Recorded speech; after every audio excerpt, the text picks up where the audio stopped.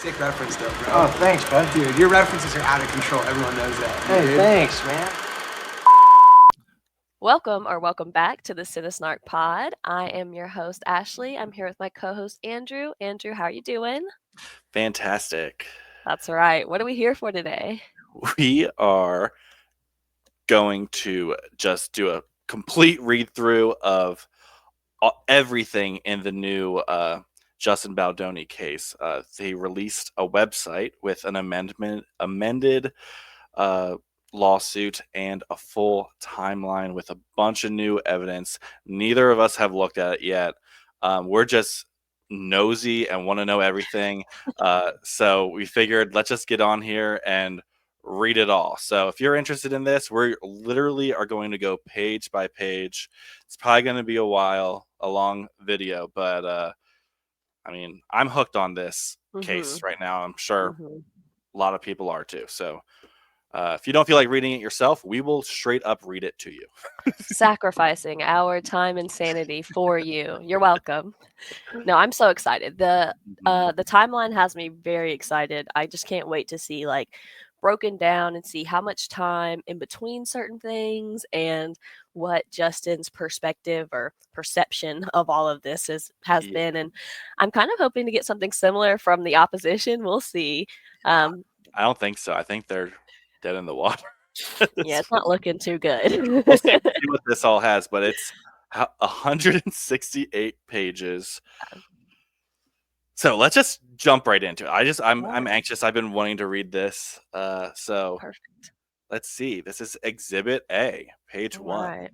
The following timeline is intended to be read in conjunction with the consolidated plaintiff's first amended complaint and is expressly incorporated therein by reference. This document provides a summarized account of the sequence of key events. All right, so it starts off on January 1st, 2019 with Justin emails Colleen about It Ends With Us book. It's kind of hard for me to read. Can you see that? Yeah, I can, but it's super fuzzy. Yeah. Let me see. See if I zoom in on this page, if I can see any better. I can kind of make out what it's saying. It's basically an email to Colleen saying, wow, it's such a pleasure to meet you and thank you for being open and having me potentially option your book. Some quick backstory. My purpose, I mean, it is actually kind of hard to read. Oh, yeah, this one's pretty messy.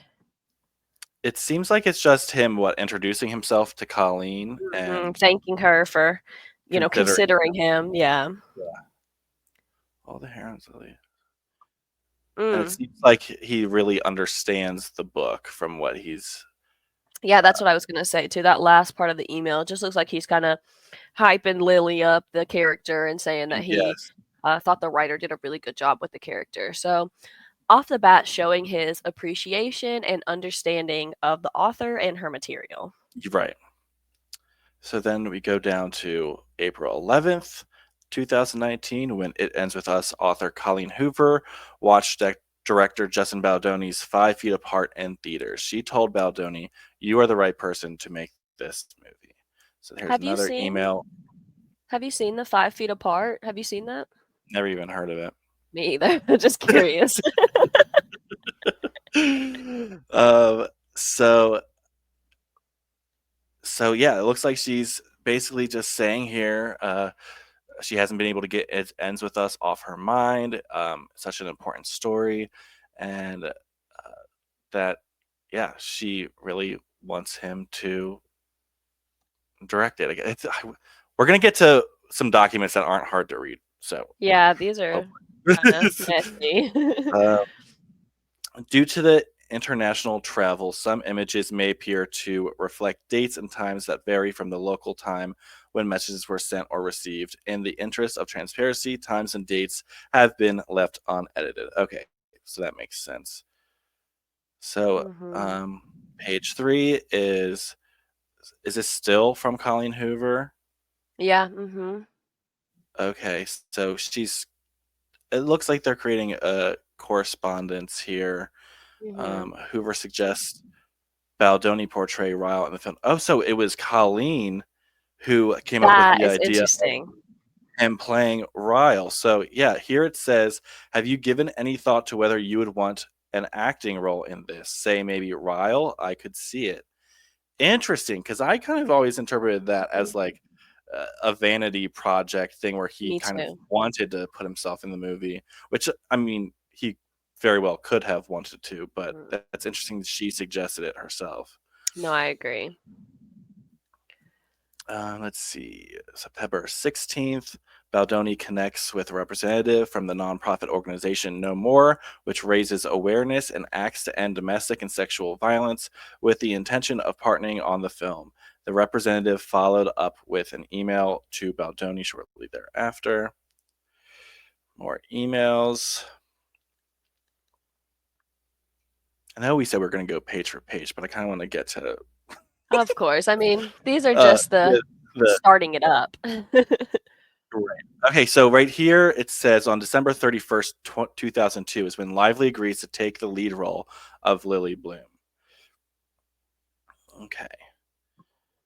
January 13th, Baldoni and Wayfair develop marketing ideas for the film.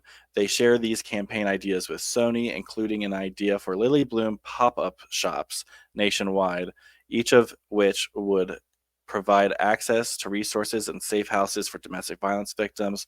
They also sought to partner with the nonprofit No More, which raises awareness about domestic and sexual violence. Okay, so that's interesting. So the Ooh, one what's thing I did, this? yeah, this is the email from Wayfair, and I just noticed this as I'm scrolling through. Right here where it says, if you scroll down just a bit more, this is still a part of the email, Mhm. but where they're describing what the campaign would be like, it says nationwide Lily Bloom pop-up shops. Fun and sexy floral shop. And I just want to highlight that part because there's been so much back and forth about who brought up sexy and was it being used as a Right, way to sexually harass Blake. And right, it seems that within the marketing from the beginning of time, sexy has been a word that they have thrown in uh, right. that they're wanting to highlight with all of this. So I think that's pretty Mhm. interesting. That is interesting. Okay, so January 22nd, Lively introduces Baldoni to her friend and celebrity trainer, who would later become Baldoni's trainer as well. So they both shared a trainer. So kind of, I mean, that whole thing with him asking her trainer what Mhm. her weight was. I didn't realize that that was also his trainer, that he was Me just either. Me probably either. working out, trying to work on his back for his Mhm. picking her up and stuff, and I just asked her that question. Interesting, but it's also kind of Mhm. shady that the trainer went back and told her about it. That's super messy. That is like, ooh, Yeah, unprofessional. yeah. Baldoni and the trainer start collaborating, with the trainer delivering Baldoni's workout program on February 26th. Ooh, so here's a text message of uh, okay, so this is between Justin and the trainer. Hey, Justin Baldoni here, a new friend of Blake's. We are working together on a film. Um, was I I think it means be aisle. Yeah. I'll be heading your way first week of March for 4 months. Great to meet you, Justin. Happy to discuss. Let's jump on a call at some point. So Lively and Baldoni exchange texts. She jokes with Baldoni that she is 20 pounds from her goal weight. Baldoni responds by disliking the message. Lively thanks Baldoni for his friendship and support. So here she says, "Your friendship support helped me with that also. So thank you. Not holding to anything professionally, just thank you for the friendship side in the meantime." And he responds with like praying hand emojis. For real, I was worried about you. That's so much to hold. I'm really happy for you. I bet you feel 1,000 pounds lighter. I really do. Only 20 to go. Laughing face. Then he disliked the only 20 to go. And then uh, she responded with heart eyes emojis. Woo. Okay, I'm just gonna say this again. There are too many emojis for my liking. Two married people don't need to send each other so many emojis. I have an issue with that. Oh It is a Lord. little sus. Mhm. But it also shows that, I mean, she seems like the person that keeps bringing up uh, Mhm. her weight goals and stuff, and Mhm. him disliking the only 20 to go. uh, I would interpret that as him being reassuring that like she Mhm. doesn't need to be overthinking her body or something. I think I she don't know. How really do you likes take? the I think she really likes the flattery. So I feel like she's kind Mhm. of setting him up to like be forced to compliment her. She's fishing. Okay. Right. That's how it Right. feels Right. to me. It's like she's fishing. Yeah.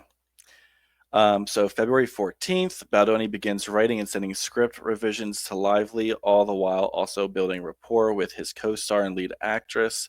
Lily responds, uh, "You're safe here." Oh, Lively, sorry, responds, "You're safe here," indicating he need not worry about his choice of words and could speak freely. This is Yeesh. on Valentine's Day. Just saying. Yeesh. Uh, he's saying, "Perfect. Thanks. It's leftover from the book tour from months ago, but nice to see people still care about it." Clapping hands. Uh, Been deep into writing. Really fun with you in mind. I Not don't like that. fun. Yeah, that's kind of weird. I don't like Fun. that. Fun. Not right word. Exciting. And then smiley. Pray for you're safe here. Heart. I feel like this is on Valentine's Day. I don't know why that's kind of a little Mm, sus to me. mm, mm, Do you think mm. it's a little sus? Very much so. It's way too flirty for my liking, but it's what it's showing to me is like that it's equal parts on both sides. It's Hmm. flirty, but I feel like they're both flirting.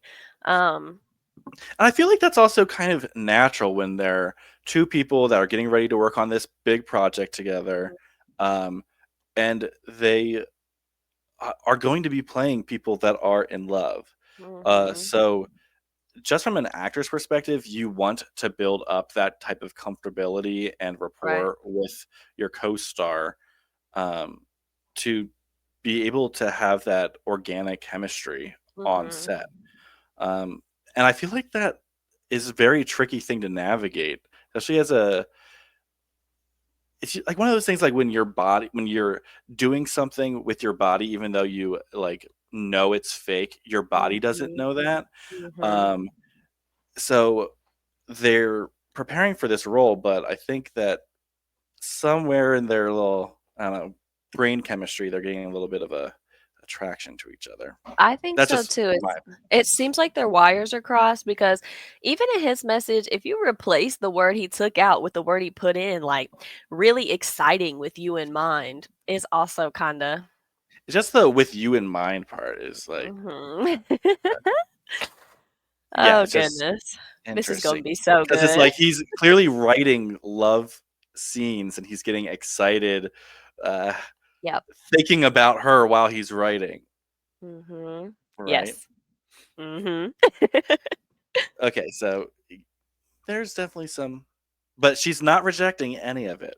Not at all. Um, So Lively shares her concerns with Baldoni about having her body ready for the forthcoming sex scenes their characters would shoot, asking, "What's a chance we can do body scenes at the end of the schedule?" Baldoni tries to reassure Lively that she doesn't need to stress about her body, emphasizes his determination to work collaboratively with her to ensure. So we saw these texts Yes. in the original lawsuit, right?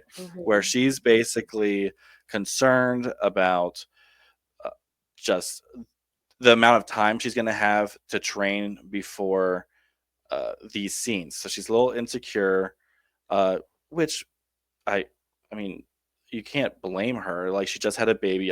It's totally understandable to be Mhm. a little self conscious about this. But his response is very reassuring that even if they can't change the schedule. He says here, "We will talk though and get creative together and make you comfortable. I just don't want you to stress about your body. It's the last thing you need." Um, Mhm. so just very supportive. let's see. Baldoni's trainer provides him with a workout program. So this is just literally a workout program. Baldoni and Reynolds exchanged text messages expressing mutual respect. We haven't seen these yet. Not at all. Oh my god. These people write the longest text messages I've ever seen. Can you take one of these? Can you read one? Absolutely. If I can make it out, because there's so much Yeah. of them. These are super blurry. Let me see.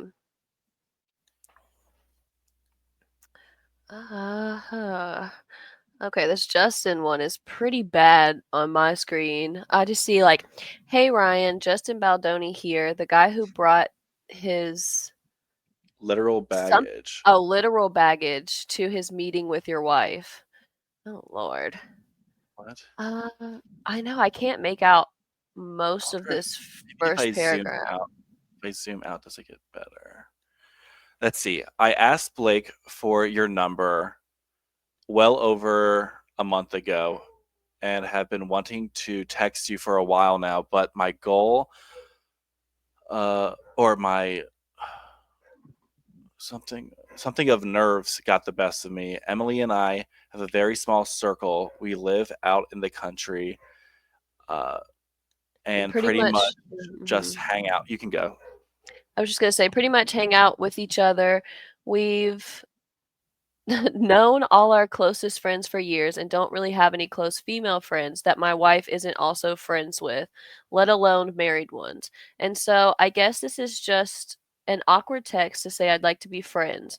I'm happy there's no check yes or no box. He's so corny. He's the cringiest, corniest He's person. so corny.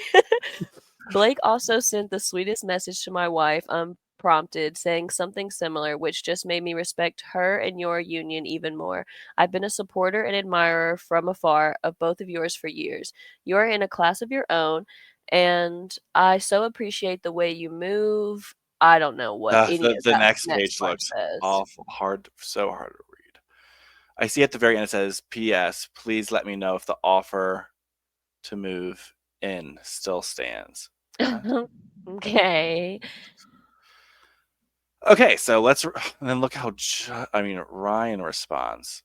Oh Okay, my god, what is this, like 5 pages of of a response? That's pretty intense. it says, "Hey Justin, sorry for the delay. I've been in a writing cave and the girls are sick again. I'm told they have an immune system, but it's in beta testing." He has the worst sense of humor. Ugh. He's on all the time. What what a loving and generous message. Thank you. We're both looking forward to getting to know you and your family better. We're also big fans over here, since before we met and more so after.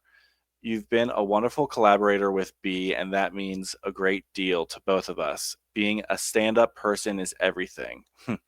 And you've been just that since day one. Thank you.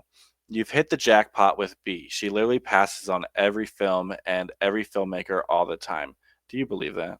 No. No, I don't believe that. No one is lining up to cast Blake Lively. Stop lying. But Lying. one but one thing I know, and I speak from a deep wellspring of experience here. Ugh. Having her in your court behind the scenes as a creative is invaluable. Let's see. I've made wait. Some of the Beautiful mess. greatest creative decisions I've made are in fact Blake. The same goes for Redacted. Redacted. You think that's Mhm. Taylor? Maybe. Who is that? Right. I don't know why they redact it. The acting is a small piece of a pretty astounding patchwork quilt of creativity. More than anything, I rely on her taste, far beyond movies, like her taste in clothing. Ugh. Ugh.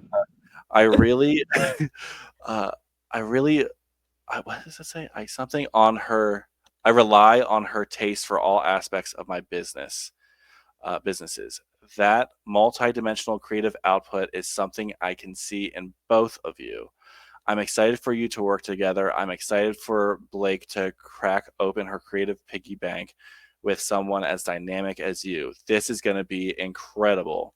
Oh my word. And thank you for understanding what it means to me personally to have my family something Reunited as soon as as soon as possible. possible. Mhm. Nothing means more to her either. I can promise you, we're hardwired for keeping our family together.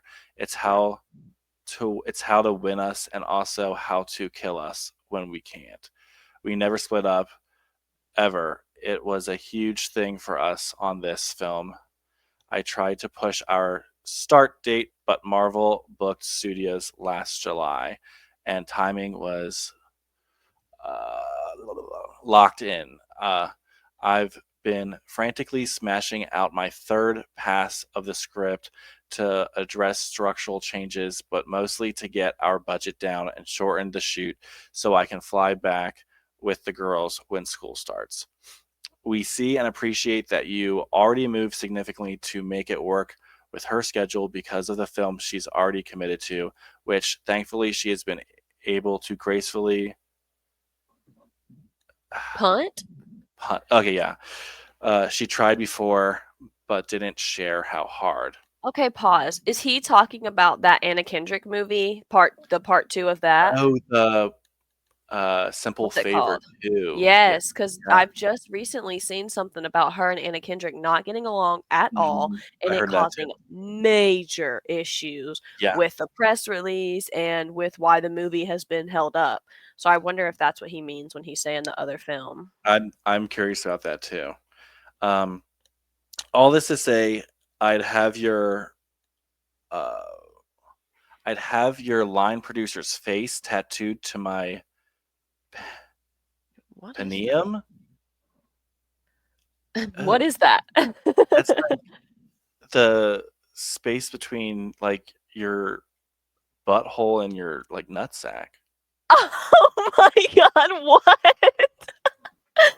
He's talking about getting a tattoo on his gooch to this guy and their like first text exchange. Can he not? Yeah, what? Yeah, he says he would have his producer's face tattooed there if he, she, they can figure out how to start 2 weeks earlier. Completely understand how big of an ass that is, but the perineum, I can't read it, is one of the most nervy parts of the human body to expose to trauma. So, dot, dot, dot. Looking forward to seeing you and thank you again for all you're doing. I happen to adore you, Justin. Too much. It's too Too much. much. It's too Way much. too much. And I just feel like it's manipulative Mhm. as like it's he's making sure to like uh really boost up and praise Blake's creative side and about how he relies on her creative choices and all like really pushing already from the get-go to let Blake in to do creative her I don't know, take And creative control. change the timeline of everything. Yeah, already trying to change the way that the set is structured, already Mhm. begging for, adjustments for their schedules and stuff, as if there's not hundreds of people working on this movie that also have Exactly. schedules. Um, and yeah, I just think that it comes off to me as really trying to woo him. I Mhm. happen to adore you, just like to almost use his star power to be like, "Oh, Mhm. look, we're friends. We love you. Like we're friends, and also give us what we want." Mhm. Yeah, I don't know, I can't get on board with Ryan Reynolds, like, everything he does irks me, so I Yeah, kind of already am coming into it with that bias of, like, yeah, me too. he is so annoying. It's Like, so calculated feeling, and it's just like his sense of humor is it's pretentious. It's pretentious. pretentious. Yeah. Mhm. Okay, let's see. So, Lively shares with Baldoni that she has strep throat, and Baldoni offers to send her some amazing gut health protocols and help with antibiotics. Lively responds, "Please." As a result, Baldoni reaches out to his board certified integrative holistic health coach, the fuck, and connects them. Lively shares that they connected, saying, "She's incredible." Lively later claimed in her CRD complaint that this Mm. health coach was actually a weight loss specialist and that this was all a ruse for Baldoni to subtly fat shame her. Give me a break. Yeah, what a spin. What? What? I'm I'm kind of nervous that like all of this stuff is gonna just kind of paint the Blake and Ryan as liars. And I'm not saying Hmm. that Justin isn't spinning stuff for his own prerogative too, but I feel like just this example is a perfect example of like taking something that was a kind-hearted gesture that wasn't creepy, that wasn't malintentioned, and then turning it into like fat shaming and Yeah. sexually harassing and all of these terrible things. Which I think, like, I know that she's insecure about her weight at this time, but Right. she, it's seemingly that she's purposely misconstruing these things to use against him, that she didn't actually sincerely take it that way. That uh I don't know, that's just the vibe I'm getting. Because yeah, this is Blake, so this is his text message. So these Mhm. are his text message to Blake. Uh and then over here is his text message to his wellness coach, where he says, "Blake, co-star, is breastfeeding and had to take antibiotics for strep her second round. Could you recommend a probiotic gut rebuilder I can send her? Establishing some goodwill. I'm telling her about you." He literally says in here Mhm. that he's just basically doing this because he's trying to establish some goodwill with Mhm. her. Mhm. He's really just trying to build that, you know, uh, Rapport. rapport. Yeah. And yeah, and then her response is just exactly about on, like, there's literally not a single word said about her weight. No. What a weird way to twist that. Yeah, it's a spin, that's for sure. Um, it's weird too, cause like he doesn't bring up her weight at all. If anything, he just brings up that like she just had a baby and she's the only reason he's even mentioning that she's breastfeeding is because of that kind of stuff being transferred through the mother's milk. So it's not even creepy yet or at Yeah. all in this instance. So yikes.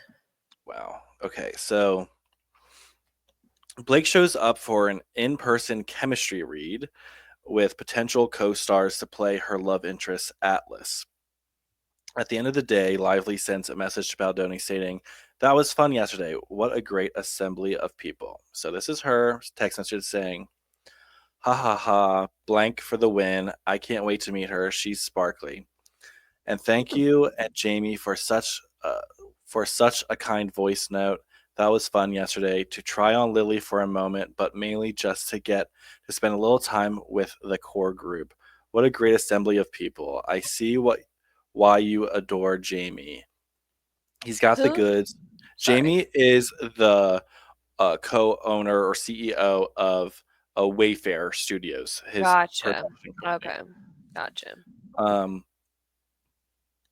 and blank is the producer I always wanted, but have never met. And blank was so sweet and welcoming. It was lovely. Each of those men were so kind and giving their best. I was rooting for each of them, and it was nice to feel what a safe, open, soulful, and encouraging room you create for your actors. Wow. Excited to do it all for real soon. Oh no. That sentence alone is pretty. And okay, so we'll say from her defense, like if I'm her lawyer, uh, this is before shooting even started. So it's possible Mhm. that her perception of what things were Sure. didn't start till later Sure. while shooting. But yeah, the fact that there is a text message right from the beginning, not just about Justin, but his entire team of Mhm. producers, um, and how they're all because remember, Jamie's the one that showed her the Right. pornographic picture of Right. his wife. Um, Yeah. so just there's literally no sign yet of feeling uncomfortable as of right now. I think that my issue, if I'm his lawyer, is Mhm, like no one asked her, did she feel safe? So she kind of volunteered that information that she did feel safe. But to me, with her volunteering it off the bat, it kind of feels like she's already preemptively waiting for something to go wrong, or like mm, she has her guard up going into this, which is fine. I respect that. Women should protect themselves 100% all the time. But if you're going into it with this kind of like tainted, biased view of what it's like to work around all these people, I could also see how the slightest thing could set her off or mhm. have her presuming the wrong thing or assuming the Some wrong thing. I think I always saw. I think it was what's her name? It's slipping my mind. It's this woman comedian, Whitney Cummings Oh on Lord. but she was on Oh TikTok. Lord. It's kind of funny, but she was like on set for a movie or a TV show, like showing off uh, how great their like what is it called? Like, is it something services where their food, Craft like craft craft services, services. Hmm. showing off like all the like how spoiled they are on a set. And she was like, so just for reference, like this is the world that Blake Lively lives in all the time, where everything is so cushy and just like great. So yeah, like uh, it's easy to to be like, oh, like just interpret something as like, oh, I'm a victim, I'm being sexually harassed by the slightest thing, because Hmm. she's so used to having the world revolve around her that Hmm. anything really. I mean, that's not exactly how she said it, but basically insinuating that uh, their lives are pretty cushy, so it's uh, and in a bubble, so Hmm. they don't really know what real sexual harassment is. So they might see something like, "Oh my gosh, am I being sexually harassed?" Like, Yeah, it's my time to be the victim. And we've been saying this since the beginning. Both of these players in this whole lawsuit are living in their own reality. Justin is really showing a lot of himself in these text messages too, where like he is cringy, he is out of touch with the yeah, everyday man doesn't get to communicate with women like this, even if he is an ally. So I feel like both of them are living in these unrealistic worlds, and we're we're just seeing the clash of that. absolutely. Okay, so Amazing. here, April 5th, um, Baldoni hires an intimacy coordinator and texts Lively to coordinate a time for them to meet. Lively declines to meet with the intimacy coordinator ahead of filming. So here we Mhm. go. I think we saw these in the original lawsuit as And well. Um, well, yep. And she just said, I feel good. I can meet her when we start. Thank you, though. So she felt good about the intimacy stuff. What is this? So, oh, he sent this to a producer. The screenshot, he's smart though. Like, yeah. covering his bases. Just Mhm. FYI, just wanted to tell you about this. Seems she doesn't want to meet intimacy coordinator until we start, which may mess up the workflow, but I can still meet with her, of course. That's fine if she doesn't want to meet her now. You'll just have to walk her through what you and what the intimacy coordinator are thinking. So he automatically recognized this as a potential issue down the road, that Mhm. she's not meeting with the intimacy coordinator, and wants to check and see. Check it. That's smart of him for showing that to his producer. For sure. So April 7th to 8th, Baldoni shares the updated script with Lively. Lively excitedly texts Baldoni her thoughts on the pivotal rooftop scene, the now infamous rooftop scene. Acknowledging its significance in the story, she asked if she could take a pass at the dialogue, hoping to infuse more of her voice into the character and make it more flirty and yummy. Ew. Ugh. I no, I just I don't don't like like her. that. It's I just don't like that. why is she trying to? I I have seen an interview before of her saying how she is not like an actor that can like become a different person, that she's basically always playing a variation of herself. And this shows she can't play she automatically is trying to literally turn and fuse herself into this character. Yeah. Um, Baldoni welcomes her input, eager to see her take on the moment and make the character hers. He waits for her notes. So these are the text messages about that. Um, let's see. So Oh she my gosh. just what are you looking at? I was just laughing at the opening one. New script coming to you shortly. We worked on it a lot and the Lily and Ryle stuff to make it more playful and sparkly. Thank you for giving me my new favorite word. Talk soon. And so earlier when you read that she said someone was sparkly, I like rolled my eyes because what a weird way to refer to someone. And yeah, it's just funny that that's become like a little thing for them. Yeah, I'm so excited to read Monday. Love a sparkle pass. Okay. And then she says, I lied. So excited to get to work on this movie. I can't wait till Monday. Already reading. My kids are going to kill me. They've had enough of me, though, for Christ's sake. So I guess she's saying that because I'm guessing this is is this during one of the strikes? I don't think the strike happened yet. This is probably just she's excited to get out of the house, it seems like. The meet cute scene is, to me, the most important scene in the movie. Sets the tone and needs to feel extra special. You okay if I play around with some of the dialogue to give her a bit more agency and fun and send to you? It'll affect some of your lines too if I switch out some of hers, but anywhere we can amp her verbal ping pong volley. What? I think we'll be cooking with gas, right? She's so cringe. I Uh, know. Reel that audience in and make them fall desperately in love with these two. Then, when the other shoe drops, ouch, the audience will be devastated. We can use some, all, or none of it. She says we can use some, all, or none of it. Mhm. You ain't the director, girl. You don't say.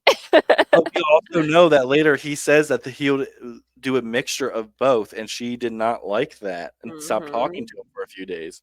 Well, she also says she don't want to step on any toes, but we know for a fact that she did. Yeah. So I mean, wow. So the way she's phrasing that is just very much so. Yeah, let me just play around with it, and we'll see what sticks. So of course he says, "Fuck yes." I couldn't agree more. It's what I try to do in Last Pass, and some of what I was hoping we could do together. I can only write and play with what I feel is your tone so much.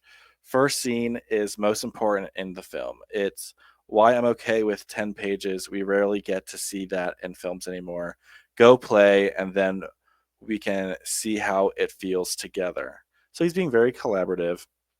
He is, but I would say that that is to his detriment. He is giving Absolutely. her way, way too He's much giving her an inch, leeway. and it's yeah, Yeah. she's gonna take a mile with it. So you're the absolute best, thank you, and what you did inspired me. I love what we're gonna do. Um, and she says, I can send you my pass at the roof or just read with you when we get together next week. Let me know what you prefer. If you knew me in person, if you knew me in person longer, you'd have a sense of how flirty and yummy the ball busting would play. It's my love language. It's just Whoa. spicy and playfully bold, never with teeth. And Whoa. and him serving it back to her is just as important. You don't usually see both the man and the woman with such agency and humor. Anyway, I could act it out for you next week to make sure it comes through. She's just like trying to make this relationship her and Ryan. Well, that's what I I feel was. like that's how they are Yes. in their relationship, is very ball Mhm. busty, just Mhm. jokey ping pong. Uh, Ball busty ping pong. Yes. Okay. So that's what I'm kind of freaking out about. It's her paragraph. what is the character like? What is the character in the book like, Blake? Not what are you like I and don't how think can she you knows. I come don't think through? she knows. Yeah, It's like she just keeps being like, "It's my love language." It's like, "What about Lily? yeah, Hello? yeah. What are we talking Wow, about?" that is insane. And then he says, "Sorry, was just crying my eyes out as kids and family just left for another 5 weeks, and it was a shit show. Yes, and it's so important to the film, and can't wait to play and find it. I agree so much. Lily needs to be strong and witty and playful and bold. That's why I wanted you. It's also one reason why I wanted to age her up. If a woman like you could fall into that relationship, then anyone could. And the more we love them, the more devastating Act 3 is." I'm sorry, but Blake Lively does not speak for the everyday woman. No, If no. she could do something, don't got nothing to do with me. Yeah. Yeah. Yeah. Wow. Okay. So she says that photo is devastating. What? We're missing a photo. Mhm. So sorry to you all, but the love is gargantuan and apparent. I think she's Uh, referring to his family. okay. Oh, I think there's a little, you can see up here next to his sorry, there's a little like photo attachment Mhm. image. So, Mhm. okay. Thank you for saying all that. And also couldn't agree more regarding Act 3. That's the mission. This is also interesting. I know, Um, it's ridiculous. Lively shares her notes on the rooftop scene with Baldoni and follows up with a text eagerly awaiting his thoughts. Baldoni responds via voice note expressing his appreciation for her passion and edits. While he likes her changes, he envisions the final version landing somewhere between her take and the original. So happy Easter. What do you think for the take? Uh, Baldoni meets with Lively at her apartment. So we know about this stuff. Yeah. If you Mhm. if you guys didn't read the lawsuit, he meets up with her at their penthouse apartment in New York, and Ryan's there, and Taylor Swift. Yeah. That's the mega celebrity friend. Yeah, and they're basically just gushing over her rooftop scene rewrites. Mhm. And it says in the lawsuit that he got the idea that he needed to like kind of comply and give her that. Um, April 13th, Lively shares that she is ill again for the third time in 1 month. Baldoni asks if she would like to speak to his health coach, whom he previously connected her with on March 29th. He also offers to take it one step further by connecting her with his medical initiative or medical intuitive. Lively later claimed that the health coach was not what Mr. Baldoni had represented her to be and alleges she was a weight loss. But okay, so same thing, different day. It doesn't really make sense either because if it's the health coach he uses, he's a pretty slender person. Like it Yeah, doesn't really even make sense that that person would be a weight loss specialist. That he why would he even have someone like that in his pocket? He's not a very beefy boy. right. This it's clearly just a health person, a health coach. Yeah. So, And from the text earlier between the health coach, we could really see that that lady really cared about like Blake and Blake's baby and her health. She didn't mention her weight at all, so that seems right. very far fetched to me. Absolutely. Okay, so these are the text messages. I just wish these would be more I clearer, but know. so sorry. Been at doctors all AM. I have strep again and a sinus infection. But so this is basically what we're just saying, and he's Mhm. offering the health things. Mhm. Uh, so we'll find them and sign now. Maybe I'll do also forms. So something about forms.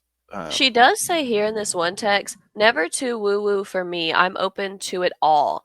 You have enough on your plate though. You're so generous, but I don't want to add to it." So she is saying that like she believes in this when she's saying not too woo woo for her, she's saying it's not too far fetched for her. She's open to working with these people who are He's trying like to help her. holistic help. Yeah. Mm-hmm. Yeah. So interesting. Yeah. A No, lot of hearts. A lot of hearts and a lot of praying hands. I don't know what Blake yeah, Lively thinks the praying hands mean, but praying hand. she overuses that significantly. She really does. I don't. Does she know what that means? I don't feel like. Am I using the praying No. hands correctly? It's like. In my hand, she's just using them as like, "Oh, thank you, which feels like cultural appropriation. Yeah. Thank you, thank you. It feels wrong for her to be using them that much. She needs to stop. Yeah. It's so true. Oh my god. Yeah. Oh, that's so funny. Yeah, especially when she does 2 in a row. That feels like Yeah, bowing. it's uncomfortable. She needs to stop. So April 13th, Baldoni asked Lively to send him the FDX file of the rooftop scene she worked on. Lively emails him the file. So here we go. Here's the Give us attachment. the files. Give us the attachments. I want it. So Baldoni and Lively texts about script changes and enhancing dialogue for the role of Lily Bloom's mother, Jenny Bloom. Baldoni conveys he is happy for Lively to share her notes, but ultimately wants to run any changes by the scriptwriter out of respect. Good. Lively agrees. In the wake of the meeting 2 days earlier, in the presence of Reynolds and the mega celebrity friend, Taylor Swift, Right. who Lively described as her dragons in a lengthy text to follow, Baldoni feels obliged to text Lively saying that he liked her pages and hadn't needed Reynolds and Taylor Swift to pressure him. Baldoni acknowledges Lively's text about her dragons and apologizes for not responding right away. However, he promises to send her a more thoughtful voice note later that evening when he gets home from his plans. Mm-hmm. So here's the infamous text messages that we've already Right. seen. Right. I'm pretty sure these are them, right? Yes. Mm-hmm. Yes. Where's the... Yes, this is them because she's... I'm trying to find the dragon thing. I think we've seen these, right? Yeah, we definitely have seen these, and this is the one where his voice note also comes from. The 2 a.m. kind of like, hey girl, it's Oh, 2 very a.m. like sensual, Yeah, very sensual voice that happened right in this too, because in he the was middle of saying all that like this. Okay. he was happy that her friends had backed her up and stuff. But this one down at the bottom, the big one, it says some morning thoughts. Let's see, in addition to my 2 a.m. semi-coherent ramble. That I don't know if we have seen that long one. Let me see if I can even read it. It's kind of super fuzzy. One of the things that's been the hardest about this adaptation and all the rewrites playing against the source material, I've written the rooftop scene so many times, and even though I've changed the movie considerably in many areas, I've kept it very close to the book in others. The rooftop is one of those scenes, which is why that last sparkly pass was a lot of fun as it started to open up the movie for me. Yeah. Let me see. This part's kind of bad. In some parts, right? Yeah. In some parts, I kept it because I remember how fun it was to read the very first time. I also know what it means to the fans. I have been saying that, like, hello, what about Lily and the people who read the book? Right. But we're not making a movie just for the fans, which is one of the reasons why I like what you did so much. With my Wait, first, who are they making the movie for? I don't understand it all. I guess domestic violence victims, but then it's like, well, then leave the sparkle out of it because it ain't a sparkly Well, fun thing to like, live through. this is something that bothers me just in general with people adapting books into movies. If you're not adapting it for the fans of the book, then you shouldn't be adapting it. Like that's just Exactly. people that are fans of the book want to come and see what that's a whole different thing. But anyways, No, we can I get agree with you. I agree with you completely because I've also said this. I didn't watch the movie and I don't care about the movie or the book because of some of the marketing changes that have been done to it. If it had been sold as like a dark drama, I probably would have been a lot more interested in it, which yeah, I'm sure the fans who feel connected to it, that's the part that they feel is so real and so gritty. So yeah. I agree with you completely. Let's see. With my first two with my first two films, tried to make them self-aware as often as I could, knowing the genre they were in and what I was up against, and adding the lightness and a little bit of comedy to relieve the pressure is the only way I found that meaningful and at times heavy material can actually be digested. That's why my doc series about young people dying did so well. Jeez. You earn the laughs and then you earn the tears. That's interesting. Let's see. It picks up over here. What you've helped do here is push it even more in that direction, which I was missing in parts. The way you kept the structure of the scene while still keeping the important romantic beats was really impressive and actually adds to the sexiness and tension versus takes away from it. I do think us running it together is going to teach us a lot.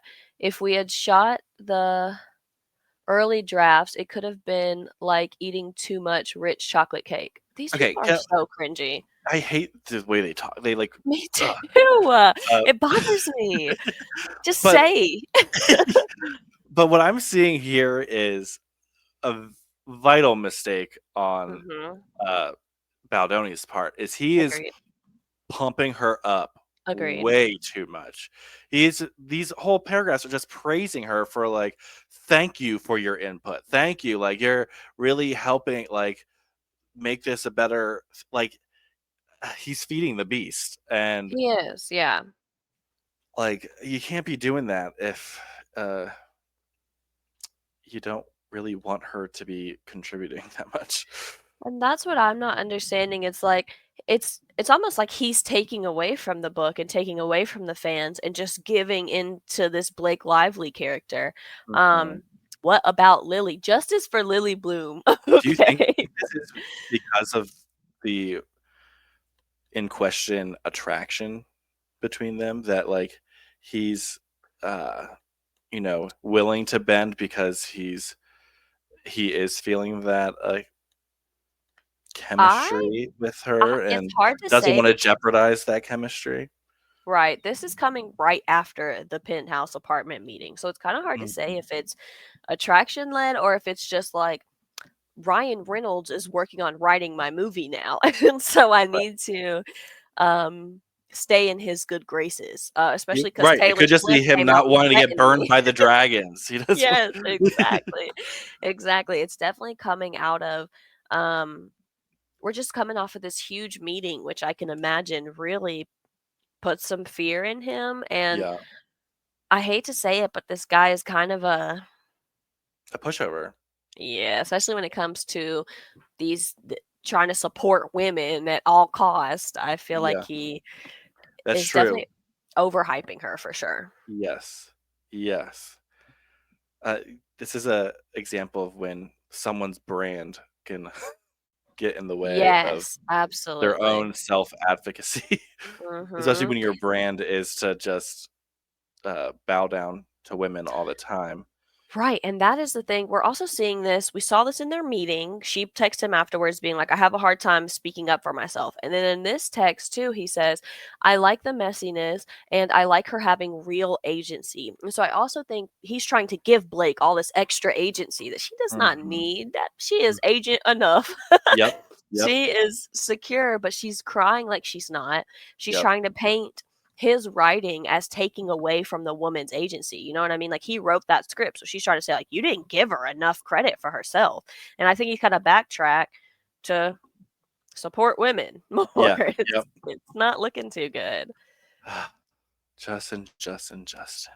Okay, let's I see. know. April 14th, Baldoni followed up with a voice note, as promised, responding to her text about her dragons, and expressed his sincere apologies for not being more sensitive to her feelings when responding to her notes on the rooftop scene. He acknowledged how lucky she is to have her husband and friends as her supporters. He also emphasizes with Lively's frustrations in having faced situations in her career where she was overlooked or not made to feel like an equal collaborator. Because that's not her job, though, to be an equal collaborator. I'm sorry, like, uh, you're an actress. Yeah. Your job is to show up and do the lines and Mhm. play the character. Mhm. If you want to be an equal collaborator, then you need to start getting into directing and produce. Like, and I guess Yes. that's why she asked for a producer's credit on this. But Mhm. it's just like I just feel like that's so woe is me that she's overlooked. I agree. You're not. That's not your job to be collaborating on the creative side of films. Um, sorry, that just like rubs me the wrong way. Well, me too. I've said it before. I feel like he's babying her, and I feel like Mm, he's babying her because she cried and was like, "I need babying. Look at my support yeah, system. They have yeah, to baby me in order to uh-huh. get me to feel strong." Oh shit, my Um, camera went down. 1 second. get your ass back over here. We're not done. There we go. um, all right. So, okay. So April 15th, 2023, the next morning, Baldoni, ready to continue work, followed up his voice note with a text message to share additional thoughts on the script. Lively responded, thanking him for the thoughtful messages and promising to always do things in service of their shared goals. That's Okay. interesting. Do you want to read So this yeah, one? well, this is the one I just went over. This is the after the 2 a.m. voice memo.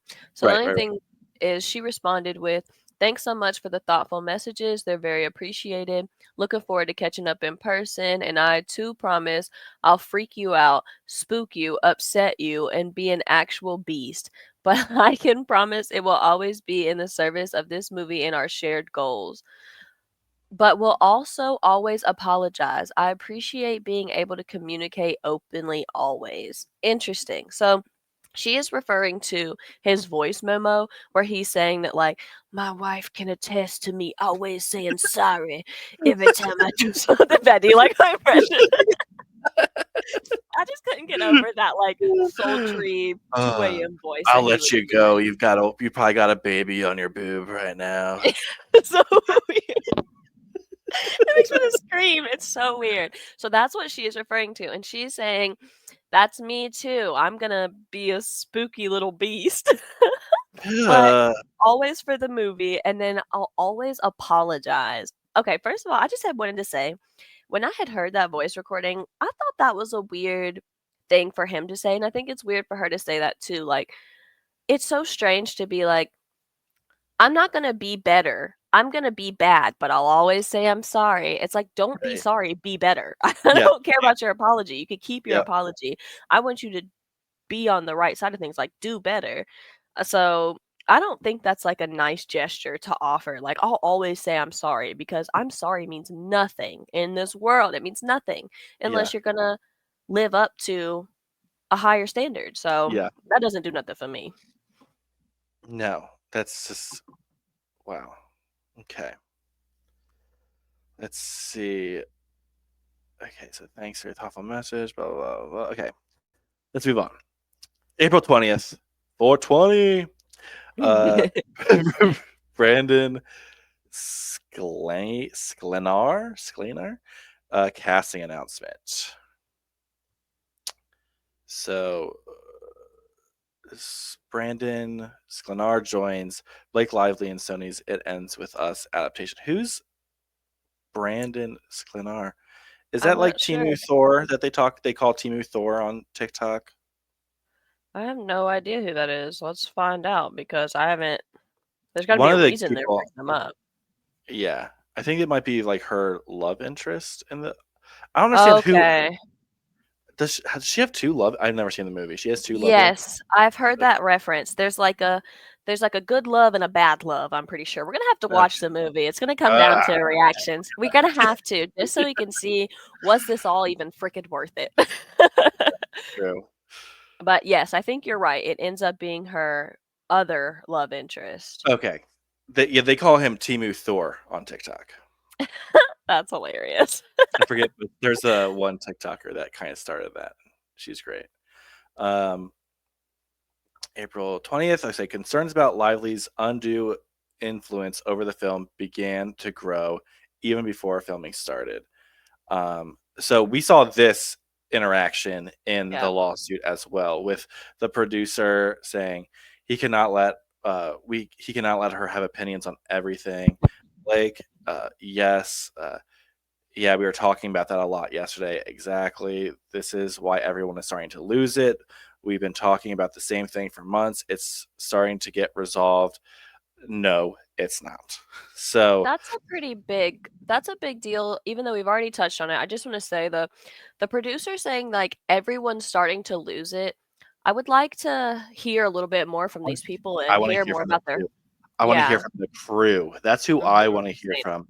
Like, we already know that the cast kind of got, all kind of shows Blake's side, Mhm. probably for their Mhm. own survival in the Mhm. industry. But what about the crew members? What about the Yeah. people behind the scenes that are just flies on the wall witnessing everything? I want to hear Yes. their stories really Yes. badly.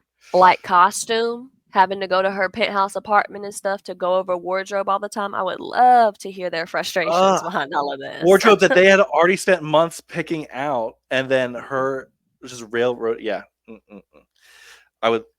I can't wait for the documentary one day when all these people's Me NDAs are too. lifted. Me too. Me too. So April 21st, 2023, Baldoni meets with the intimacy coordinator to discuss how to shoot the sex scenes. It was important to him that the intimacy coordinator be a woman to help craft sex scenes that would speak to the book's mostly feminine audience. He wants it to be written from the female gaze. His notes from this meeting are pictured below and were later shared with Lively during one of their script writing meetings at her New York apartment. Why is he having so many meetings at her apartment? That's so It's ridiculous. weird. These notes would later become the basis for Lively's complaint, in which she states that Baldoni would talk about his own sex life and insert gratuitous scenes with Lively's character orgasming. As seen in the notes, these mentions come directly from the intimacy coordinator's notes. "Quote unquote goes down on her," "quote unquote orgasm, foreplay, the clit test." Okay. Ooh. Ideally, these conversations would have been placed directly between Lively and the intimacy coordinator directly, as Baldoni had requested. However, Lively declined to meet with her, leaving Baldoni in the less than ideal position of having to relay these notes to Lively in her penthouse. I Yeah, mean, that's yeah. pretty awkward. I mean, I don't want to have to be the So guy to say clit test. yeah, yeah. Ugh, Literally, it says down here, orgasm dash the clit test. yikes. Funny sex. A position that doesn't. What are these? I've never looked at instant coordinator notes before. Me either. Sex in Vegas, ECU. What's ECU? So shaving. Something about shaving anything she doesn't want. What? Right. What are these notes? So I Are think these that his I notes would that he just took while meeting with the yes, coordinator? yes, that's what I was gonna say. I think that there is no way to convey anything that was said without a direct recording or her being in person because Mhm. obviously he's just quickly jotting down anything that the coordinator says that he wants to remember to pass along and it gets completely lost. I mean, this is incoherent basically. There's no reason that she should not have been on a Zoom call with them or Right. the whole thing shouldn't have been like recorded to be passed along to her because this is automatically going to come off as a mess Right. immediately. Right. I mean, just having one part of pair meeting with the intimacy coordinator is already setting yourself up for just danger, basically. So April 22nd, in preparation for a lift sequence in which we know about this, right? It's the infamous. He asked his and her trainer how much she weighed because he has back issues. So this is showing the script where it says Ryle scoops her up. So that's the part in the script to prove that that was something that was in the script, that he was going to have to pick her up. So Baldoni was... Sorry, I don't mean to cut you off. I just was going to ask, at the end of that paragraph, it says, Lively would later claim in her complaint that this scene did not exist. I didn't realize she said it didn't exist at all. So, yeah. What an interesting thing to lie about, knowing that there's physical proof. I don't understand how did they just think that their power would be enough for them to get away with it, or did they think that this kind of stuff wouldn't be released? I'm so shocked that they would say. I think because he has been a pushover. Yeah. We've established he's a pushover. Yes. For months and months and months, he's been a pushover. I really think that they just thought he was gonna just take it, just gonna roll over, and that the press would be so much on their side that no one would even look into his side. They're idiots. Ugh. Okay, the actual script is kind of super freaking cringy too. Oh my gosh, sorry. It just says, Ryle, fuck the hand, Lily. I don't care about my hand. Are you okay? He looks back and forth between her eyes, assessing the cut on her face. Lily, I don't know. I think... Ryle, I'm so sorry. Please forgive me. He presses his mouth to Lily's and breathes her in. Lily is so upset. She starts to kiss him back, in need of comfort. Until Ryle scoops her up, gently laying her down on the floor. He kisses her wound, a mix of blood and tears now. What the hell kind of script is this? I'm gonna hate this movie. We have to watch it, but I'm gonna hate this movie. I can tell already. Everything about this movie is gonna make me. You know what? I'm starting to get why she wanted to do some rewrites on this shit. No, for real. What the hell? Oh wow. Okay. Yeah, that is pretty cringe. It just feels like a Lifetime movie. Yeah, it does. That's the it vibe absolutely I'm getting. does. But that's fitting because he basically is a real life Lifetime romance character. He's so she cringy. kind of is too. She's kind of a Lifetime main character too. Like Little Miss lives in a bubble. Yep. So on April 25th, 2023, Baldoni was summoned by Lively to her penthouse and greeted by Reynolds, who swore at Baldoni and accused him of fat-shaming his wife. How dare you fucking ask about my wife's weight? What's wrong with you? The tone from Reynolds and Lively was so aggressive that Baldoni felt he had no choice but to offer repeated and completely unwarranted apologies for what was a good faith and reasonable question to his trainer, not Lively. Reynolds demanded that Baldoni remove the lift scene entirely. So that's why it's not there. In Lively's complaint, she falsely states that the scene wasn't even in the film, suggesting it never existed, contrary to her attempt to manipulate the variables. So we've talked about this.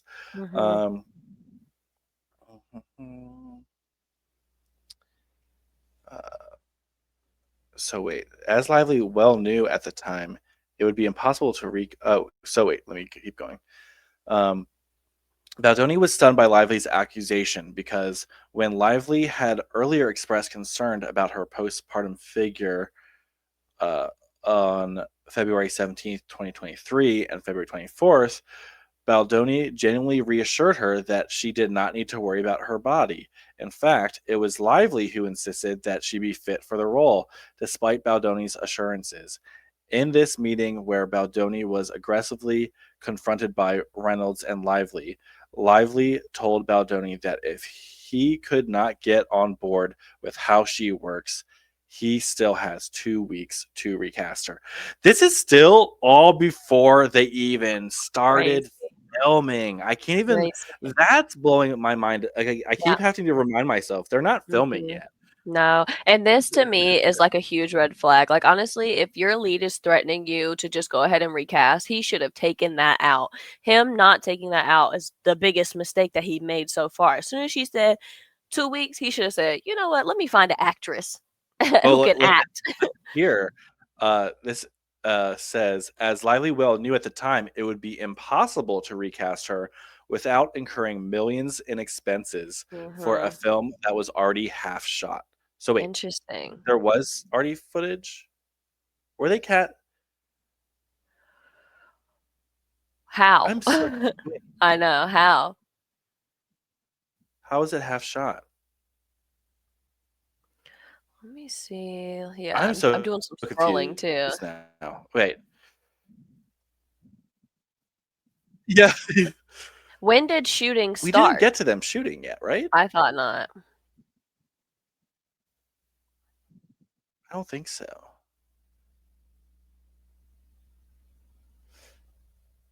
This is very confusing. Okay. Uh, Hmm. so did they just already shoot? I don't even know.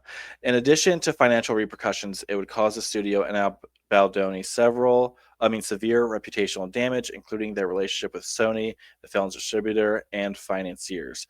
Thus began a pattern of demands by Lively and acquiescence by Baldoni.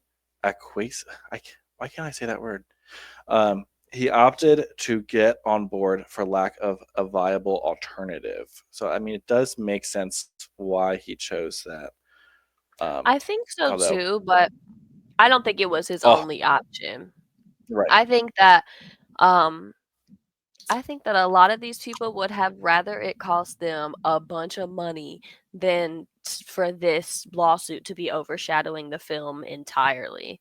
right. If they Um, knew where it was going to go, then yes, they mhm, mhm. they definitely made a mistake right there. I'm so confused by this. The Half film being shot half. thing. Me I'm too. just gonna keep moving and see where it goes. Um, so this is from a line producer. Wardrobe. Ooh, okay. Hi all. Wardrobe's budget for spending is 185,000. Holy crap, that's so much. That's I guess they so I much guess money. I guess they have to do the whole every person, so that makes sense. Still. Formerly Wardrobe overspends and then does tons of returns and ends up in budget. Our wardrobe team told me they'd spend about $500,000 but then land back at 185 once returns are done. To date, they've already spent 615K and they need their cachet cards all replenished because they've only shopped for Justin and Blake. They had to reshop everything for Blake after creative changes, but it's a lot of money. I trust them, of course, but want to keep you all posted as this is way more than I've ever seen Wardrobe go over budget with the initial spend. At this point, we have to replenish their cards because they haven't shopped for the other characters. Just keeping you posted. What? I'm in shock. Okay, I've been so excited about this wardrobe part, mostly just because I think her fashion sucks. I think Blake Lively's Yeah. fashion is terrible. I've seen her in like 2 dresses I thought she looked great in. Other than that, she's a hot boho mess. This right here is eye-opening for me. The budget is way higher than I realized. Second, I kind of have a question No, the about budget's not way higher. The the spending is spending. way The higher. spending, fair enough. But what does this do to companies to have them return $400,000 worth of merchandise? Like, what is that doing to fashion companies? Oh my gosh. Second, they're saying it like it's clear in this email. They had to reshop everything for Blake. Yep. That means she came and looked at everything they had, and she ain't like a tank top, she ain't like one of the jackets, not a single cardigan, not one pair of shoes. And why That's is their clothes ridiculous. so expensive that they're buying? Like 'Cause they're up in New York yeah, overspending. They won't that just shop regular shops. It has to be boutique. It has to be, probably vintage, probably designer. That is a I ridiculous amount of money. 615,000 on 2 characters? on 2 characters, and just for what I mean, I haven't seen the movie, but we've seen what her wardrobe is, and that is what they Terrible. It's wow, terrible. is That's, insane. crazy. Yeah, that's crazy. Okay, so April 27th, Baldoni feels homesick. His family is back in California, and it has been weeks since he has seen his kids. Lively offers to have Baldoni fly with her to Los Angeles and back for the weekend so that the two of them can continue working on the script. 6 hours there and 6 hours back. By all accounts, Lively feels at ease with Baldoni and is not only willing but invites Baldoni to share an airplane cabin with her and her children. I didn't realize he had kids too. That's news to me. Yeah, and it's just interesting to me that it seems like they're actively working on the script together. Like Yeah. it's not Mhm. just one rewrite that she did or her coming to him. It's uh I mean like it is her that's offering the to have him fly with her so that they can keep working on the script, but he's willingly spending his time changing the script with her. Yeah. Mhm. So Blake just offered. Okay, so this is Justin talking to Jamie Heath, which is the Mhm. CEO of Wayfair.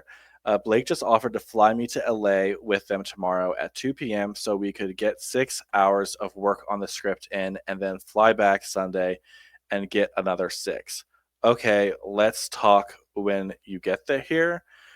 I just got a 5-minute voice note from Emily crying about how hard it is without me. I gotta go. I'm with Blake, but at least we can actually justify it. Okay, you on you on your way here? No, coming at 2. Uh, when do you need to know for certain? I'm sure we'll work it out. I just want to just walk through it also over here. Just what that I can't understand what these people are saying. They must be referring to something that's above this. You know what I mean? It seems like he's asking him about something specific that's getting cut out of this. Yeah, I think I'm on with a neurosurgeon. I I wonder whatever, what that's whatever. about. I'm not I gonna do try to think dissect that one. I do think that the part about I'm with Blake, but at least we can actually justify it seems like a weird little Yeah, I didn't. interesting point. I'm wanting to know if his wife is maybe taking issue with some of this time that and effort that they're putting into this other woman while she's at home struggling with the kids. It seems like him trying to say like, "I'm with Blake, but at least this time it counts for something." Um, I Right, think it was and causing some issues at his home too. yeah, that makes sense. I mean, they're both taking a lot of time clearly to Mhm. work on the script together. Yeah, Um, which is not her role. She's not a writer or a r- director. right. So like, Barely a producer. right. If I was one of these producers, I'd be like, "What are you doing?" Like, Mhm. hmm, I could see them being very frustrated with him. Um, Mhm. so April 28th, Baldoni flies to Los Angeles from New York with Lively and her family. For the duration of the flight, Baldoni and Lively work on the script. On April 30th, 2023, they return together to New York. May 1st, Lively begins altering the script daily. The frequency of Lively's revisions and input alarms the producers, who anticipate that her interference would persist every day of the shoot and disrupt the carefully planned production schedule. So these are, I think we've seen these two before. Are you listening to this? She's fixing the script. I think blank advice was actually wrong. Blake is now directing the movie. This is bad. Um, Jamie Heath says, I'm listening. Talking through it is better than not seeing what's possible, as long as any decision is done with approval, not for something that was initially planned. This will be every day of the shoot. So clearly the producers are Yeah. frustrated, and Yeah. honestly, rightfully so, and probably are pretty frustrated with Justin, because he's the one who is giving her this inch to Yeah. rewrite things, and has been Mhm. spending all his time with her on this. I mean, I kind of blame him at this point for why Mhm. she felt like it was okay for her to be doing Mhm. this. Mhm. Uh, Yeah, the of course. intimidation worked. Hmm. Like him having, or her having Ryan and Taylor come and intimidate him absolutely worked. And I feel like they knew it was going to work. And he just didn't have a backbone the whole time. He didn't say, like, hey, stay in your lane. No Right. offense, but you're just an actress, is what Right. he should have said. And now we're seeing the repercussions of the whole production is suffering because of it. Yeah. Wow. Let's see. So May 2nd, the Writers Guild of America went on strike. So now the strike is happening. That's the Writers Guild, not the actors yet. May 3rd, Lively and Baldoni text almost daily and were comfortable making silly jokes. Oh God. Let's I let's see what these say. So he says, well played. She says, I feel the same. It's such a good feeling to get to work. Here, you should read her parts and I'll read his parts. Okay, fine. Do some role I feel the playing. same. Yeah. Let me get into character. It's such a good feeling to get work done that we're proud of and to do it together. It just clicks when we find it, and that's just as rewarding as filming it, or editing it, or marketing it, or releasing it. This is all storytelling. This is what we do. Thank you for your collaboration. I'm really proud of what we're doing. I'm gonna love react to I feel the same. It's such a good feeling to all that stuff. And I say, uh, I like sentimental Blake. Never met her. I also like asshole Blake. Don't worry. Okay, night. I've met her. So have my suppositories. Good night. I fucking hate that. I'm sorry, but I hate that exchange so much. I don't like her I don't like it. I don't like it. She is talking about her asshole with him. Yeah. He is okay, this is the other thing that I think is so weird. Her saying, "Thank you for your collaboration." Bitch, he's the director. You're collaborating, not she already thinks it's like them 2 making a movie together. That is not what's going on here. Well, he's allowed that to be the case, but that is not how things are supposed to go. Um, but yeah, the whole I like Sentimental Blake and her talking about her butthole with him is fucking weird. It's weird. Yeah. And putting suppositories up her butthole. Like, ugh. What are we talking about What are here? we talking about? Uh, They're it's no very, wonder. very comfortable with each other. A little We'll too leave it at comfortable. a little too Mhm. comfortable. So on May 5th, Wayfair holds a Respect in the Workplace meeting via Zoom with the production team to review appropriate on-set behavior and other HR related matters before principal photography begins. This is a standard part of the pre-production and employee training. Okay, so this is a routine meeting. I was wondering that, but we know now. So Oh. this is a daily prep schedule. So this is like a call sheet. It looks like Uh-huh. type thing, maybe. Just a schedule of. Okay, just showing that they had that meeting. Okay. Baldoni emails MSC coordinator his notes on sex scenes after discussing Lively's comfort level with her.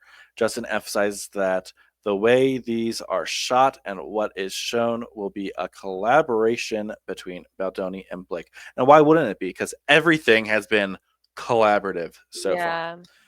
Yeah.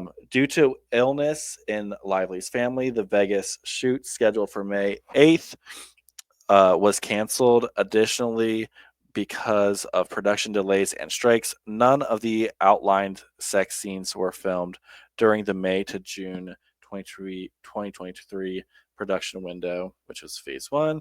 These scenes were all postponed to phase two of production, which is January 5th to February 9th, which resumed 7 months later. Okay, so we are in filming at this point, and now the strikes are stopping that. So this is Oh, from Justin Baldoni. Subject: sex scenes to uh-huh. Jamie Heath. And the intimacy coordinator. To both of Okay. them. Okay. Do you want to read these ones?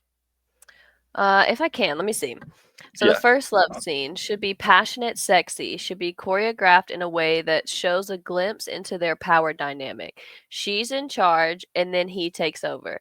Two strong personalities coming together as one in terms of sex and what is shown. We should see the two naked bodies in various positions, but only flattering ones Blake is comfortable with. Okay. Whoa. That her choice. Her on top, Mhm. him seated and holding her, him on top, all sensual and beautiful, no nipple. These emails make me so uncomfortable. We should be able to go wide for orientation, but the majority of the work should be in close-ups and 50-50s. I imagine side boob and outline of butt and close-ups if she's comfortable. I am fine showing my butt, female gaze. Sorry, wait, it's too much. Shut up. Nuh-uh. He did not say that. It's too much. It's too much. He thinks, oh my God. Okay. Yeah, girls were just so hot over boy butts. He's like, he'll show his butt, but he'll take one for the team for the Yeah, female for the gaze. girls, for the ladies. There will be pelvis movement, but no orgasm, no oral sex. Hands should be able. Is that able? Able. Able to grope various body parts. If Blake is comfortable showing Ryle kissing her belly and then leaving frame for a moment and then staying on her face, I think that's something women would like to see, but also fine with not doing it, as I know oral sex was something off limits, but wasn't sure about implied oral sex. Lord of mercy. Okay. Um it is a little weird what he thinks. Just men speaking for women is always gonna be crazy. Yeah. He like, Yeah. chicks, they love boys' butts and getting head. They love Implied it. oral sex. Okay, so that was the first one. For Vegas, it says this scene is about friendship. It's a consummation of their marriage and their relationship. Fun, silly, playful. The goal is to choreograph in a way that keeps Blake's clothes on as much as possible. Sex with pelvis movement in positions that work with keeping her dress on. Maybe top of dress slides down and we see some bare back. Ugh, I'm getting shivers and not a good way. Dress should be hiked up so may see outline of butt. Hard for me to imagine without seeing the frame or how dress moves. Hands groping, and I'm okay showing maybe rear. Does it say rear? I think so. As I don't know any other way to make love in an Elvis costume. No nipple, no orgasm, fun, intimate, innocent. Innocent. It ain't innocent, I'll tell you that much right now. And this is the last one, or almost last one. Morning sex that doesn't happen, no nudity, tops would be off, kissing around body. They are about to have sex when frittata happens. I don't know what that is. Yeah. More about sensuality than sex. And then the last one, onesie makeout. They come in drunk, making out in onesies. I can't make that word out. Less about Oh, seeing bodies and sex, mhm. more about onesies coming off. I'm Okay. fine if Blake wants to just take mine off and we make it playful. So, okay. Whole Interesting. thing That is was a lot. basically, but this whole thing is basically like, if Blake's comfortable with this, if Blake wants to Yeah. do this, Yes. let's keep her clothed. Let's keep her Yes. clothed here, and he's fine with just taking off his ones. Like it was Mhm. all just literally almost I think in every single one of these scenes, pretty much said something about what Her being Blake's. comfortable. Yeah. Mhm. He's certainly putting her first in all of this. I would say that, like, this is the part to me where I could see wires getting crossed pretty significantly. I mean, he's having to sit down and type up at great length how he's imagining making love to her character, Lily Bloom, but Yeah, her also character. the Yeah. person, Blake Lively. Uh-huh. So I would say this to me is where things start to get a little bit. I mean, Complicated. he's spending hours of his day imagining what he would Having do s to her character. Yeah. Yeah. Mhm. So, Mhm. if it don't make somebody else uncomfortable, it's gonna make me uncomfortable, Yeah. that's for sure. Oh, Lord. Ugh, That was okay, rough. so yeah, that it's so interesting hearing reading these types of exchanges. It Mhm. just gives you a whole look behind the scenes of Mhm. movies like this. Um, May 8th, 2023, as production was set to begin its first days of shooting in Shoot. Vegas. Okay. A member of Lively's family falls ill. Baldoni shares his prayers and wishes for their speedy recovery. Meanwhile, production is left to manage the fallout and attempt to recoup costs from the canceled shoot days. They need So to take he's their kids to the doctor more. Them kids keep getting sick. They need vitamins or something. It's is it unhealthy how is much it they're getting sick. uh her kid? I don't know. They just keep saying that she's got sickness in her family, so I'm Okay, imagining yeah. it's within her household because that's why she's not Oh, coming to shoots. okay. I was thinking like maybe like an older relative like is Gotcha. like I don't know, cancer or something. Oh, Lord. I don't know. That's where my mind. That's where my You're mind immediately. terrible, you're terrible. I was thinking it's just like because she Well, said she he's has saying my whole strep. family is praying for you guys, and True. we're so okay. And your blank. That to me says maybe grandma or Oh, your okay. like. I don't think it would be. He would say that about and your children or something like. I You thought know it what I could have mean? just been daughter, but we'll see. It'll probably be revealed to us. Maybe. Who? Yeah, who knows? I just automatically think older because they're more likely to get sick. True. Uh, thank you so much. I'm horrified by the timing. Thank you all for your support. This has been brutal. Blank gonna be okay. We're both gonna be good. Just need to get through it. Just so happy blank is going to be okay. Rest well. Excited to get home. That was intense. You you around tomorrow and or Thursday to go through and finalize script? It Why? feels like I just it feels like the script should have been finalized first of all, but like she they're is in really the middle, feeling but like they're like in the middle of shooting. mm, What is it's going crazy. on? And It's it's crazy. almost part of it like to her defense, part of it feels like he likes writing with her because Mhm. he gets to spend some of their off time Mhm. together. I worry that his like pussyfooting around women is also adding to this. Like he thinks he has to let her. He's scared to make any decisions on behalf of her character. He's scared to say like, "No, we're Right. going to show some side boob because that's what it needs to be." He's just being like, "Well, if Blake lets me." And Right. I feel like that fear that he has is kind of it's backfiring for sure. Well, absolutely, because that is his brand. His brand is to Mhm. always be considering these things, Mhm. which is great, but It should be great. it should be great, but also just I don't know, just something about that, like the fact that he keeps saying, like I don't know, the thing you pointed out earlier about at least it's justified and regarding Mhm. them working together on their script, and it's just I don't know something about it. Uh, I'm definitely obviously more leaning towards Justin's side of things, but I don't. I think there's a little bit of a emotional cheating going Yes, on. absolutely. Absolutely. It's certainly robbing time from his family and from hers too. And it seems like he likes that time that he's spending with her. It exactly, and it's clearly causing issues amongst his producers and stuff as well. Absolutely. Um, so on May 8th, Lively's attorney is provided with a nudity rider in which Wayfair includes the intimacy coordinator approved nude. What's a nudity rider?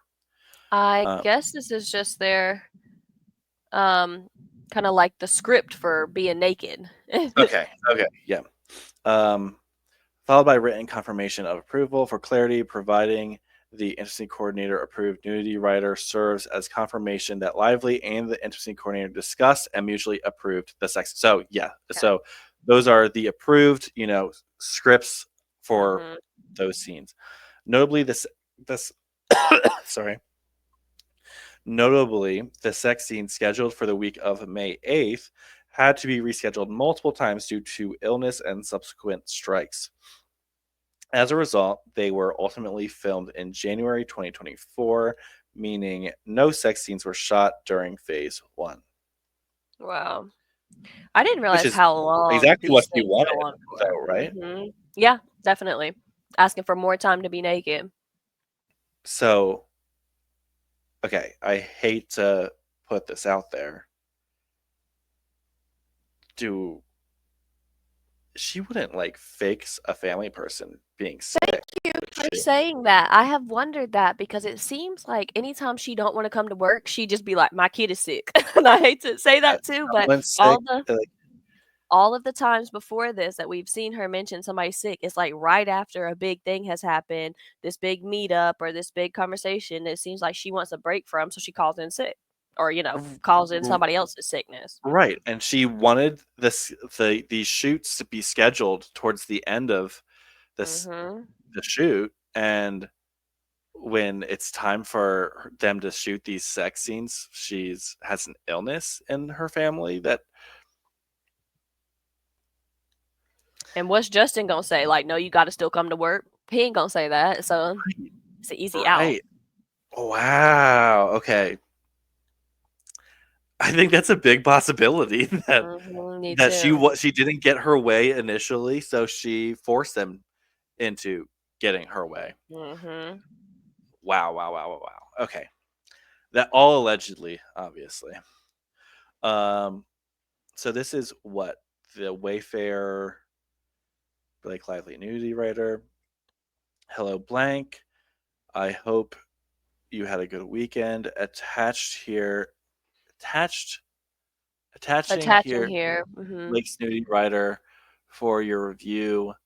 I can't even read this. That has been approved by SAG intimacy coordinator. Apologies for the rush job, but uh please note we need this signed by tomorrow. Reserving customary rights. I Look some forward oh, to mhm. Hearing from something. you shortly. Yeah. Yeah. Oh. Kind regards. So that So was this what is just them Wayfair sent to interacting. him, trying to Yeah, get a signature from Blake, like that this is what you're signing off on for sure. right. And her counsel emailed them back saying, "Here, let me know if you need anything else." So she did sign off on it. Yep. And I've looked through this and depicted sex exactly as we discussed. Okay. Um, May So everything's 12th. signed off on. Yep. So this is just in May, and they said up here that they didn't ended up not shooting the sex scenes till when? Almost a year later. 7 months or Yeah, whatever later. So yeah, I don't like January this. 20. Mm-mm, I mm-mm. don't like this at all. She I signed just off directly on what was going to happen with the intimacy coordinator a whole almost year before they shot them, and then is saying that things happened off script, and it's like, um, I and remember her like document about like that he had to sign for her to come back from the strikes was saying like there needs to be an intimacy coordinator at all times, blah blah, blah, Mhm, as if there mhm. wasn't one, as if there Right. wasn't. Oh wow, okay. Okay, so May 12th, Lively and Baldoni work at her apartment, always at her apartment, That's making final weird. script changes ahead of the first day of production on May 15th. May 15th. So wait, making Right, final that's what script I'm trying to say. They're first saying day they of just started production? shooting. So I'm confused because before it said the movie's been half shot. So it's like, what did we shoot? Just a bunch of B-roll? Like, I don't Yeah. understand. But it's saying just on May 15th, he shares an encouraging message with Lively before day 1 of shooting. So I don't know But then how it's it half says here, shot. notably, the sex scene scheduled for the week of May 8th had to be It's rescheduled multiple times. So Um, obviously, their timeline, you know, is a bit all over the place. With her having to make as many changes and him having family stuff going on, what this is showing me is that both of them severely messed up the schedule for filming. so maybe the reason why production isn't starting till May 15th is because they were supposed to start Right. earlier. Okay. Yeah, yeah, yeah. Mhm. Okay. That's making more sense. And wow, they were gonna film the sex scenes pretty much right out the gate, which Mhm. was not what she wanted to do.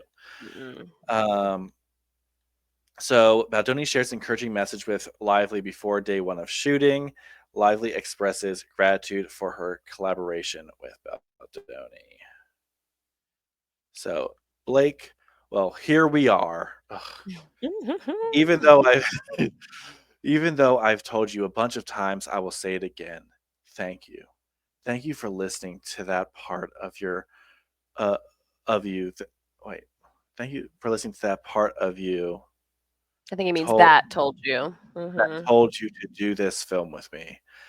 Thank you for diving in headfirst and caring so much about every little detail.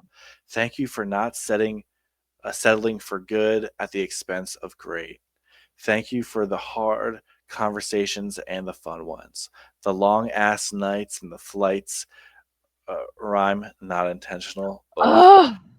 You are a once in a lifetime talent, and you make everyone around you and everything you touch better. As your collaborator, your director, and your friend, I'm so grateful and excited uh, to take this journey with you and grateful for your trust in me.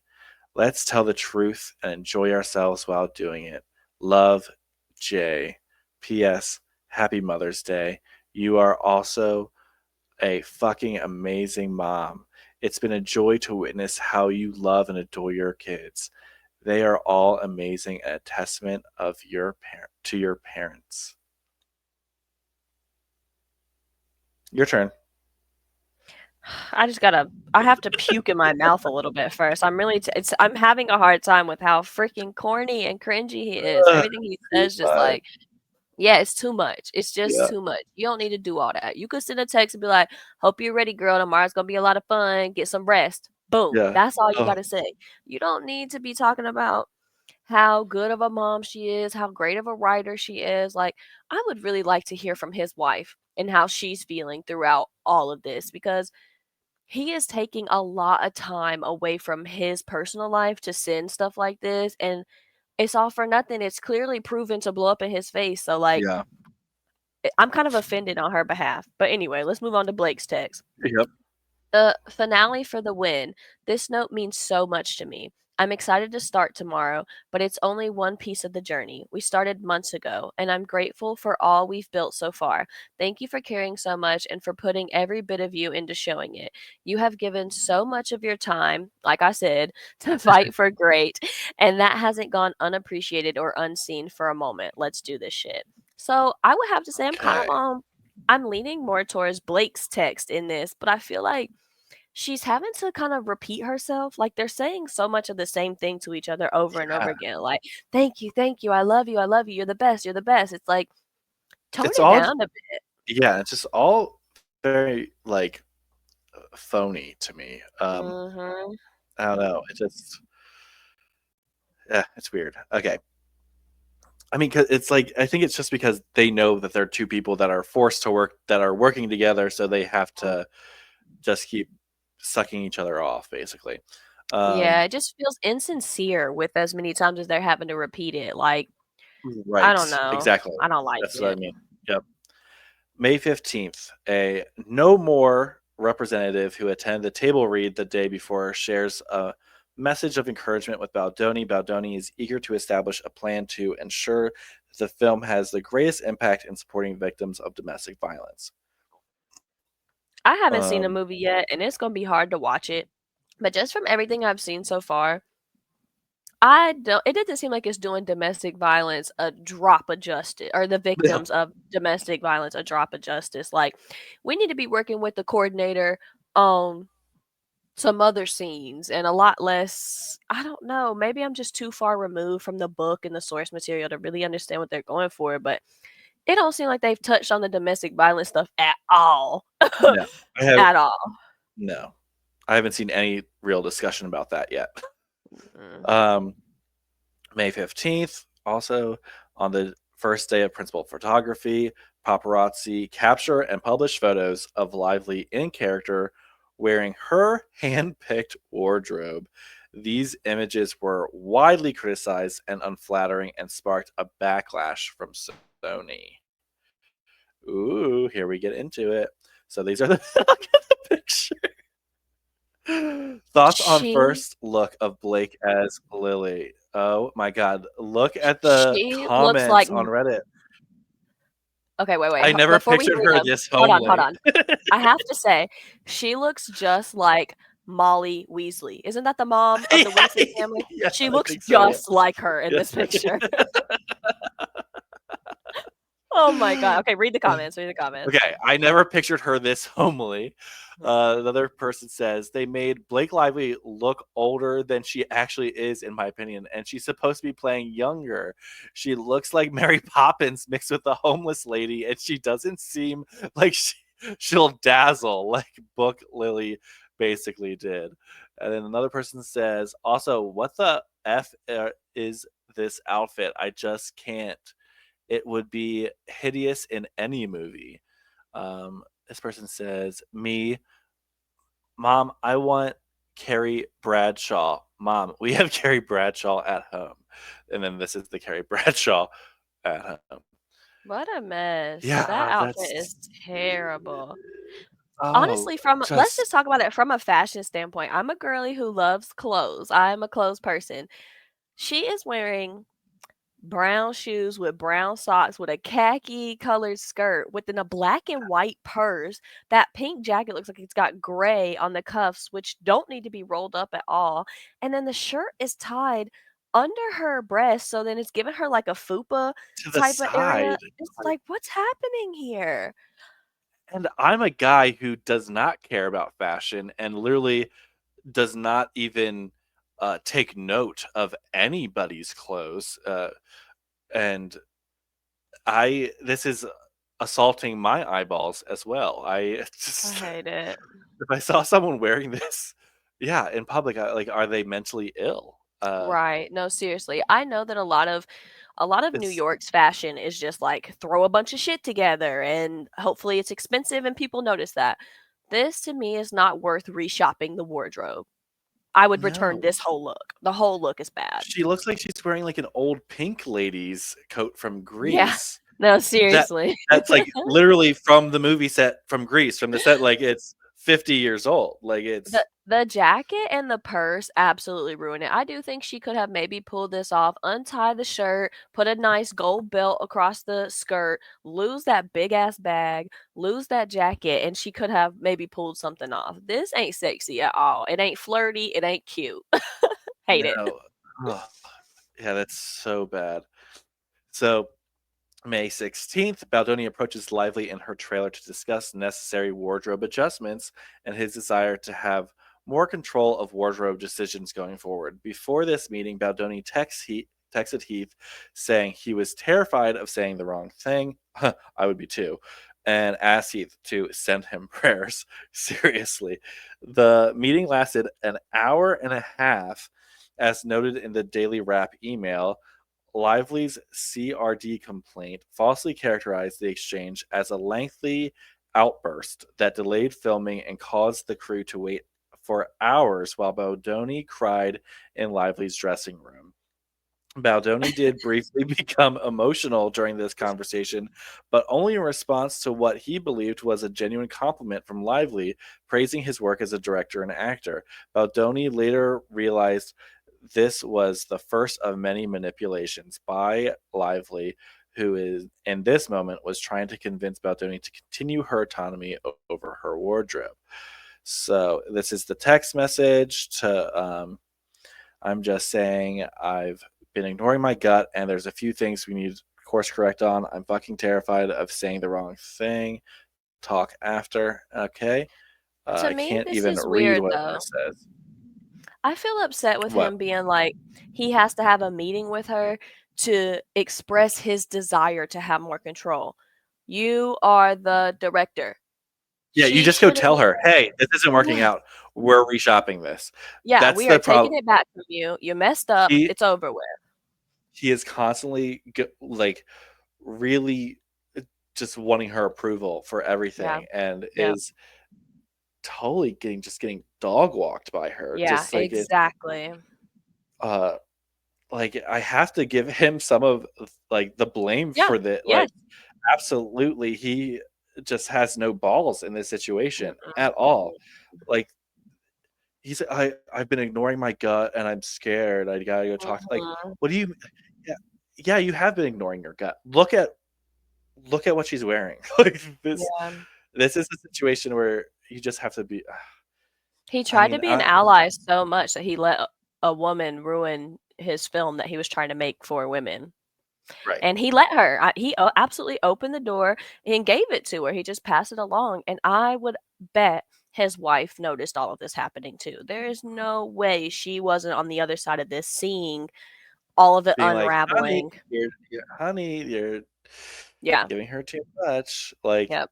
yeah, I think, and I get it. Like, I'm a people pleaser too. Just, Mhm. but I just don't think that I would.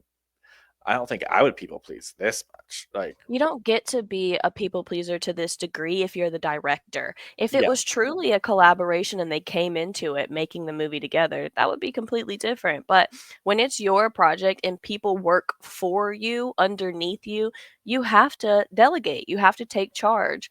Um, right. I I don't think he did that at all. No, and I think a lot of that, like we've said before, is because of his brand Yeah, and for sure. the the person that he's positioning himself to be to Mhm. the public.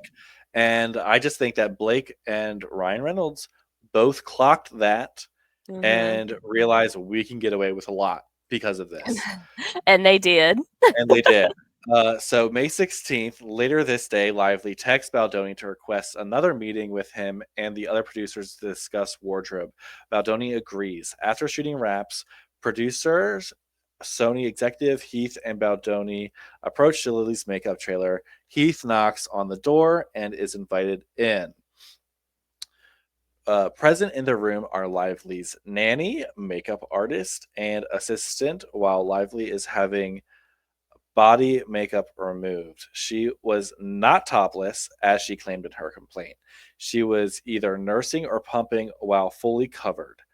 Lively asks Heath to face the wall while they determine a time to meet with the other producers who are standing just outside the door. Weeks later, on June 1st, 2023, Lively accuses Heath of making eye contact with her while she had asked him to face the wall. Okay. While Heath does not remember doing so, he sincerely apologizes if he made momentary eye contact. What's wrong with me? Eye contact? Isn't that what girls always want? Where isn't that where they want the My eyes to be? The eye My contact? issue is, why did you invite them in if it was something that you were worried about to begin with? It's like you're either okay with breastfeeding in front of people or not, and if you're not, tell them that they gotta wait 10 minutes. Like, it's just she's nitpicking. It's like you invited him in to a closed door, so then Yeah. like if And he's if you're talking to you, breastfeeding and he's looking your direction, what don't you want his eyes to be on your eyes? right? Where would you rather him be? 100%. Um, Acknowledging that it was possible he may have, out of habit, Lively stated that she didn't think he was trying to cop a look, and they moved on. Right, because he wasn't looking. He wasn't trying to cop a look. If he made eye contact, this is so weird. It's Heath very pleads weird. with Lively to consider having the meeting the next morning to avoid her getting home too late and losing shoot time the following day. The conversation in Lively's makeup trailer lasts only a couple of minutes, and they agree to meet with the rest of the producers in her personal trailer. 10 minutes later, they meet and discuss the wardrobe at length. Any suggestion that Heath stared at her inappropriately is not only blatantly false, but also difficult to believe, especially in such a setting. Furthermore, Lively's complaint incorrectly states that Lively intended to speak with the producers about unprofessional behavior on this day, and this timeline shows the allegedly inappropriate behavior Lively describes in her complaint had not yet occurred, and the conversation concerned only wardrobe and production. We are only on Um, page 26 here. This is I exhausting. know. Uh, It is. I feel like but she needs to pick a lane though. You need to either be someone who is comfortable with having who is comfortable with breastfeeding in front of people or who isn't. You need to pick a lane. You don't need to just have your tits out and then be like, everyone's looking at my tits. It's like right, choose. why are you letting them in to the trailer in the first place? Exactly. Um, hey, I think we should have a conversation with Jamie today. I would like to have a conversation with Jamie today, all of us. Yes, I'm telling them now something. Okay, whatever. Okay, May 17th. This is literally day by Yeah. day. Lively continued to share her open and unguarded thoughts on life and her character. She talked about wardrobe choices to make her character, quote unquote, much sexier. She sends Baldoni the following text, notably using sexy both in person and over text to describe her character. Lively took no issue using the word sexy herself. We've seen this in the original lawsuit Yep. where she's talking Mhm. about her character wearing a beanie would make it much sexier. I don't understand that, but we'll Me move on. either. May 22nd, Lively and Baldoni perform a scripted kissing scene in which their characters get engaged at the hospital. They get engaged at we got to watch this movie. In the Mhm. sequence, Lively pulls Baldoni in to kiss her. It is clear Lively was initiating the kissing. In one take, she pulls Baldoni in and kisses him once, and another twice. Lively determined the number of kisses based on what she felt necessary for the scene. Though Lively improvised the number of kisses in this scene, make no mistake, the kiss itself was written into the script and was in no way improvised. Contrary to Lively's CRD complaint, there was no inappropriate improvised kissing on set. Any improvisation was made by Lively herself. Note, no intimacy coordinator was present on set for this day, as is standard when two professional actors with over 3 decades of combined working experience perform a scene in which only kissing is involved, and no other intimacy, nudity, or simulated sex is required. Furthermore, during preparations, Lively and her attorneys did not indicate in her nudity writer that she wanted an intimacy coordinator present for scenes involving only kissing. Instead, uh, in line with industry practice, focus solely on bringing one on for the simulated sex and nudity scenes. That's Mhm. important, I feel like, because a lot of people don't understand the ins and outs of intimacy coordinators and what their Right. jobs are and stuff. And if it's not industry practice to have someone on Mm-mm. intimacy coordinator on for just a kissing scene, and these two professional actors have gone over and Mm. understood, agreed upon what was planned for this scene. There's no reason for an intimacy coordinator, and the Mhm. way she uh, presents this in her complaint is that uh, they that it was almost inappropriate for there not being Mm. an intimacy coordinator on for these scenes. When she was the one who couldn't keep her lips off of him. Yeah, yeah, exactly. So this is the part of the script. Uh, she stops herself, realizing, and bends down, kissing him all over his face, all over. So this is very much so in the script. Mhm. May 22nd, shoot day number Oh, here 6. we go. This is the giving birth scene. I am into this Oh, for sure. that's what it is. Okay. Yes. Lively prepares to shoot the hospital scene in which her character, Lily, gives birth.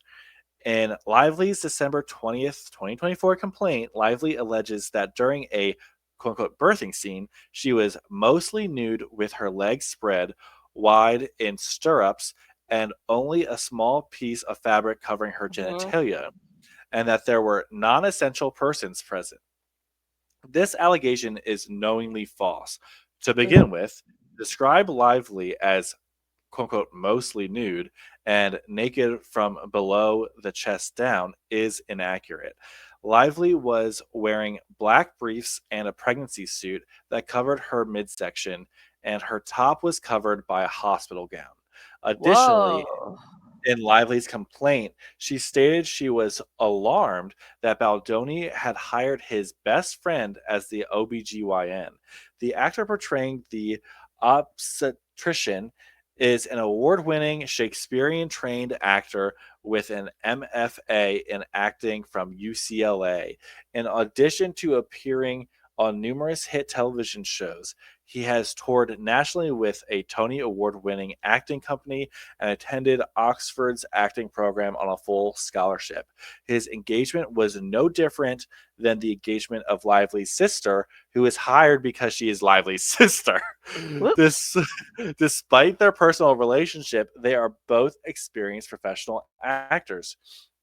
Lastly, in Lively's complaint, she states that the set was crowded, chaotic, and utterly lacking in standard industry protections for filming nude scenes. For one, Lively was not nude, nor did the set diverge from the industry standards. Further, closed sets protocols were followed every day on set. Note, Lively alleges that Steve Surowitz was present for the filming of the birthing scene. This was entirely false. Mr. Sarowitz arrived later in the day after the birthing scene had already been shot. Yeesh. So this is the shoot, like a call sheet, I think, for the Mhm. schedule of everything, showing Yep. the day and times of everything. And it's highlighted that Uh, it's a closed set. So mhm. no visitors on set without prior approval. Yeah. Wow. Interesting. So Very. May 23rd at the end. Okay, that's just that whole thing is so interesting to me. May 23rd, at the end of shoot day number 6, on May 22nd, Baldoni praises Lively. In turn, Lively expresses her regard and appreciation for Baldoni while acknowledging she could be difficult and critical of others. Huh. So he says, "I'm not going to tell you I'm not going to tell you that you were amazing because you tease me for being so sentimental, but you were amazing today."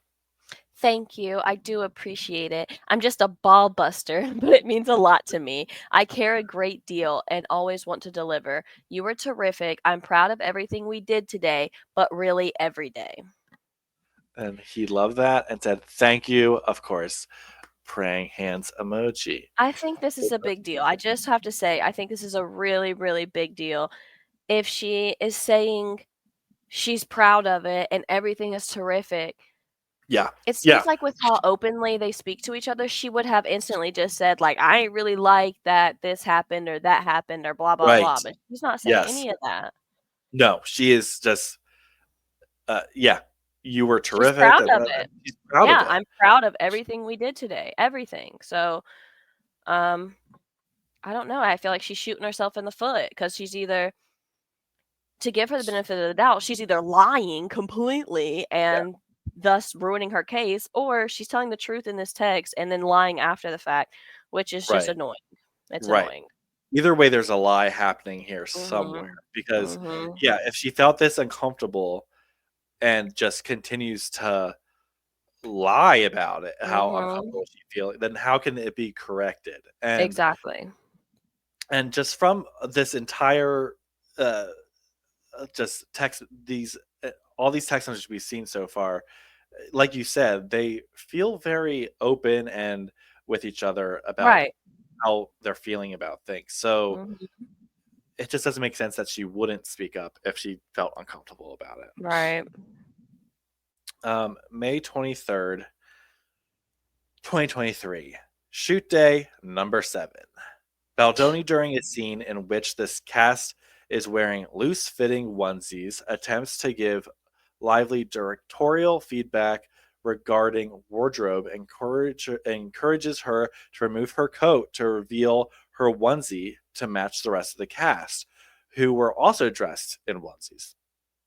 In Lively's complaint, she alleges that Baldoni used the word sexy in a tone that made her feel ogled ogled, and Mm-hmm. exposed. Never used that word before. Uh, However, Baldoni, as the director, noted that the look would be sexy, referencing the wardrobe for the scene and not Lively personally. Right. Lively had previously mentioned, verbally and in text, that she wanted her wardrobe to be sexy. His statements were immediately followed by a gesture indicating that Lively had something in her teeth and a request for someone on set to get her a toothpick. This exchange, all of which was captured on camera, yes, was bookended by Baldoni's immediate recognition that Lively appeared offended. Baldoni offered multiple apologies to Lively moments later, despite the fact that he was merely doing his job. So Oh wait, my God. let me get this straight. This is all on film, Yeah. and he was just asking her to remove her coat so that uh, her character would one match everybody else, Right. and that he wanted the character to look sexy, just like she wanted the character to look Right. sexy. And then he stops her to like be like, "Oh, you got something in your teeth." So she's interpreting. She's trying to twist it to Yeah. be like he's Mm-hmm. talking to her, saying that she's sexy, but in reality, he's literally like, "You got something in your teeth," like You're the not looking very sexy. He's directly calling out her lack of sexiness because of she got her. offended by it. Yeah, she's like, "How dare you say I'm not sexy?" It's like, wait, To where you he had said. to apologize multiple times afterwards. Yeah, and him not That is having. I think him not standing up for himself just made all of this so much worse. So mhm. much worse. Him trying to make her too comfortable really just like completely backfired in his face. It's crazy. So insane. Yeah, and then here's the call sheet for day 7. Okay, I'm This gonna is my first also time getting to see call sheets like this, so I find this so uh-huh. interesting to get to see it all laid out Yeah, like that. yep. It's pretty cool. It's yeah, very interesting. We're getting a look behind the curtain like no Hmm. other. Like this is insane. May 23rd, later that day, during this action sequence, Lively and Baldoni's characters would kiss, which is all caught on camera. Lively's complaint later accused Baldoni of discreetly biting and sucking on Miss Lively's lower lip during a scene in which the improvised numerous kisses which he improvised numerous kisses on each take. As shown in the below script pages, the kissing was not improvised. So the highlighted part just says Ryle grabbing Lily around the waist and kissing her as. I'm not sure if there's something removed there, but Yeah. okay. Um so still on the 23rd, during lunch, as part of a continued creative discussion that Baldoni and Lively were having about the hospital birthing scene, Baldoni asked Heath to show Lively his wife's post-home birth video. I'm so excited for this part. Stating to Heath that Lively had not seen one and was presumably interested in watching. Baldoni himself had seen the video prior and felt it was uh, demonstrative. Demonstrative. Demonstrative. Sorry, I'm not used to reading for a audience, so Me forgive my either. brain. Of the spirit of his vision for the birthing scene. Heath agreed to share his deeply personal video and approached Lively with the video in hand. He proceeded to show her 1 second of it before Lively asked if Heath had permission to share the video, to which Heath confirmed that he did. Lively stated she would like to see the video, but asked to watch it after filming. Asked to watch it after finishing her lunch. Heath did not press the matter and moved on. Note, Lively never did see the video beyond the 1 second clip shown to her. So Wow. basically, they're just saying he flashed it and she was like, I'm eating, no thanks. And they Yeah. never showed it again. Uh-huh. The video in question showed Heath and his wife cradling their newborn daughter post birth. Notably, his wife was not in labor in the video. In fact, the video begins with the cries of the baby while she's while she's resting on the mother's chest. A still image of this moment is included below. I'm so excited. Heath's wife remained covered with a towel for the duration of the video, submerged in water and holding her newborn. This entire interaction between Heath and Lively lasted less than 30 seconds. Wow. Lively later likened this 1 second clip to pornography and stated that Heath showed her a video of a fully nude woman with her legs spread apart. The attempt to transform this benign event into an act of sexual misconduct is intentionally offensive, and to characterize a photo of a newborn baby as pornography is perverse. Look at this photo, y'all. This is the image. Look at this photo, Wow. y'all. I mean, what the hell? Wow. There's It's no way around this clearly one. She is no. clearly just like she's clearly just Exactly. pulling things out to like and framing them in completely inaccurate ways. And to her credit, maybe she did at first while she was eating lunch, just see skin and like immediately be like, oh my gosh, I can't. But to Right. not give it a second chance and to use it as proof against them, I think is just ridiculous. I mean, look at this. You can't see anything. This is an okay photo to show on the internet unfiltered because you can't see anything at all. Anything. You can see some Yeah. shoulders. Yeah. That's And it. like to her defense, like, yeah, sure. Like if you're eating and you're like, okay, this isn't the time I want to watch Right. your wife giving birth or Right. whatever. Like totally understandable. But then to frame it as pornographic and Crazy.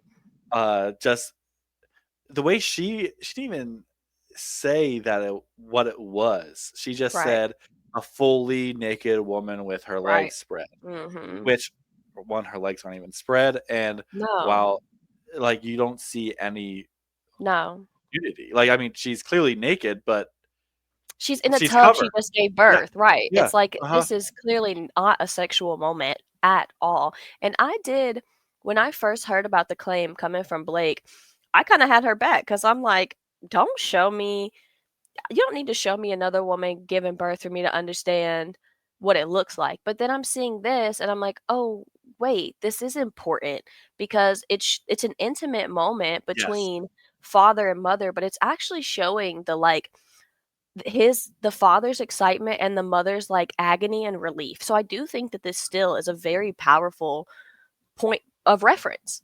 Yeah. It's relevant. It's very relevant to what's going on. Especially if this is the type of birth that they were filming in the Yeah, movie. Like, I mean, exactly. like, I know that she's a mother and has had given birth, Mhm, but if she hasn't given birth this particular mhm, way, then yeah, you're gonna mhm. want a reference for that. That Exactly. wow. It Okay. also Let's hear does make sense to me huh? why they were encouraging her to be nude for the birthing scene. Because I at Yes. first thought that was kinda weird, those claims about, like, "No, no, you should be naked, all women are naked." I'm like, "No, that's not the case." But if I'm seeing Right. that they're in a tub doing a water birth, I'm like, "Wait, that makes a lot more sense to me, Yep. why they would even suggest it." Yep. Interesting. So, let's move on to the rest of the day. This is still May 23rd. This is a big day for filming, and we're also I'm pretty sure in the call sheet, like, we're only on, like, day 7 or 8 of 7 filming, years, like, this yeah. is a mess. This is really a mess. Already, yeah. That evening, Baldoni and Lively's character filmed a romance montage, slow dancing at a bar, completely in their own world. Okay, I think these are the clips that we've seen. Yes. The complete footage of this scene was released to the general public on January 23rd, 2025, in dir 21st, my birthday. Yep, true that. In direct response to the public lies Lively shamelessly presented in her complaint, the video directly contradicts Lively's depiction of Baldoni's behavior. Excuse me. The footage shows Lively and Baldoni in character acting with their bodies while simultaneously engaging in a personal conversation about their respective marriages, all while continuing to perform their roles as a couple deeply in love. The script excerpt is included below. So we did see these clips. We saw that they're just kind of trying to fill space, and we did see that things were pretty awkward between them already. Yeah. I didn't realize that those scenes were taking place so early into Yeah, me filming, so I can kind of see why as it progresses, they're each getting more and more jaded with each other because out the gate we had issues. The creative chemistry, differences. yes. Just absolutely. He didn't want them to be talking. She did want them Mhm. to be talking. Um. Uh. Yeah. I And think then that honestly, collaborating so much on the script killed their chemistry. That's how it yes. seems to me. Hmm. So Absolutely. let's see. What is this? This is the montage, slow dancing, blah blah blah. All right, finally we make it to another day. May 25th. Lively learns that crew members had called out sick with COVID and, as a result, requests that testing be conducted on set. Despite the return to work agreement expiring, which laid out COVID protocols on set, there was still a remaining SAG protocol that if an actor requests those working in extremely close proximity to him or her be tested, then they must do so, which I'm fine with. Test for Yeah. COVID and don't spread it around. I agree with Yeah. that completely.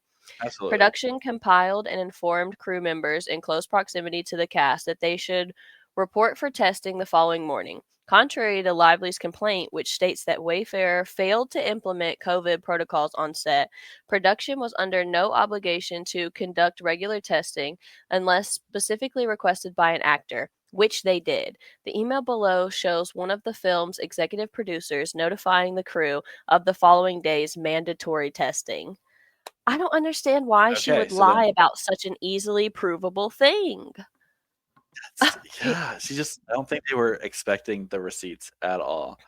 Right. Hi, all. Out of an abundance of caution due to some COVID positive tests amongst our crew, one of our actors has requested that we COVID test those in general area very close to talent on set. Despite the return to work agreement expiring, there is still a remaining SAG protocol that if so, yeah, it's basically just confirmed. Yeah, Yep. this is they're Exactly what following they just protocol. said. Yep. Yeah, it So literally then, says as soon as you get there in the morning, you have to come get your COVID test. That's what this email yeah, says. So yeah. I don't understand. So Wow. weird. Yeah, Hmm. yeah, my mind about So it. later that day, this is the same day, just later. Later that Mm, evening, Lively informed production that she had become ill. Production offered to send someone to her house to test her and her family, but she declined. Lively mm, did not return to production until June 1st. June 1st from May 25th? Geez. Contrary to Lively's complaint, which stated that production deliberately withheld COVID cases from her, production was not obligated to inform Lively, nor were they aware of any crew members in her close proximity who had tested positive. So that tells us they did the test, everyone tested negative. She's claiming she definitely is sick and that they wouldn't disclose the information to her, which they're saying that they didn't have the obligation to disclose her. To disclose it to her. They just had to test and yeah, then keep everybody safe. yeah. Um, wow. Uh, Okay, so the next so day, bizarre. Okay, so then, yeah. this is the 26th of May. Baldoni texts Lively to let her know he is committed to making things run smoother across the board. So he just says, Blake, ugh, I'm so sorry to hear you and blank are sick. It's her kids, I'm telling you, she got some sickly children. I know it's literally the last thing you needed right now, on top of a tough week. I pray it comes and goes with mild symptoms, and more than anything, that he is okay. If you feel up to it for, sorry, if you feel up Up for for it. it, I'm here absolutely anytime and would love to check in. I know this week has been a lot, and I'm committed to making things run smoother across the board. Okay. So this is like 10 days into filming, right? They Yeah. start on the 15th, and he sent Yeah. this on the, okay. We have So, more delays in filming, more yeah, she's claiming already. somebody's Yeah. sick around the house. And then when they tried to come and do testing for her free of charge, she turned it down. So that's a little suspicious to me too, because it's like, I half understand not Right. wanting a stranger in your house, but then you have But no proof now for your uh-huh. case. Uh-huh. Uh-huh. Exactly. So now we're on May 29th. Hmm. Let's see. May 29th. Wayfarer was made aware that Lively had placed a call to the film's Sony executive to share a few grievances. Okay, it's kind of a big deal now. Number one, Baldoni's sexy comment about the wardrobe of her character Lily, which, as previously contextualized, was benign and mischaracterized by Lively, who took the comment personally.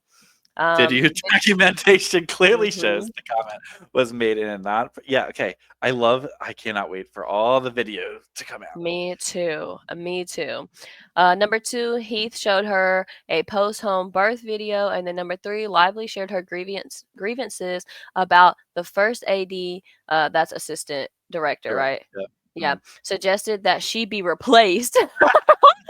She and the second AD, who is also a woman, were shortly thereafter let go. Wow. Okay, we didn't Wow. know that. We did not know No. that. So she got people fired. She got Yeah. 2 assistant directors fired. Big Mhm. deal. Um, also a big deal Because they were because speaking up against her. They were speaking up yeah. that Mhm. she should be replaced. I Oh, wait, do. no, wait. Slave share groups about suggested. Uh-huh. Yes. Is she her grievances about the assistant director suggesting that Blake be replaced, or she's sharing her grievances saying that she thinks that I the think she's assistant saying, director should be yeah, replaced? that one, the latter. Okay, I took it at first as Uh-huh. like she being offended, but okay, but So she people just made doesn't her like it. mad. Yeah, people made her mad on set and then she got them fired. So for me, the fact that she went above everyone's head and went to the Straight Sony to Sony. executive, yeah, that's an overstep. First of Yeah, all, even if she feels like all these things are just, there is an HR department for her to go to for these things directly, but she overstepped all of that. yep. It is a little bit weird that it's within this time frame of her being sick and before she came back for shooting. So like I can't help but feel like what's it like at home between these Mm, people? What has Ryan gotten a hold of? What has she complained about in the last couple of days that has kind of blown this up? We're yeah, only a week into filming, like you said. I mean, it's kind of ridiculous. this Um, is insane. Okay, let's keep mhm. going. Baldoni and Heath were told that during the call, the Sony executive asked Lively if she wanted to take any formal action regarding her remarks. Lively responded that she was not interested in pursuing anything formally. Following the conversation, the Sony executive informed Baldoni and Heath of Lively's narrative, both of whom were stunned by the framing of events.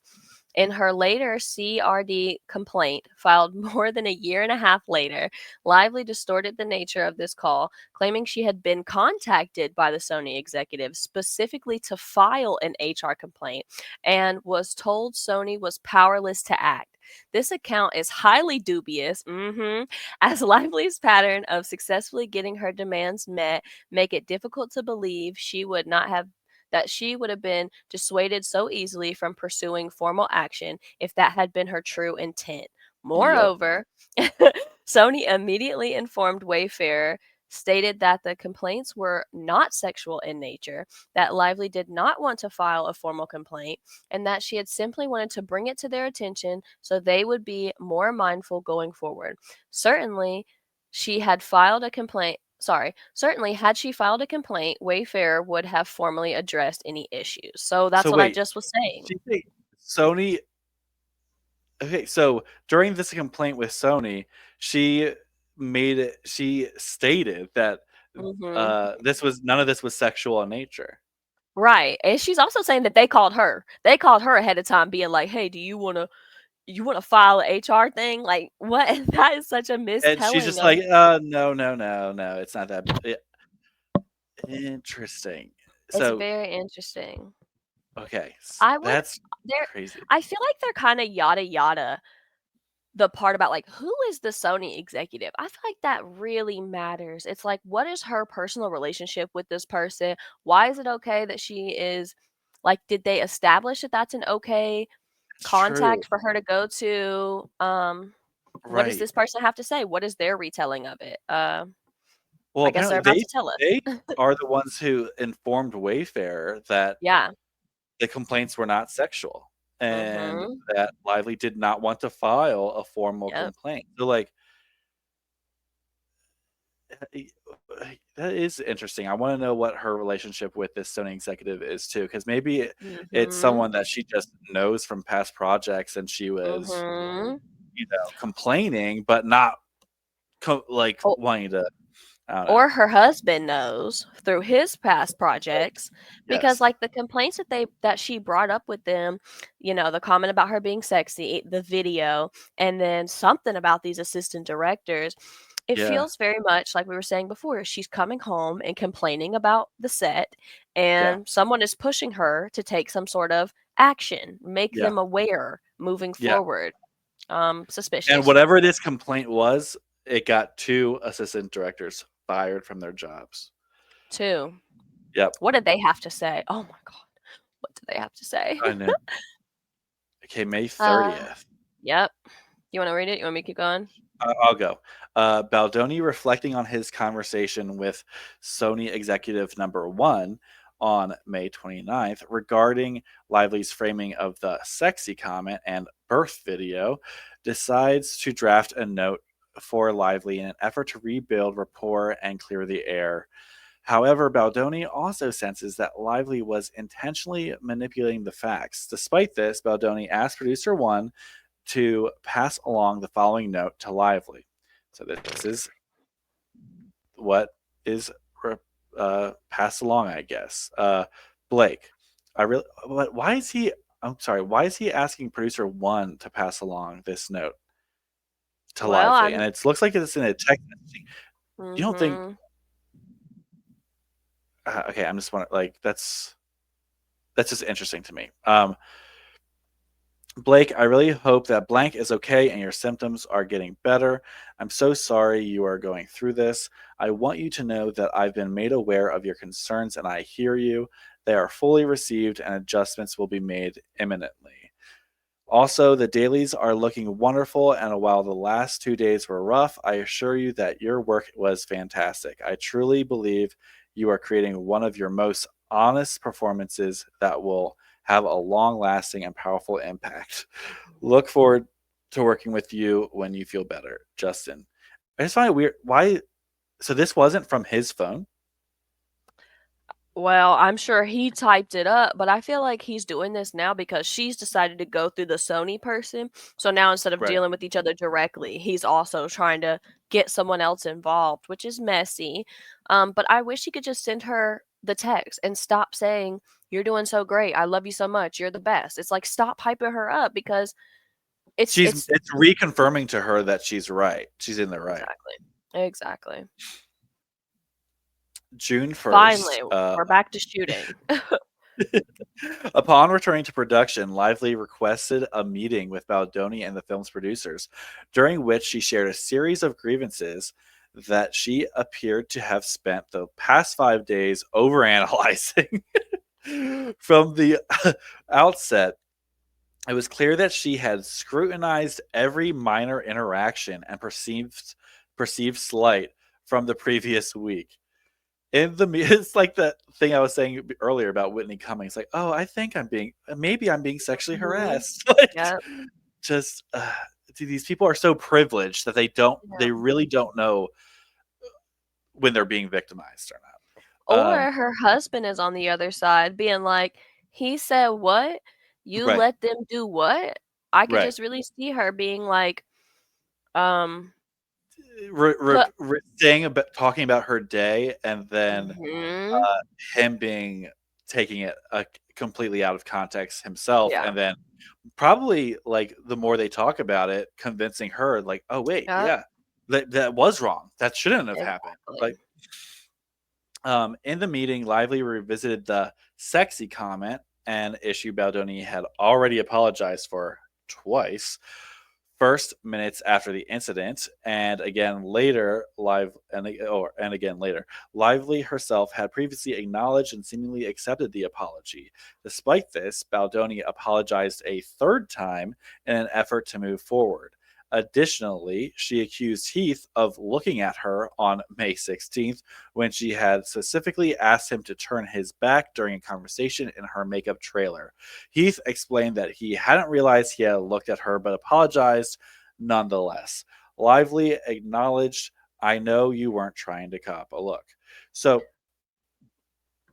That it's this is tricky the because, stuff like, she's playing with people's memories here, where like Yeah. it's not Mhm. the gaslighting in a way. It was like, wait, did I do that? Did I look at her? Mhm. Did I say something wrong? Like they're probably so caught off guard because their intentions weren't any of this stuff. Mhm. But obviously, if someone took it that way, you would Right. feel obliged to apologize. You Right. didn't mean to make them feel that way. So Especially in this climate and especially with the subject matter of the movie. Yeah. yeah, exactly. Okay, so then Lively further claimed that Heath had shown her a video of his wife's home birth and thought it was pornographic. Heath, shocked by this characterization, confirmed that she did, in fact, understand that it was a video of a post birth recording of his wife and newborn daughter. He also explained that Baldoni had asked him to show the clip to Lively as part of a creative discussion, and that Lively actually had not seen the video. Despite the explanation, Heath apologized once more. The meeting underscored the escalating tensions, with Lively using the opportunity to air grievances over interactions that the team had believed were already resolved. Mhm. So, what is this? This is a text chain. Group chat, yeah. Um, Blake saying, "Morning. If you guys want to have a 5 minute check in before rehearsal, I can pop out the makeup early. Hop out of makeup early and meet you in my trailer. Eager to get back to work on a solid track." All right, so yeah, just showing that this was the Mhm. date of this, meeting.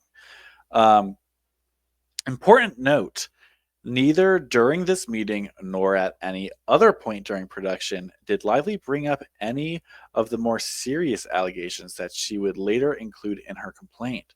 We've included the facts of the matter above for the sake of timeline, while fully believing that these allegations were only added to Lively's complaint to bolster her claim and not as a reflection of the truth.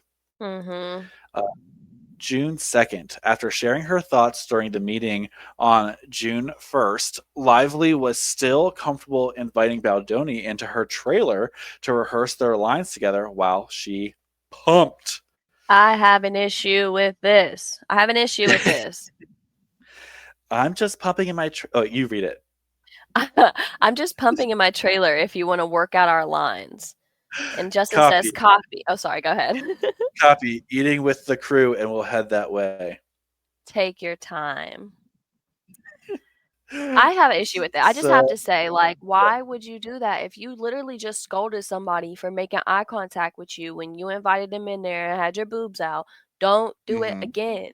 Do yeah, not invite someone again, especially don't volunteer that information. Like, you could just they've already waited on you for months, for years, it seems like.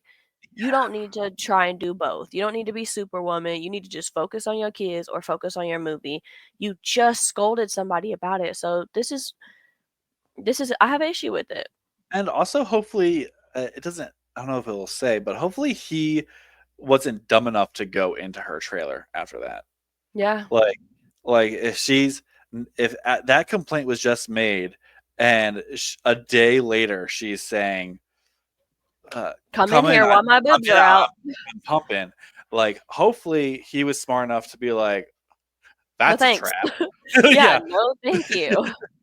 So on June 3rd, after facing pressure from Sony and one of the film's producers who believed Lively was no longer responding favorably to the first assistant director, Baldoni and Heath made the difficult decision to dismiss the first assistant director, despite feeling she was being unfairly scapegoated. In their text exchanges, both expressed discomfort with the decision. This move created turmoil on set as the first assistant director played a pivotal role in production, making her replacement a significant challenge. Nonetheless, they ultimately conceded to Lively and Sony's request to replace her. So this is Justin. Um, uh, where you at? Best Buy with blank. You need something? Nope, just checking on you. I really don't want blank to get fired. I know, me either. Yet, we're there, man. Let's talk later. So, yep, they didn't want him to I get fired. wonder, I'm Uh, curious if this first AD is that voice that we hear in the back when they're filming that in the bar scene. There's that woman who we yes, keep hearing giving everyone direction, telling them what to yes, do, and I'm wondering if that's her. that's you're probably exactly right.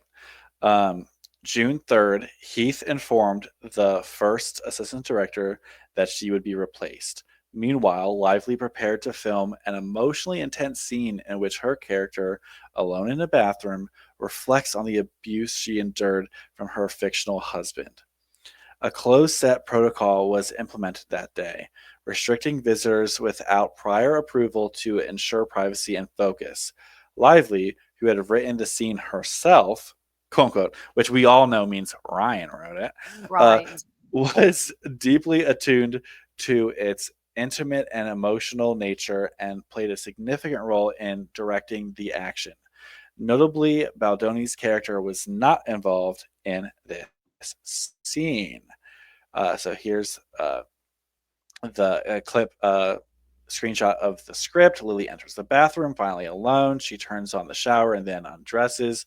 Through the pane, each layer that comes off, she sees markers on her experience, shedding their love story. She stops and really looks at herself in the mirror. How did this become her? She's on the ground in front of the shower, legs curled to her chest, and the water falls down like rain behind her. She doesn't make a sound.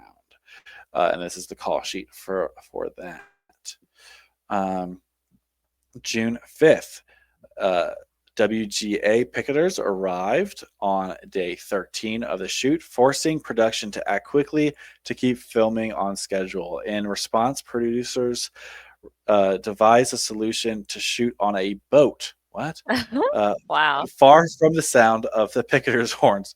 The team spoke to a boat owner and worked out a deal to shoot on a boat. After rehearsing a scene to shoot there, along with a romance montage moment, they were about to have the boat leave the dock and then picketers arrived. At that point, Lively wouldn't cross the picket line, so we called lunch.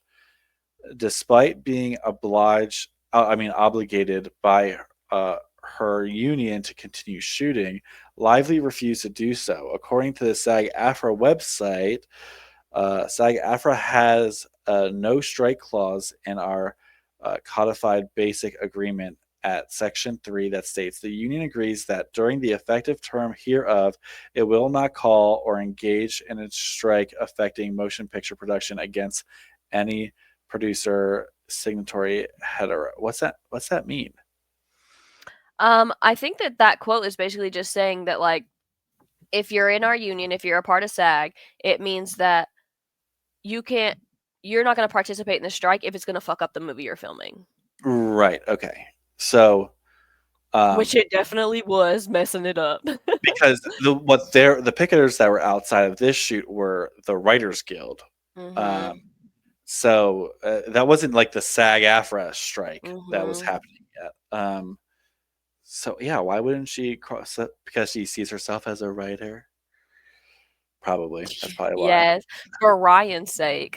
But is she even in the writer like Well, as much time as she Writers spent Guild? on the set, I mean, on the script and planes with Baldoni, then it's like, yeah, she thinks she is a part of that group for sure.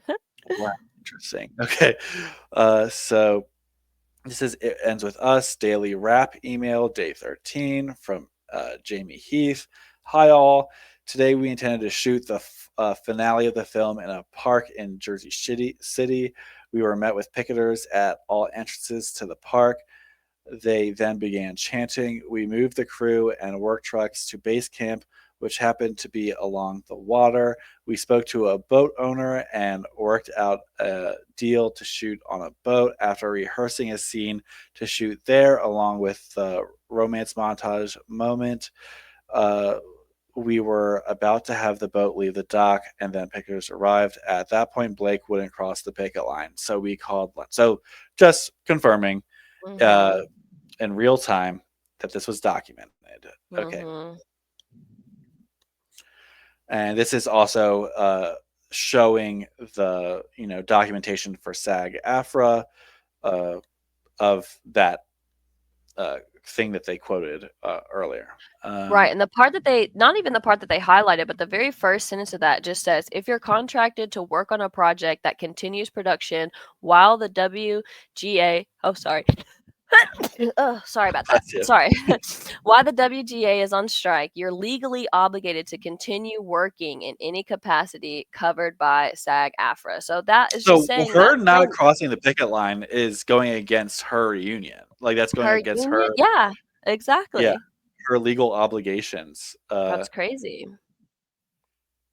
June 5th, Baldoni, still feeling terrible about letting the first AD go, shared that he wanted to reach out. Below is the text exchange between Baldoni and Heath. So he says, I feel like I need to write or call blank. Seems so wrong to be silent. Wait, what? Okay. Oh, that's the okay. Needs to write or call the assistant director. Uh-huh. Um, yeah, Yeah, I I get get it. it. Oh, sorry, Wait, go you can ahead. go. You can go. You go. Okay. Yeah, I get it. I think you should write an email, not a phone call or a text. It's a bit too casual. Also, I don't think it should be a long one and over explaining right now. I think it would fall on deaf ears. Sometimes we need to just feel Feel, what is yeah, feel the pain. feel the pain. I thought it said pass. Feel the Mhm. pain and work through the frustration so that then any words offered can be received. Let me see. But I Something. agree, not Yeah. saying anything seems wrong. I think just some words like something the name, like Mhm. person. I know this must be hard. I'm so sorry. Hopefully we can have a conversation at some point when you feel it to be appropriate, but for now I simply wanted to tell you that I appreciate you and I'm so very sorry. This is not your fault. Whatever version you right. I think it should be short and not trying to explain yourself because that'll feel right now like an excuse, and that's not what anybody wants in this position at the moment. Okay, I'm surprised Suri is getting everything so accurate. I love you. I think this is a funny text from his his co-owner or whatever because Yeah.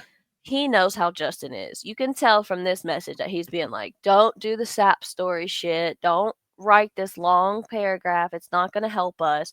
Just Yeah. something short and sweet." So I Yeah. kind of wish he had handled a little bit more of the communications because Jamie Heath seems to really have it figured out, whereas Justin seems to be a little too emotional in all of his correspondences. Yes. And a little like I understand how empathetic he is, but like Mhm. yeah, I completely agree. I think Jamie Heath was great at just explaining that. Also, like let's uh give some time, I guess, to some like when he says sometimes we just need to feel the pain and work through the Yeah, frustration. Like yeah, like let's not maybe right now isn't the time to just gush your right. grievances to her. Um, Exactly. and then he says, I just want you to know that I love and appreciate you deeply. This whole thing has been a heartbreaking mess. I know this must be hard, and I'm so sorry. Hopefully, we can have a conversation at some point when you feel it to be appropriate. But for now, I simply wanted to tell you I appreciate you, and I'm so very sorry. This is not your fault, and not that you uh, need it, but Jamie and I and everyone at Wayfair will always be defenders of you. You're okay. So this is what he's Yeah, the draft. the Mhm. draft of. Okay, I thought he was saying this to Jamie for a second. Um, at Wayfair will always be defenders of you, your work ethic, skill, and heart. Love, Justin. Uh, Wonderful. It says appreciate you twice. Maybe change one of them to a different word.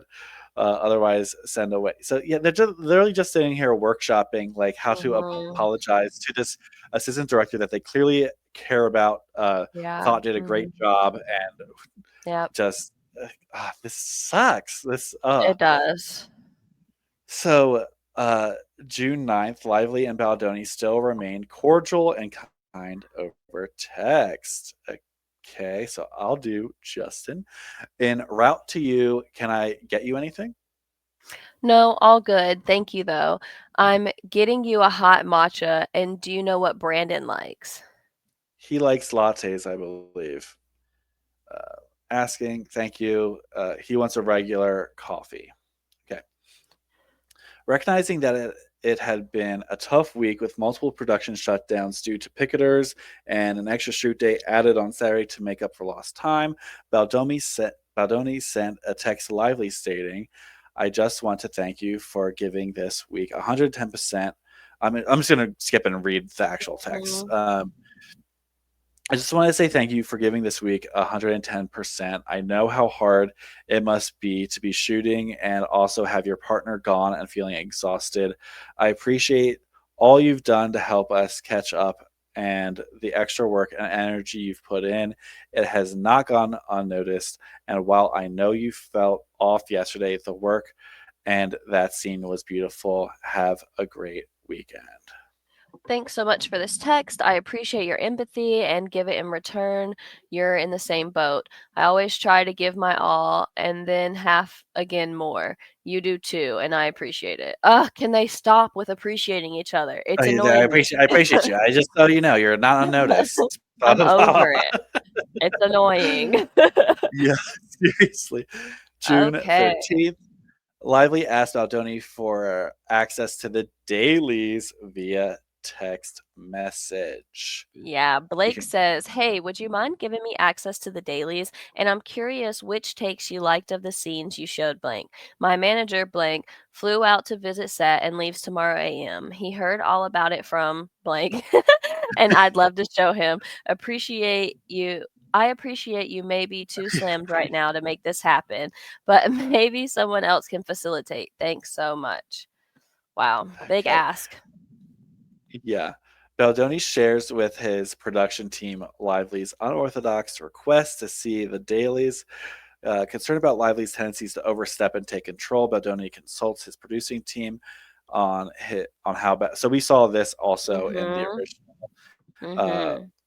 lawsuit, where there's this discussion where he literally sends them a screenshot of their converse of her request, and uh, the producers are like, I No. say no, No.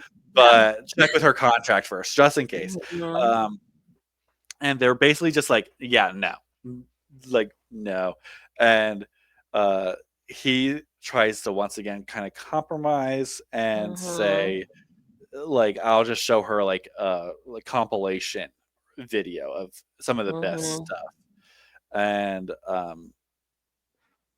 Which they there just his his producers are assuming he means a preview, not for editing's sake, not for notes, just right, a, right. "Hey, this is what it looks like." She's asking because she wants to do edits, not so she could check in. I'm also wondering if hear me okay. I'm also wondering if she's not the one requesting the dailies. Right. Right. What if it's Ryan Right. requesting the dailies, getting her, needing her, like, you need to request the dailies because he's insecure and Mhm. jealous about what could be going on set. So he wants the Mhm. footage. He wants the footage of what's happening on set. Give me the dailies so that Ryan can look at them. Because why does she want the dailies? Right, she's not an editor, but she is a wife who's coming home, maybe suggesting that he's nibbling on her lip and stuff, so I I would Yeah, understand Ryan being like, "Let me see them. What it look like." I really think that for some reason in my gut, I really think that it's Ryan that's I through agree. her requesting the dailies, I because it's agree. just such a weird ask. Mhm.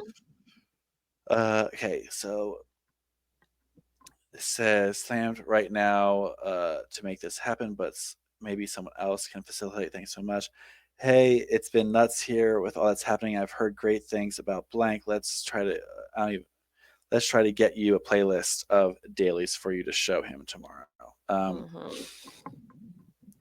so June 14th, due to the ongoing WGA picketing, Baldoni, Heath, and Wayfarer made the difficult decision to shut down production until the strikes were resolved.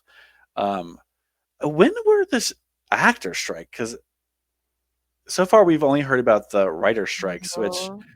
um, This whatever. shooting So schedule is a mess. total It is a mess. mess. They're literally 1 month, not even a full month into Mm-mm. shooting. May Mm. 15th was like their official start date, and now we're on June 14th.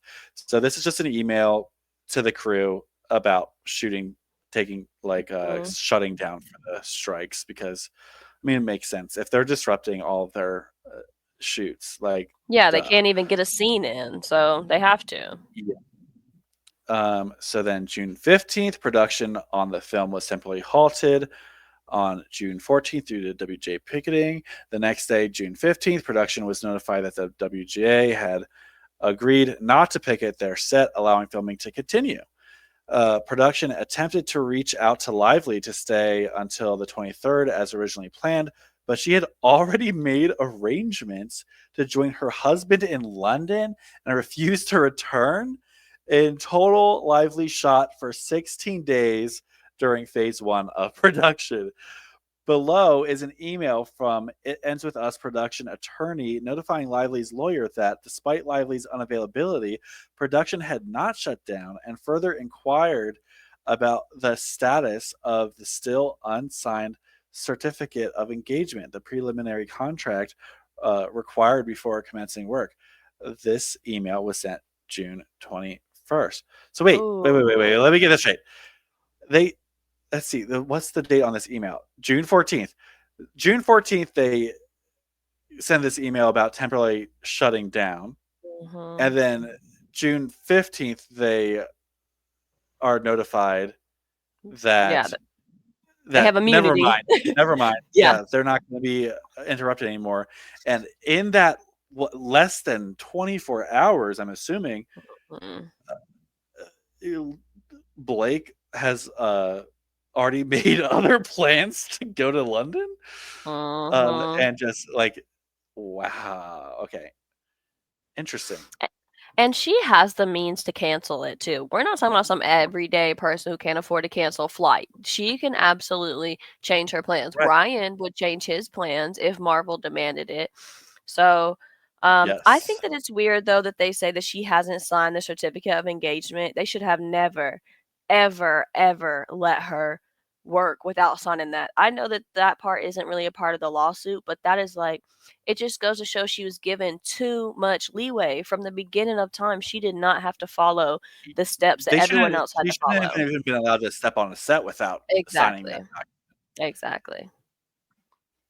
So, yeah, so then I obviously that must have been just like a misstep that that went unnoticed. And then the production attorney emails Mhm. her saying, Uh, yes, we had to shut down for 1 day due to the strike. However, after receiving a waiver from the WGA the next day, we were cleared to pick up again. Production made an attempt to reach out to Blake to stay until the 23rd as originally planned, but we were told that she was leaving, and as a result, we are using the time to shoot other scenes where Blake's character was not in. Um, we have later could you please advise the status of getting the certificate of engagement signed? So they were probably it's like, yeah, so this put a wrench in our plans. Like, can you For please sure. get this signed because this should have been signed? Yeah, Wow, I can't believe the audacity, honestly, to I know. like eh, she's doing this fully aware that she is like the main character of the movie and that so much it just relies on her presence being Mhm. on shoot and the fact that they have to keep changing everything to fit for her. That's actually insane. Like if Yeah, that's what I'm thinking too. It's only being made possible because Justin is the director. You let her act like this with Quentin Tarantino and tell me her ass don't get fired the first time she uh, acts like this. I mean, that no one else would put up with this. no, no, that's she just I is fully aware that she is the star of this Yeah, movie and she can exploit be it. a little yeah. Yeah. June 16th. Wayfair undertook a significant and costly effort to rework the shooting schedule, prioritizing scenes featuring the younger versions of the characters who had not shot any scenes thus far over those requiring Lively. This was no small task, as it Mhm. involved relocating to different locations, securing revised shooting permits on short Mhm. notice, and coordinating adjustments to travel plans and accommodations for cast and crew. The Mhm. logistical challenges were immense, but the team worked tirelessly to maintain the film's momentum and ensure a smooth transition. I would, if I was him or any of the producers, I would just, this would just really cement my, just, what's the right word? Uh, crap. Why is my brain slipping right now? It's been a Resentment. lot. Resentment. I Yes. would have Mhm. so much building resentment Mhm. if over her choosing to go to frickin' London, Yeah. all these people have to do all this extra work Mhm. to fit other to not waste their time. Like, Mhm. but in doing so, that's literally just spending money that's not in the budget. Well, that's And how it's been since the beginning. It's been yeah, all about what's convenient for her, and everyone has had to put in extra work and extra money all uh-huh. because of her. Yeah, it's just insane. I would not be able to come back gracefully from that. I would the resentment would be to like, who do you think you are? Wow. Yeah, Okay. and she got 2 So people fired. yeah, 2 people got people that fired. are that you're friends with, that you care about, that Mhm. did nothing wrong. Yeah. Mhm. The amount of resentment I would be feeling just 1 month into this shooting would be astronomical. Making me Uh, sick. Yeah. June 22nd, Alex Newstater, young Atlas, uh, participated in an on-set electronic press kit (EPK) interview designed for the film's promotional campaign. Below are the questions and the producer's responses, highlighting his experiences on set and his thoughts on working with Baldoni. So, do we need to go over this? Let's do Not it. really. It's just him saying, "I love his energy, man. He brings so much passion and he cares so much about it that you can't help but feed off of that. And even through all the turbulence of these scenes that we're doing, it's just that energy and that passion that's really driving everything." And So, also, sorry, go interesting. ahead. No, it is. No, you finished it first. Yeah. And also, he's very creatively open if things aren't feeling right or we need to change little things. Super flexible, which really makes all the actors more comfortable together, I think. So he's just saying he's good to work with, he's Yeah. flexible. That's what we know about him. I agree. Right. Clearly. That's so. Just further evidence from other people there that Justin is a pleasure to work with, Mhm. and through all the turbulence, which we all know is caused by Blake, uh, Right. he seems to be bringing like great energy to the set, Mhm. which I, like I said, could not do. uh, June 22nd, Isabella Fair So same thing. This Yeah. is just another situation where she looks like she is also Comfortable with Justin. Yeah. very much so, very much so. Just at least for me, this is one of my very first projects. So I think working with professionals that I've been uh, I've been doing have been doing this for a really long time, but also who are so open. The crew and Justin and all the creators that I've worked with have just been so open and welcoming. So yada yada yada, just Mhm. singing his praises. Yeah, And exactly. just there's just more of this. I think Just I hyping feel comfortable Justin up. switching up this. Yeah, it's just Yeah. his lawyer trying to say he's a good guy and everybody thought so. And this is real time documentation of in the Right. middle of the shoot, people saying that. Important note: Isabella and Alex Newstate, I can't say that, shared these Mm. sentiments regarding their work experience with Baldoni prior to spending time with Lively during the promotional tour of the film. Interesting. June 22nd, Brandon Skinner participated in one of these on-set things. So again, on June Mhm. 22nd, more people just singing Justin's praises. Um, Mhm. wow, that's so far 3 actors participate in these. Mhm. Note: not all cast members participated in EPK interview. Okay. Um, June 26th. Lively checks in from London to send well wishes and requests access to select scenes and Baldoni had prepared. The two co-stars remained in open communication. So this is Blake. You can take it. Hey, hope it went well this week. You happy with what you got? Such an important piece of the puzzle. Would you mind asking whoever sent before the pic again? Okay. Hmm? I was locked out of my account and never got to see. It's expired now. So I guess someone sent her a picture. She didn't get to see it. Right. They can make it so it doesn't expire ideally. I would love to see that edit of the scene you have as well as anything else you want to share. Also, we all have strep again. Girl, What the? vaccinate your children. What Thought you'd the? appreciate that. Hope you're How? all well.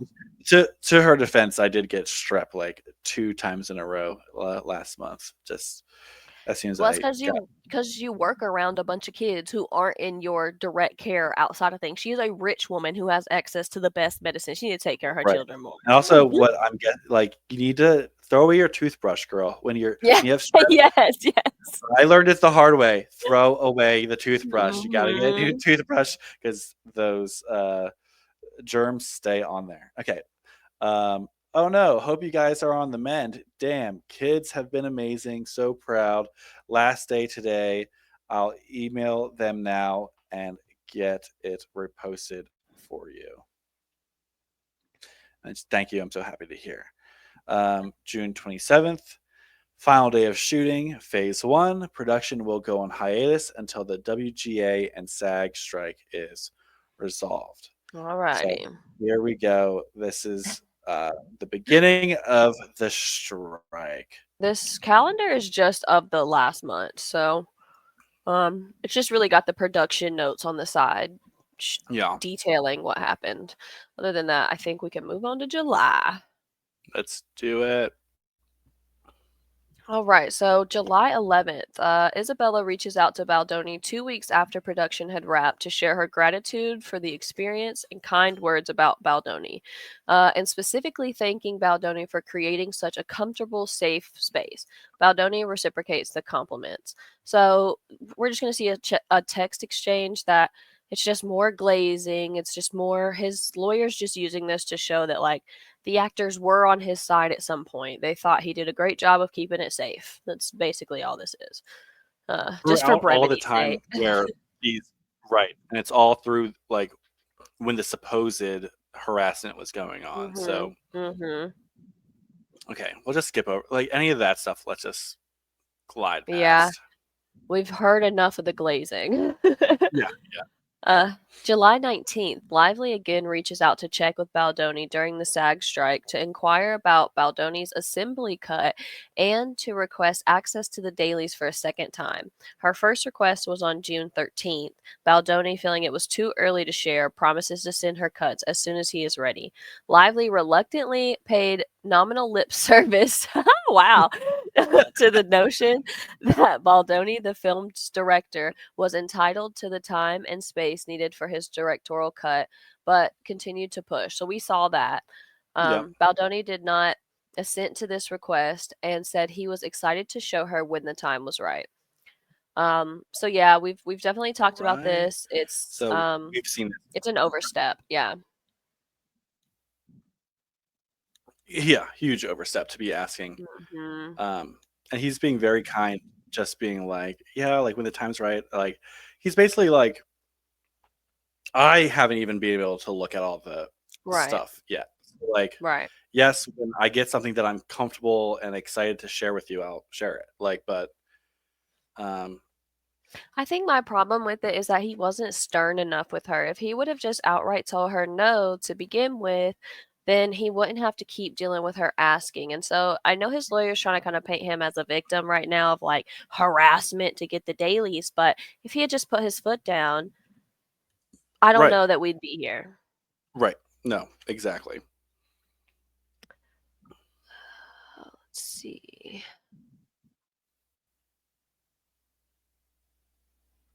I'm gonna skip Mhm. down to August 25th. Yeah, that's fine with me. Okay.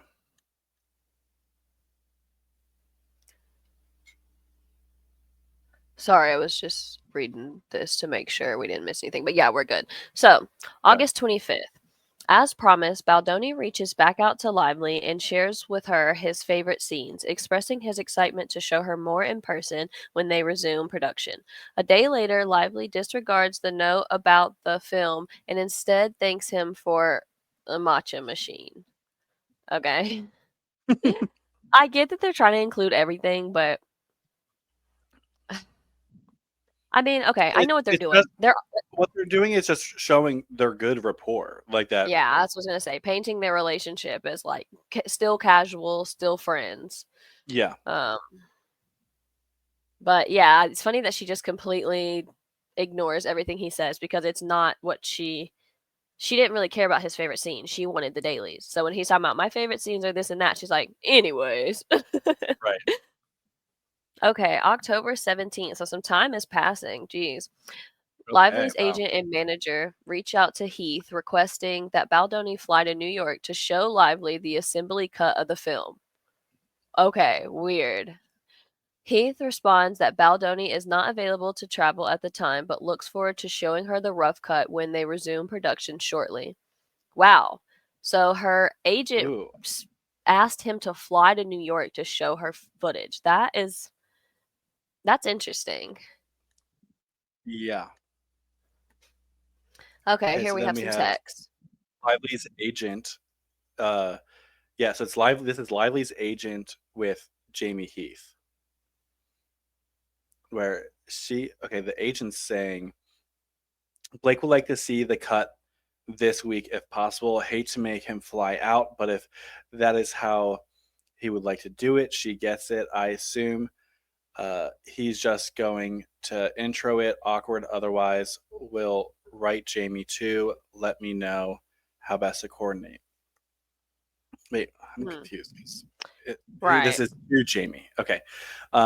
Hey, blank. The end of your text said will write Jamie too, but I'm okay. Yeah, but I'm here. Did you mean someone else? She suggested.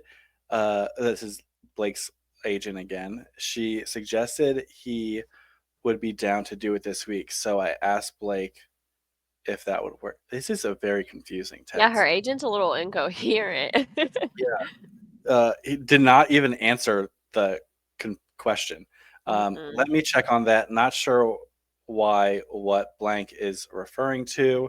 Maybe she had a convo I wasn't part of. Let me look into that. Uh, what's possible. Thanks. And then, okay, so is this a group chat? Um, I think ha- it's just Lively's people just talking to Jamie. okay, so then Jamie says, hey, Justin is very much looking forward to sharing the rough cut with Blake in person. As mentioned, he has not nor will be sending any links as he's still in his director's cut. He's 4 weeks in and breaking until we have concluded shooting. He is not available to fly there as of now. The plan has been once we got to Jersey prepping for our shoot, he would then take a segment of the day to have Blake join him in a screening room where he can walk her through the cut, as this has been the only way he's shown it to anyone. So much missing, and there are placeholders, and it requires his real-time input while viewing. Makes sense. Mhm. So quite simply, the plan is once we arrive to Jersey, he will share. If we don't make it due to the strike, then once we deal with that, we can revisit and figure out a path to share. I'm sure you get it. Yeah, so this is what I meant earlier. Okay. Jamie should have been in charge of these because he is much, much, much more stern and to the point. I think he's better at being like, Direct. Yeah. here's what it is, here's what it can Hmm. be. Have a nice day. Like that is what he should have been in charge of more of that because I don't think Justin has that kind of He's grit to him. he's just trying to please everybody. Yeah. Yeah, it's not Um, great. so then November 8th, in anticipation of the SAG strike ending soon, Heath reaches out to Lively's representative to share her shooting schedule, which was set to resume November 15th. So here's the schedule. And shoot day 1 is circled for the 27th of November. Mhm. Okay. Do you want to take this one? Sure. So November 9th, Heath reaches out to Lively's lawyer about getting aligned, informing her that production was on the ground in New Jersey and eager to get started. So right now it seems like they're just trying to make sure she's going to come back. This email says, "Long time no speak, hope you're well. As you might know, we're back in Jersey prepping for the last 2 weeks, hoping that the strike would end. And here we are. With that, I'd love to have a chat with you about moving forward and getting aligned the best we can at this stage. Can you give me a ring?" So he's just saying, like, we need to get on the same page. We know that it's been a little weird and we haven't talked in a while. Are we still progressing with this? We move on. Okay, this is still on the night. On the very day the SAG-AFTRA strike ended, Baldoni, the studio, Okay. and the producers were eager to resume production.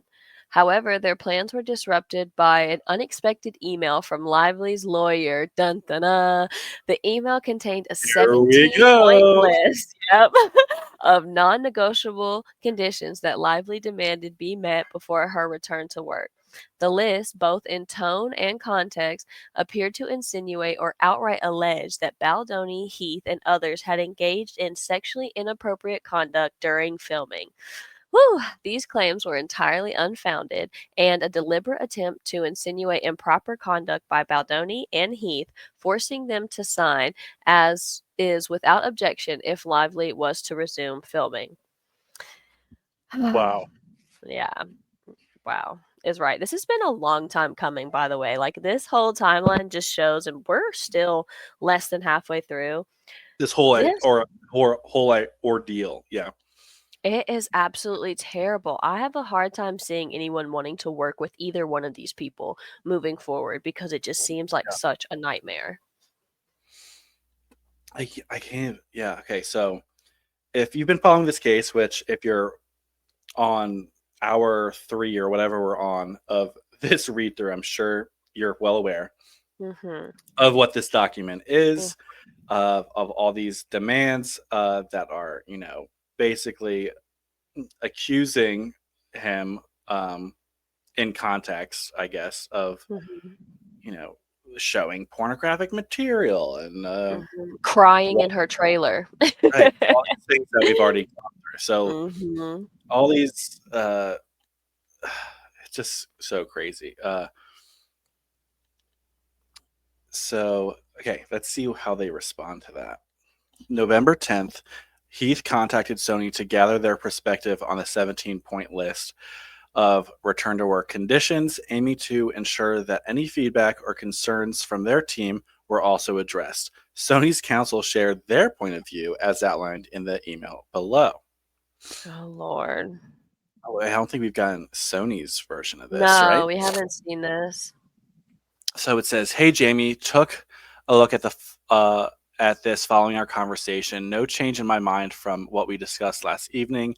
Items 1 through 10, 15, and 17, 17 is highlighted, are basically just yes, of course. Interestingly, I'm surprised that you all don't already have a negotiated or what does that say? I don't know. I can't Um, make it out. uh, it said something nudie writer in place given the subject matter and content of the book. Are they Or saying that her claims are that there's not a nudity writer? Yeah, Uh, that's what he's saying. It's like, I was so surprised that you guys would go through it without a nudity writer, and that's why his lawyer's like, "No, no, no. We do have the nudity writer." yeah. Or am I misinterpreting her comment? Items 11 through 13, I don't want to hear more about what is underlying. I'd want to hear more about what is underlying and what she's hoping to accomplish, respectfully, of course, in the hope that some combination of the I don't even know. Studio Some representative. representative, okay, Mhm. and the empowerment of Alex, presumably, whatever that means. Again, hoped for clarification. It sounds like Sony's also kind of confused about Well, this what's is yeah, because this is the lawyer. Like, this is the attorney sending the letter, not the representative who right. she has Yeah. worked with. So this person's also like another third party. Right. Um, it's just, they want clarification on basically Uh-huh. all these things. 14 is funny though. It says item 14 is another question mark since it sounds like she approved the engaged stunt double. Yeah. So yeah, this person is also like, I don't know what the she talking about. Like I Yeah. don't have any idea. So let's move down to November 10th. A producer emails Heath and the other members of production to notify them that Lively would be available starting November 5th. They also share that Lively would like to see new script pages and a one liner. These demands, presented separately as the lawyers were discussing the 17-point list, had nothing to do with the safety and appeared to be another condition before Lively would return to production. They were further addressed in an email between Wayfarer's attorney and Lively's attorney on the following day. So this is that email, producer to Jamie Heath, knowing there's a spoke to blank who spoke to Blake this AM. Knowing there's a separate conversation happening amongst attorneys, he shared that she is available to us starting December 5th and would love to finish the film sooner rather than later. Oh, shut up. She would Right. also like to see the new pages and one liner. Did not mention a plan for seeing the footage. I think all this is they didn't get the dailies that they were No. that Ryan was requesting. Let's be Yeah. real. Ryan was probably requesting these dailies. Yeah. They didn't get them. And they started pitching a fit. I think Ryan started pitching a fit more Right. like than like you're not going back there unless X, Y, and Z because Mhm. he felt uncomfortable with Mhm. the situation of Justin and Blake. I I think just that's why the points that are brought up are so specific and so, like, mischaracterized because 'cause they're retellings. She came home and told half yep. of the story, and that got taken and spun to this, that, or the third, and there were Mhm. 17 instances that Ryan had an issue with. Yep. Yep. Or 17 and a half, because they said this was this extra stuff that she couldn't come back till December 5th, which is it's like a week after they set to start filming. So here she is again, resetting the whole filming schedule, costing people money and time. Yeah, I just feel like all of this just reeks of Ryan to me. Like Yep, I just definitely. don't see like Blake coming up with this list, and getting her attorneys involved and stuff, especially after all of her messages to Justin Mhm. have It been happened. so like, I love what we're doing. We're like Mhm, exactly. so excited about all this. Like, there's literally been nothing insinuating her uncomfortable. I mean, there's that complaint she had to the Sony Right, executive, but besides that, um, there's been nothing. And so right. it just reeks of Ryan Reynolds to me. That's how it feels to me November, too. yeah, uh, it's dude, he's okay. Wait, can we pause for a second and just did you see the video that I sent you of all the paparazzi around Ryan Reynolds? No, was it a TikTok one? Uh-huh. No, I don't got TikTok, so sometimes when you send them, I just be like, "Oh, okay." Oh, Let sorry, but me it is so comedically staged of him being swarmed by not paparazzi, sorry, by Right. fans trying to get him his autograph. Not a single person has like their phone out and no one is asking him about this case. It is so staged. It is Right? bizarre. It's bizarre and I don't understand their what his end goal is of staging to make him look like, oh, look how nice he is. He's signing all of his fans' autographs. Like,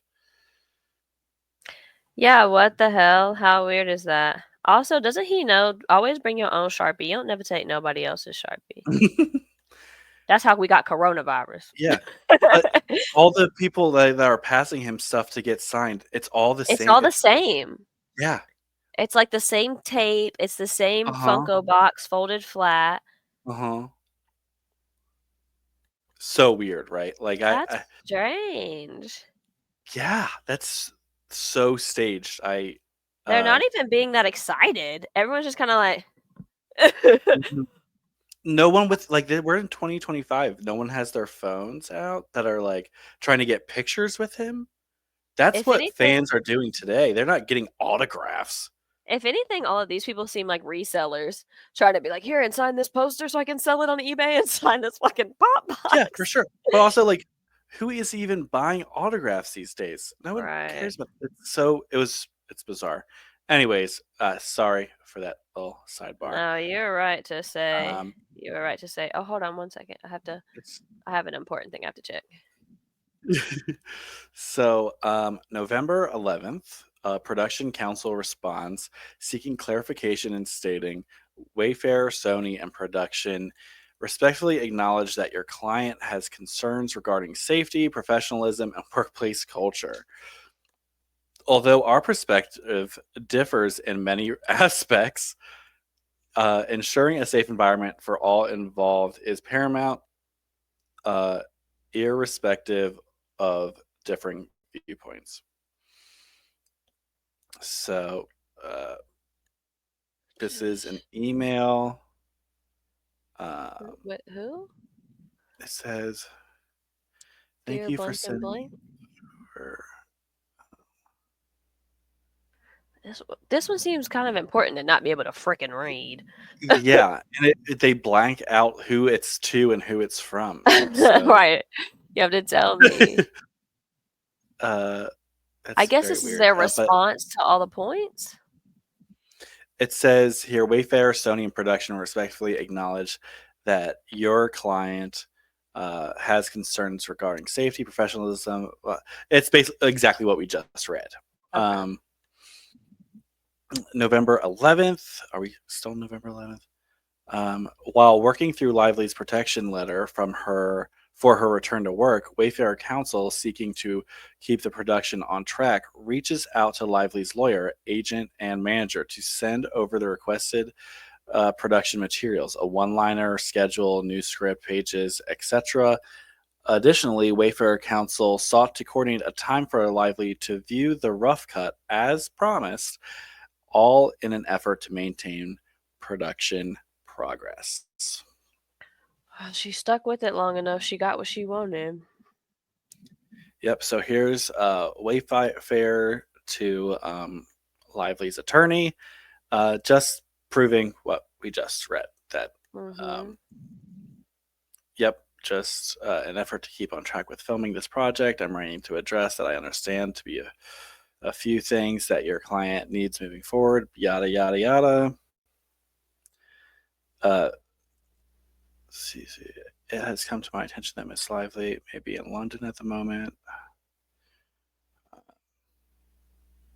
Here, can you take over reading Sure. some of this stuff? Well, I have to go let Mhm. my dog out. Okay. She's whining at the door. Let me get you onto the right page. November 13th, after some back and forth with Lively Counsel, Lively Camp's response made it clear that the list was not open for negotiation. And here's that. I'll be right back. Okay. So, this is the email to the Wayfair team. The list we provided was not intended as a starting point for negotiation. So they're basically saying you had to say agree to all of it or none. Rather, it's a set of, I think, protections. I can't really make that word out very well. That needs to be in place in order for our client to return to work. Please let us know as soon as possible whether Wayfair will agree to accept all of the protections included in our original communications, including without limitation number 11 and number 12, with the following additional clarifications. Number 14. In addition to the stunt double, Wayfair to engage Blake Lively approved body doubles for both characters for all simulated sex scenes. Um, so I guess they're saying Blake gets to make the choice on who the stunt doubles are, so that's a little strange. Number 15. This requirement applies to any future filmings as well as to any footage that has already been shot. I'm not exactly sure what number 15 is referring to, but they're also saying now that there has to be editing changes made to go along with what they asked. And 16 is we can limit this requirement to scenes involving nudity, partial nudity, and or simulated sex. So again, just more stipulations. Weird. Yeah. So, November 15th, in light of learning that Lively would not be available for a November shoot, production reworked the schedule yet again to begin in Jesus. December instead. Yeah, it's bad. Heath shared the director's notes, then updated schedule and notes regarding the rough cut with Lively's agent. Just him emailing Lively's agent, being like, all right, fine, here's what you asked for, and we're going to change everything for your client's needs. What a mess. So here's a screenshot of the schedule to prove all that stuff. November 20th, a Sony executive notifies Wayfair that Lively has approved the A-list producer and introduces him to Baldoni and Heath. So Sony executives, hi all, it's blank. Lively's agent has told me Blake has approved A-list producer. It's weird how these are done. Right. Yay, I know you all are getting together tomorrow to show A-list producer footage. A-list producer, please share who Wayfair should contact regarding your deal. Thanks.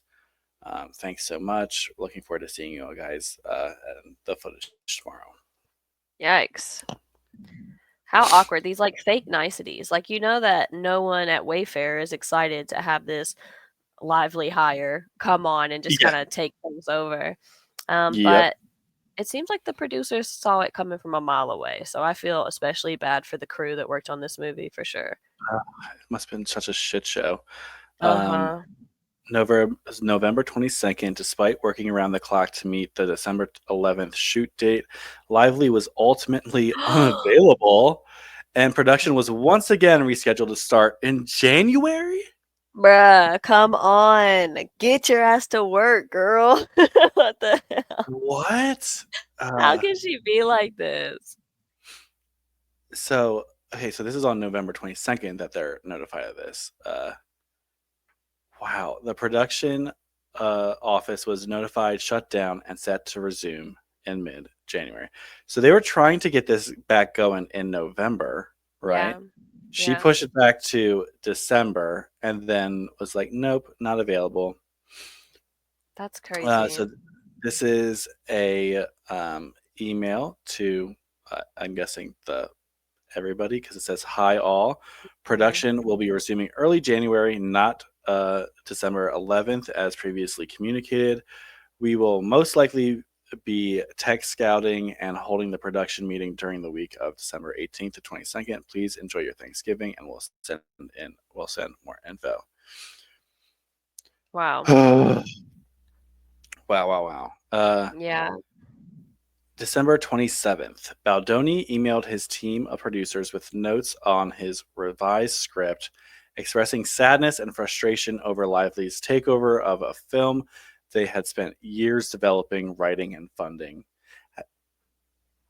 Having no energy left to fight, he reluctantly declared he was waving the white flag and submitting, and would give Lively 98% of what she wants.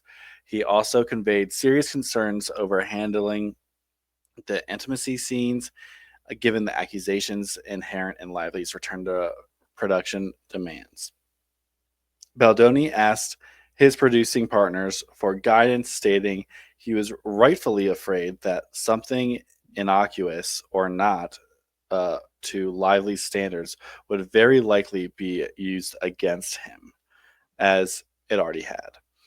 Adding that creativity is impossible in an environment shrouded by fear, a producer responded, thanking him for his thoughtful breakdown, especially considering the circumstances. So this seems to be that communication. And it's just saying exactly what was just stated that it's saying. So yeah, I would give up too at this point. Like, yeah. What else can you do? Like, Yeah. This one He's sentence. Oh, sorry. Go ahead, please. no, you go. I just was gonna say, everyone knows how I feel about all of this and how angry I am that Blake has taken over our film and somehow rewrote a movie we spent years developing. Blah blah blah. So he's saying like directly calling her out by name in this very official email. Um, I I wonder how frustrated the crew was with him that it took Right. him through all of this to even see it was happening. Mm-hmm. Yeah, absolutely. Like they were. I mean, they've before shooting even started, they were saying you can't let her have feedback on everything. She's going to take Mhm, over the movie. mhm. They said that before they even started filming. So yeah, if I was one on his producers team, I'd be like, yeah, we tried to warn you of this. Yeah, Um, exactly. it's about time you got on board, but like also like a little too late, honestly. It's way too late. It's been ruined. Ugh. So December 28th, Lively emails Baldoni to request a meeting at her apartment with him and the team ahead of start of production on January 4th. Another apartment meeting. So is this from Blake? Okay. Hey, you read it. You're Blake's voice. Hey, I hope you and your family had a nice holiday. Would love to set a time for a meeting before we start production. We'll be back in town January 4th. Just 3 p.m. work. We'll host in Tribeca. Happy to have just you. Not sure if Jamie will be on set, but he's welcome. We can also have the whole team, blank and blank, if you prefer. Please let me know on all. B. So, Okay, yikes. January 4th. Baldoni, Heath, and a Sony executive, a producer, and A-list producer, and the film's first assistant director met at Lively and Reynolds' New York apartment, the infamous New York apartment, ahead of the scheduled production restart on January 4th. The team arrived prepared with production binders in hand, eager to kick off the next phase of filming. However, Lively had different intentions for the meeting. She began by reading from notes on her phone, outlining a series of alleged infractions from phase one.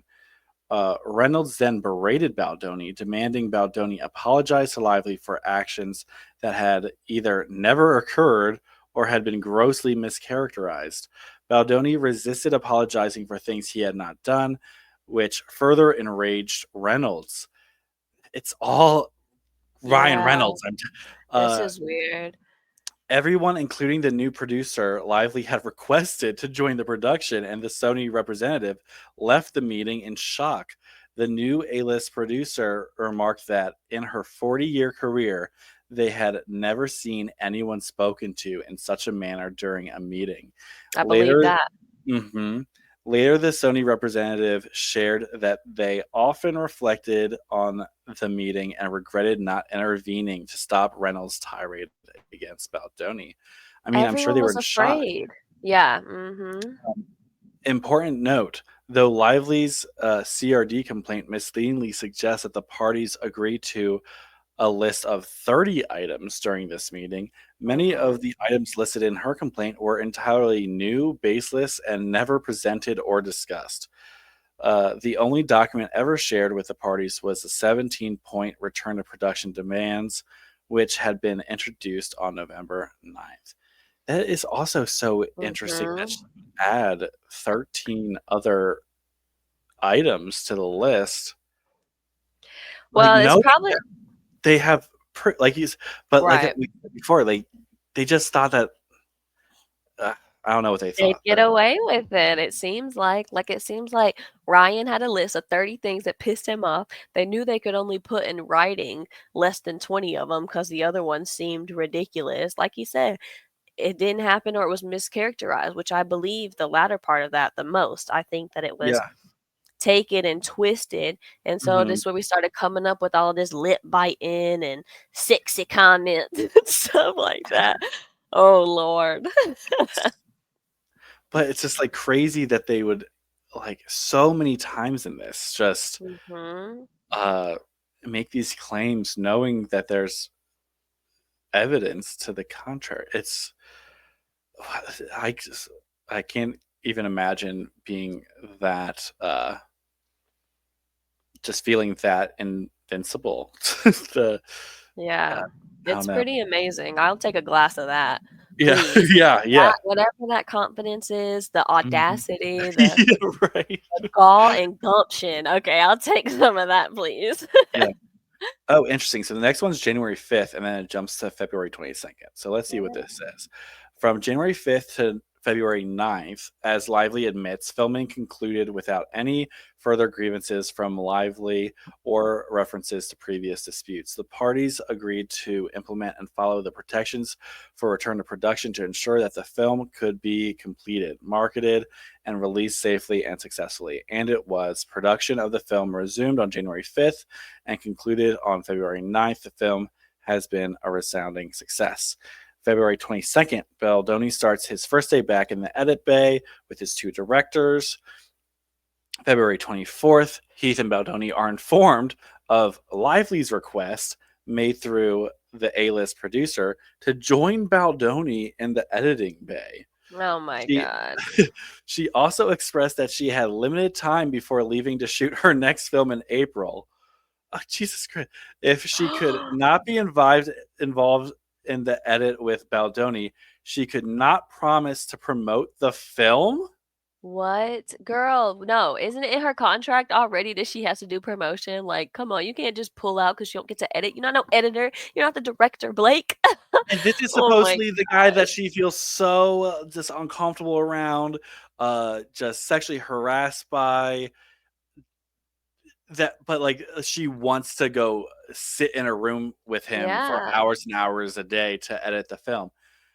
That's not how someone acts when they like No. if you're truly sexually harassed by someone and you're finally out of contract where you don't have to deal with them anymore, the last thing you're going to do is request to go spend more time More alone time. with that person. That's Yeah, insane. In doing so, Lively knowingly infringe on Baldoni's DGA protected editing time. Yeah. exactly. February 25th, Baldoni sends a group text to Lively and the A-list producer to inform her that he still needs a couple of weeks to get the film into a presentable shape. He promises having Lively join the editing process during the week of March 18th. Lively responds that she would like to be in the passenger seat with him. Why? Why? Why? Yeah, Uh, and wants to get started as soon as possible. This probably to is make sure they take out any of those steamy scenes so that Ryan don't go getting more jealous. I don't even know at this point, like, cause it's not like she's asking for Ryan to be there. So, like, She's just trying to cover up her own tracks. Like, don't let him see me looking so in love with you. or maybe she's like just so vain that like she only wants, the cuts, the shots um that she approves of, that she looks the Yeah, way she wants. flattering. Yes. Mhm. Um, Also, Or February 25th, Baldoni texts his editors to inform them of the situation.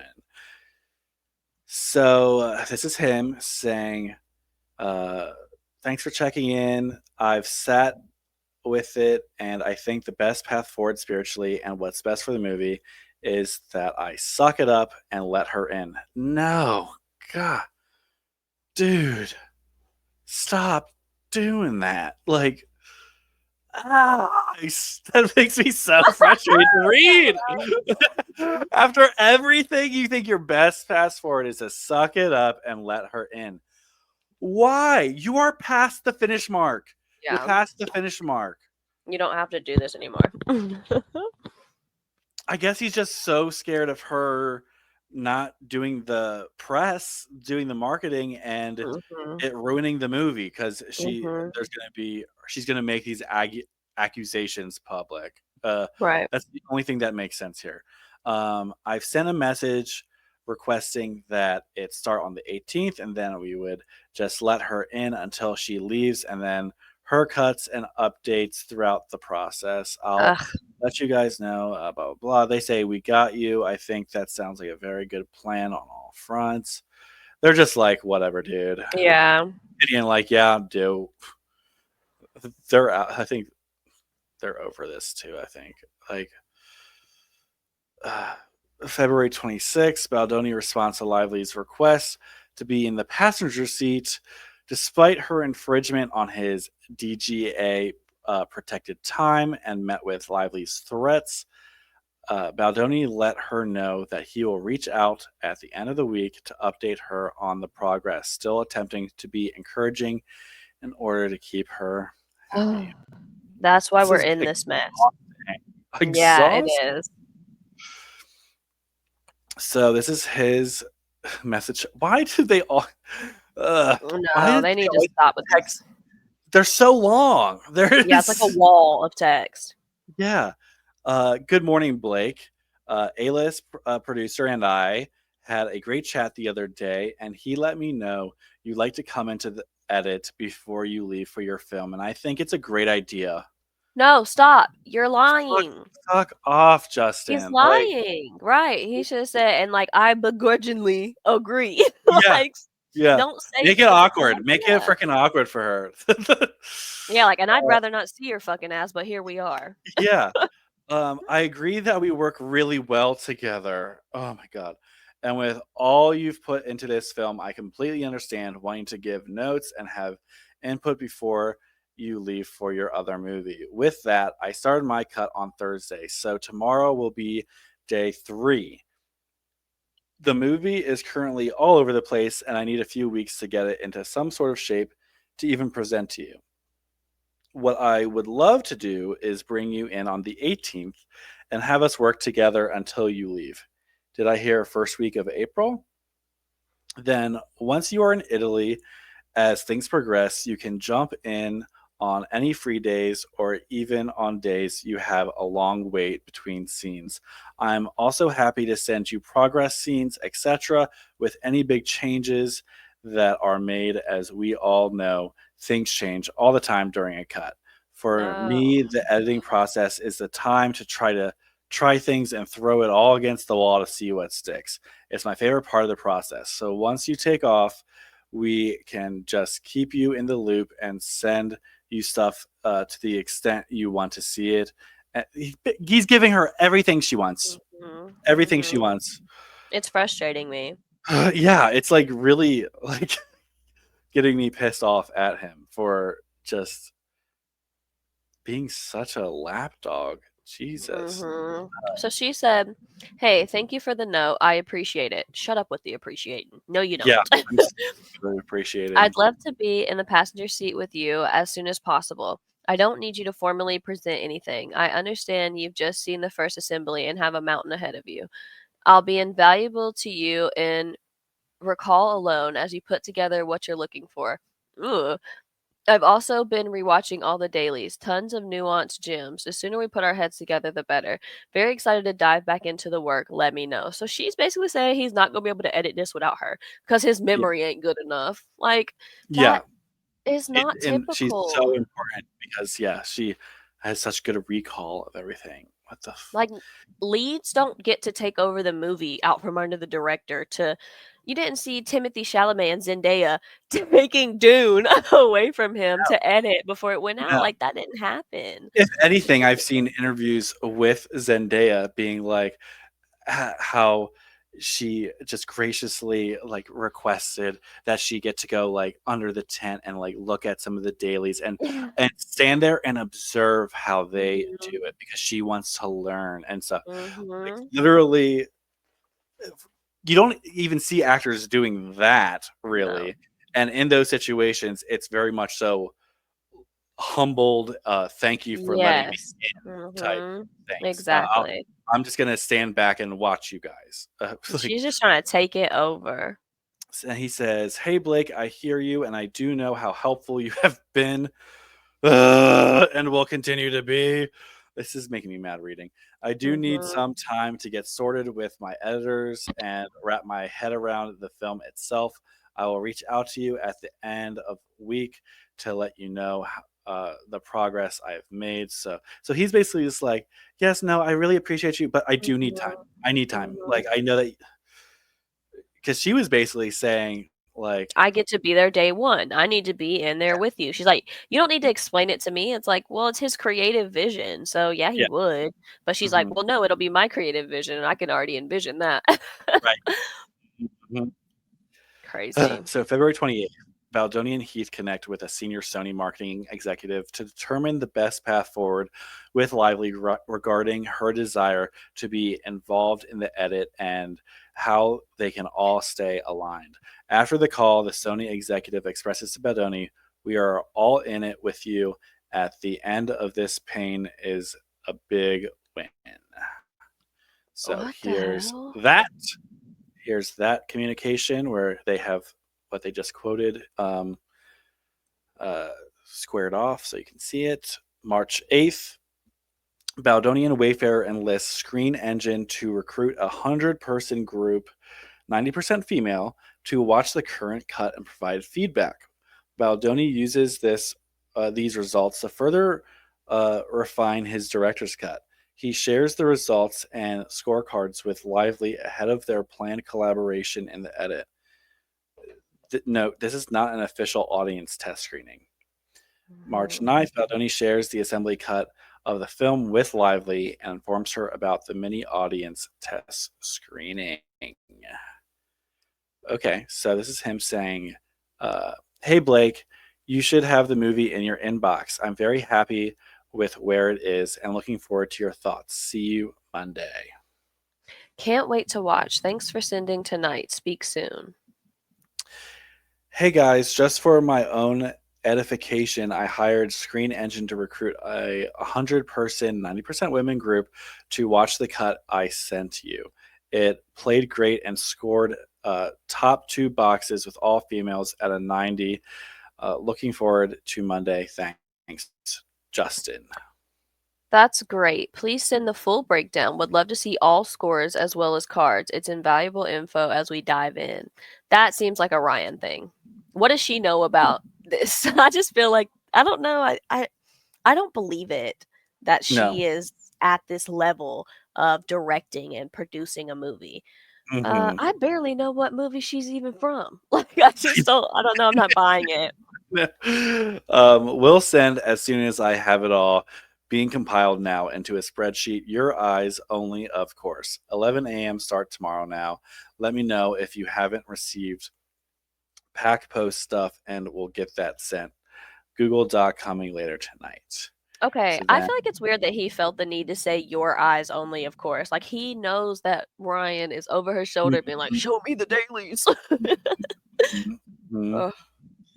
Ugh. um, March 11th, Baldoni texts his editors. Thank you for getting blah blah. He says we should all hop or hope when we can. For we should all hop when we Tomorrow can before she tomorrow before can. she joins. Whatever works for you guys. I let her know we tested. She's all for all the. She asked for all the cards and data as well. Editor number one said, "Oh wow, I was wondering if you were going to. I think it was the right call." In quotes, "The best defense is a great movie." I know we talked about an 11 a.m. start for tomorrow with Blake, which I think would be a very good idea. I think it's important that we meet with beforehand in the morning so we can launch her working on music while where wait so there's a blank here for someone they were talking about. Um, Mhm. while we're working with Blake, also, she's fresh eyes, so we can talk to her about things that came up in the screening. Mhm. Basically, yeah, they're just talking about having her come in there and all that stuff. Oh, that one just says that she didn't watch it over the weekend though. It says from blank, FYI, Blake started watching the movie at 8:30 today on Pix. She did not watch it this weekend. So this is putting them behind schedule again. This is just My, another instance. Yeah. She's the worst. wow. Yeah. March 11th, Lively watches the WIP assembly cut and informs Baldoni and the A-list producer via text that she will not be joining the edit today, but will instead joined the following day. So she says, you can read it. I'm starting the film now. We'll join when I finish. See you soon. Jeez. Enjoy, just heads up, music works great in parts and needs work in others. We are onboarding a new music supervisor and editor today. Exciting stuff. Enjoy, you're fantastic in it. Sorry. It's a lot. I'm exhausted. Me too. I just finished watching the cut. So happy. You all are really, really amazing in the film. I felt so much. Super emotional and complex in a great way. It's extremely watchable and engaging. He just loved that. And then she said, I'm not going to join today. Let me know your timing for tomorrow. She doesn't even make Okay. excuses at this point. She just kind of like, screw you guys. Yeah. My schedule. Today. Let me know your timing for tomorrow. The person who's so eager to get involved. Right. March 12th, Lively joins the edit with Baldoni and his editor. She shares 7 pages of notes, which Baldoni and the editor spend hours implementing, despite Baldoni not agreeing with all of them. March 13th, despite sharing 7 pages of notes and requiring Baldoni and the editors incorporate them, Lively did not show up for day 2 in the edit with Baldoni. He checks in with Baldoni via text, and Baldoni shares the following. Oh, She's wearing me out. I can't read this. Yeah. Oh, Lord. What does that say? I can't even read it, so I'm just going to read this part. It says, it is a sprint someone needs to tell her. She doesn't get it, and I'm sure thinks I don't get the fact that she's not promoting it until she gets what she wants. It's like a cordial Mexican standoff where the fighting is going to happen behind the scenes. This is where you guys and Sony step in. Yeah, let's discuss today. Editor 1 says, what do we want to do about the falling in love montage? Now that I've gotten reel 3 off to music, I'm looking through reel 4 and I see there are 2 cuts from the walk and talk first kiss scene in the love montage. The first one is obviously from that scene. The second one, I think we can get away with. I just spoke to Blank, who's been through all the footage, and he says that there's no more kisses from scenes that weren't already in the movie. I just did a version of just talking out that first wider walk and talk kiss seems to work well. And Justin says, I think we have to wait and on this until we solve the other Blake note of sex/romance after Atlas. We may pull the onesie sex out or not. Yikes. So they're basically saying that all these notes are screwing with the editing because they don't have the shots to work with what they're saying. Or if they can make it work, it's just going to be kind of piecemealing and not what they planned when they filmed Yeah, the and movie. she's also not showing up. So like she's making these Right. notes and then like not showing up to be a part of the process. And then She's they're not a scared to great. kind of like move on without her approval, pretty much. Like Right. March 15th, Baldoni, keeping in mind Lively's threat to not promote the film, continues to encourage Lively to share thoughts with him and the editors while keeping her updated on progress, all in an effort to keep her happy. In the text, he also shares a comprehensive working update of the film based on the notes Lively provided. Jesus Christ! Look at that. Ugh. She's insane. She's crazy. So he says, hi, Blake. If possible, could you send over your rooftop scene thoughts as we never got to them? Stuff coming to you this afternoon. So like 2 years later, we're still talking about this stupid rooftop scene. So she says, hey, the rooftop scene, we're going to just, the rooftop is a scene we're going to just have to get in there on. What does that mean? It's nuanced and too many things to write down. So I put a pin for when we're all together and working live. Let me make this a little bigger so I can keep up He with all doesn't this. show up too. Okay. Right. An overarching note from memory would be to see Lily think and process so we feel that Ryle sees and feels as he takes her in. Oh, what he sees and feels as he takes her in. Another way of saying it is, I think the fundamental shift is to consider this. The rooftop is the scene the audience falls in love with the hero. That's the goal of the scene. Is she quoting Ryan? Like, Yeah. who said that? Or he's writing this. Right. He took Uh, her. it feels like it.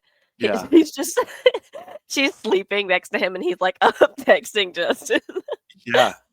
The goal of the rooftop isn't the scene where the audience falls in love with the hero's love interest. That will be earned as we go and comes later. Ooh, so she's saying it's about me, not you. Uh, The current edit feels like it's trying to achieve the latter, or maybe both, and that becomes muddled. For a book, that may work, but for a film, this is the hero hook. Oh, Lord. this is 100% Ryan, I think, right? Yes, I know. He's writing it as Deadpool.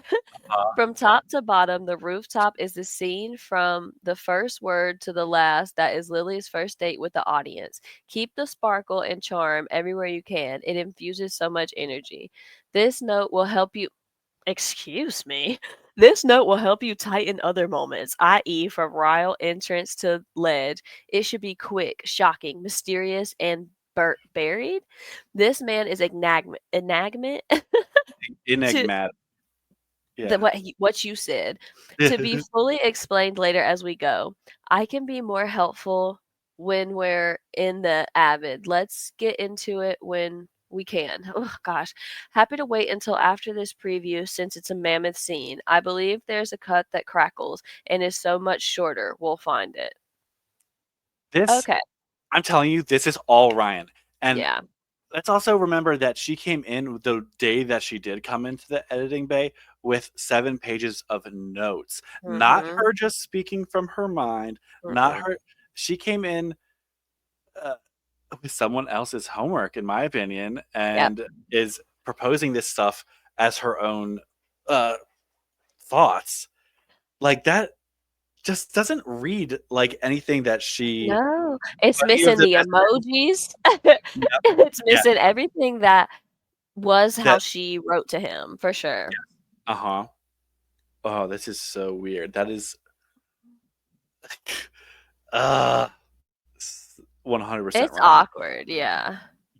Okay, thank you. Let me see where we land and we'll update you then. Stuff coming soon. And she liked that, love that. And then And excited to hear how tonight goes. Look, good luck, everyone. I still haven't gotten the pics. If you don't mind pinging someone to remind, speak soon. great to hear from you. We're all super excited. Pinging them now as it should be in your inbox. Um, and then this is, hey, Blake. This is from Justin, I guess, to Blake and other people. Below, you will find a comprehensive working update on everything we have been working on since we got your notes Tuesday. Some links should have come to you by now, others will come Monday. Please note that not everything below is coming to you via Pix, just the bigger things. More larger chunks will come Monday, blah, blah, blah, blah, blah. Man. April 3rd, Sony informs Wayfair that Lively has escalated her demands, now requesting solo time in the editing suite with her own editor. A shocking and unprecedented overreach. To make matters worse, Wayfair is told that Lively has made it clear that she will not promote the film unless this demand is met, knowing the failure of the lead actress to promote the film would be detrimental. This maneuver felt less like a professional request and more like extortion, holding the film's marketing efforts hostage to gain creative control. Absolutely. Wayfair is left with no choice but to agree. The gravity of allowing her access to the edit, a process typically reserved to the director and post production team, is not lost on Wayfair. It undermines the creative integrity of the project and sets a troubling precedent, all while amplifying tensions between Lively and the team. Very true. April 4th, 2024. This is also crazy because the movie came out in August of 2024. So this is like just mere like months before Yeah. the movie actually released. And it's Uh, been a headache the whole time. The whole yeah. time it's been bad. I'll be. It's exhaust. I mean, I'm exhausted Yeah. reading this, so Yeah, I can't exactly. imagine living it. April 4th, the A-list producer reaches out to Lively and Baldoni in a group text to request that the three of them jump on a call to discuss time-sensitive things. Lively is not available, which this week to speak with Baldoni and the A-list producer, and ultimately did not speak to Baldoni directly about her demands. So this Why is am the I not surprised? yeah. So the A-list producer is texting, "Hello, Blake. I am in New York, and Justin is in LA, and you're in Italy. I think. Is there any way for the three of us to chat tomorrow or today?" Yeah, and then she says, "Hey, I have no sense of my schedule this week. They're still finding their groove. It's day 3. I'm in every shot over here, and when I'm not shooting, I'm in fittings or meetings. This week is going to be near impossible." So she's just too busy. Yeah, and I don't believe that she doesn't have a sense of her schedule. They print it out on Yeah, very nice paper. absolutely. And most likely she's extorted them to make it exactly how she wants it to be. So, I bet. um, April 4th, faced with yet another unprecedented demand from Lively to edit the film on her own with her own editor, Wayfair finds itself with no choice but to assent yet again. Wayfair is forced to balance the need to keep the production on track with managing Lively's increasingly audacious requests. Wayfarer reluctantly agrees to grant Lively 10 days in the editing room with her personal editor, with the understanding that her ideas will ultimately be incorporated into Baldoni's director's cut. This concession reflects Wayfair's continued efforts to maintain progress while navigating an exceptionally challenging situation. With each ask Lively makes, it plainly known that if she is not given what she wants, she will not promote the movie at all. Which It- isn't that illegal? That's what I'm saying. Like, it It's just extortion. should be. That's extortion. That's what he's totally what he's suing her for. Like that is 100% extortion to be like, if you don't give me what I want, Mhm, I'm going to do that. Like that is mhm. Well, I just mean, but even separate from extortion, like, wouldn't it go against her direct contract? Like, when they had her sign a contract to be in the movie, normally they work in yeah, your promises to yeah. market. So I just feel like it's weird. What I was thinking of is in that movie we talked about earlier, the Anna Kendrick one, there's also claims of her not promoting the movie. Like that was her move. That was her Mm. signature thing of like, well, if you don't give me what I want, I'm not going to be in promotions. I don't see anyone wanting to work with her at all after this. I Ever, know I ever again. No, no, no, no, no. This Simple Favor 2 that apparently she was already done yeah, filming. I want to know if that's even going to get released. At I this don't point, know. why even spend the money trying to market a movie that Yeah, no one is going to see? Like, no. she's not going to be promoting it for sure. Mm-mm. Like, they don't want her to promote it. I wouldn't. I'm Um, definitely not going to watch a Blake Lively movie. yeah, like that would be one that I would see. Like, they're just going to discreetly like throw on Netflix or something. Yeah, Like. you'll have to search it. Mhm. April 17th, Sony Marketing and Baldoni coordinate efforts to have Baldoni attend Book Bonanza and show audiences a surprise early screening of the film. So these are emails about the screening, just to prove that what they just said is real. Mhm. Um, April 18th, in a group text involving an A-list producer, a Sony executive, Baldoni, and Heath, the team discusses the possibility of sending Baldoni's editor to New York since Lively's preferred editor was not available. Wait, what? Wait, what? Wait, what did I just read? So Sending they're Baldoni? saying They they're even gonna might have to send send one of his their editor to work for her. Yeah, to work for her, cause her editor can't come to work, which is on trend for her. What? Heath Oh. emphasizes the importance of clarifying that while Bodoni had agreed to allow her into the editing process, it should not, under any circumstances, be interrupted as his endorsement of the idea. Baldoni's agreement was purely a concession to move forward, not a reflection of his confidence in or approval of the decision. Um, Wow. Okay. So, this is the A-list producer saying, I think she wants the editor in New York now, also. Justin says, I'm okay sending her to New York. Janie and I are talking soon. The producer says, okay. Then Jamie says, okay, blank, please convey to Blake and her team that blank will go to New York and that Justin has agreed to it. Let's stay away from any sort of color that suggests that he thinks this is a good idea. Anything of that nature, just rather Justin. Oh, has just agreed that to he it. has agreed to it. Yeah. As we all know, we hate this whole thing, but as Justin continues to find a path forward, he is agreeing to it. I love Jamie. Jamie, me I love. too. He's my Me, favorite character in this that's whole what I thing. was gonna say. He is the real like. He needs to be in charge of more stuff. We need to move Yeah. Justin's soft ass to the side because he Like can't he just handle like, it. let's just be clear. That doesn't mean we think it's a good idea. That Justin thinks it's a Yeah, good idea. Uh, just wants to put that in writing. I love that. I love Jamie. April, me too.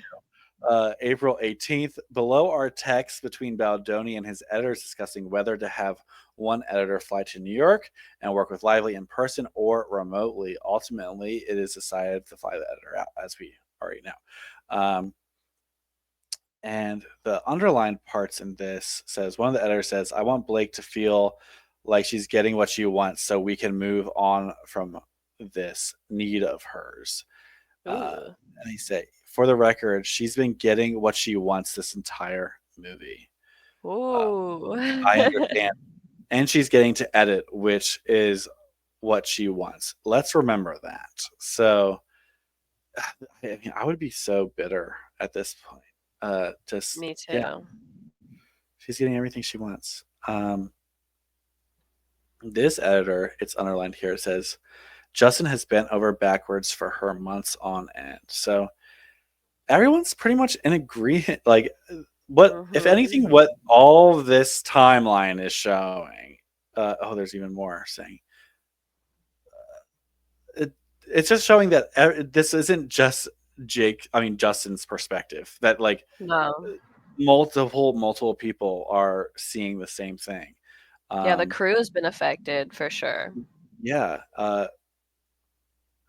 that's going to end up being a Blake call, honestly, if you can get her to keep it in. And it's a movie when you get back, if it can stay in, she has approval of that scene. When she claimed she was unsafe, she, what? I don't even know. It's all just, it's all about control so she could get to where she will be next week. Oh, good. Okay. Yeah. She just wants control, as we know. Um, April 22nd to May 1st. Okay. Lively and the editor work on her cut of the film at Wayfair and Sony's expense. In the meantime, Baldoni continues cutting his version of the film, all the while believing that he will have the opportunity to consider incorporating Lively's edits at a later date. I didn't realize Sony and Wayfair were paying for her cut or, for the editor's time and stuff. When Huh, I first found out she got her own edit, I thought she hired somebody under the table to do some stuff back, like behind people's me too. back. But no, they straight up not only gave it to her, but paid for it all Yeah. Yeah. at her convenience. Um, this is a text exchange for between some editors and Justin Baldoni. Editor number 2 says, Happy Sunday. Waiting for my plane. Blake is watching the cut tonight. And we start around noon tomorrow. I'll check in with you guys when we wrap up in the evening. Editor 1 says, sounds good and safe travels. I really think something good might come out of all this. So far, every time this movie came up against adversity, it somehow worked out to make the movie even better. Why stop now? And then Justin said, it's going to be great, and you're the perfect person for the job. Safe travels. So this is just him and the Mhm. editors. Okay. April 23rd, Jamie Heath learns that Lively asked Sony to bring other creative collaborators into the cutting room with her. In response, a Sony executive relayed a firm message to Lively, stating, "This is a Wayfarer movie. Wayfarer has final cut and runs the process. Sony is an investor and distributor."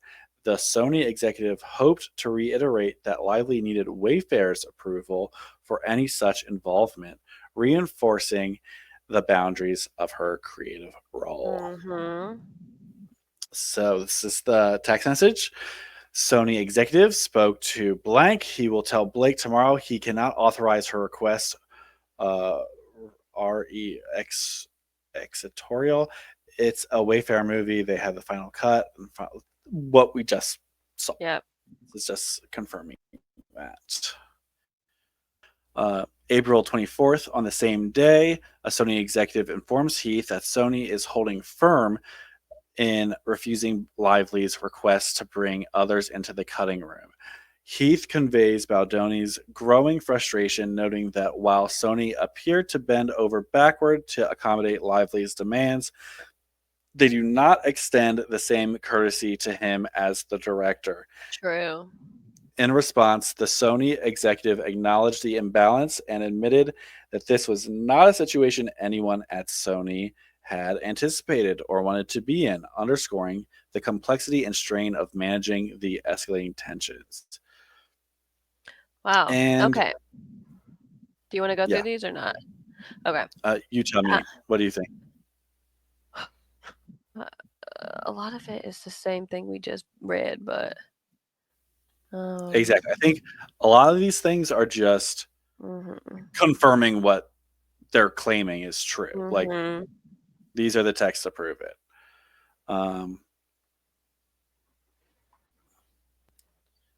Sorry, guys. Me and Ashley are getting pretty exhausted doing this. We're burnt out. Yeah. We're getting burnt out. We're going to go for the next few pages, and then we're going to call it a night and continue tomorrow. But hang with us. We're almost at the end of this part one, I guess. This is our part one video. Yeah. So April 29th, Heath and Wayfarer, eager to get the film back from Lively, asked the A-list producer to make it clear to Lively's agent that Wednesday, May 1st would be her last day in the edit. So here's also a text message clarifying that, approving that. April 30th, still unsatisfied, Lively demands another extension of her time in the cutting room, pushing the deadline from May 1st to May 8th, adding to the audacity. Lively insists that Sony and Wayfarer hire her personal editor, someone she has worked with previously, most notably on projects with Reynolds. Faced with this escalating situation, Wayfarer considers granting the extension, but attaches a significant condition. Lively would need to sign her long overdue acting agreement. She still hasn't signed it. Oh my God. This document, which had been left unsigned for over a year, would prevent Lively from continuing to leverage her promotional participation as a bargaining tool. That's what we were talking about. The situation that you're like, why is this even allowed? Because it should be in her contract. She actually signed it. Signed it. Crazy. Wow, that's why she's able to do this. Crazy. Okay. Wayfarer's attorneys had been tirelessly trying to secure her signature, and this moment represented a pivotal opportunity to resolve the standoff. I cannot believe that she just refused to sign that for... I mean, that should have been signed before even filming. Yeah, they should have never let that happen. Never let that happen. No. Heath clearly communicates Wayfarer's position in an email to Lively's representative, hoping to bring an end to the ongoing impasse while protecting the integrity of the project. Hi, good speaking with you earlier. Wanted to quickly recap what we spoke about. Wayfarer originally agreed to have Blake work with blank. So, yep, just email talking about what we just read. April 30th, Heath is informed that Lively had told Sony Marketing that she would refuse to approve trailers, TVs. Wait, why does they need Lively? Wait. I guess because Why of did her they recruit him? likeness. What? Approved trailers, TV spots, and digital marketing assets if Baldoni's acting credit appeared alongside hers? Wait, what? What? What, girl? What? You What done do lost you? your. Oh, she What does makes me that? so What does that mad. even mean? If it shows, if like in a trailer, it says like this Wayfair movie called It Ends With Us, starring Blake Lively. If it say and Justin Baldoni next to it, she won't approve it. She won't approve her likeness be in it. How crazy is that? Wow. Sony How Marketing crazy.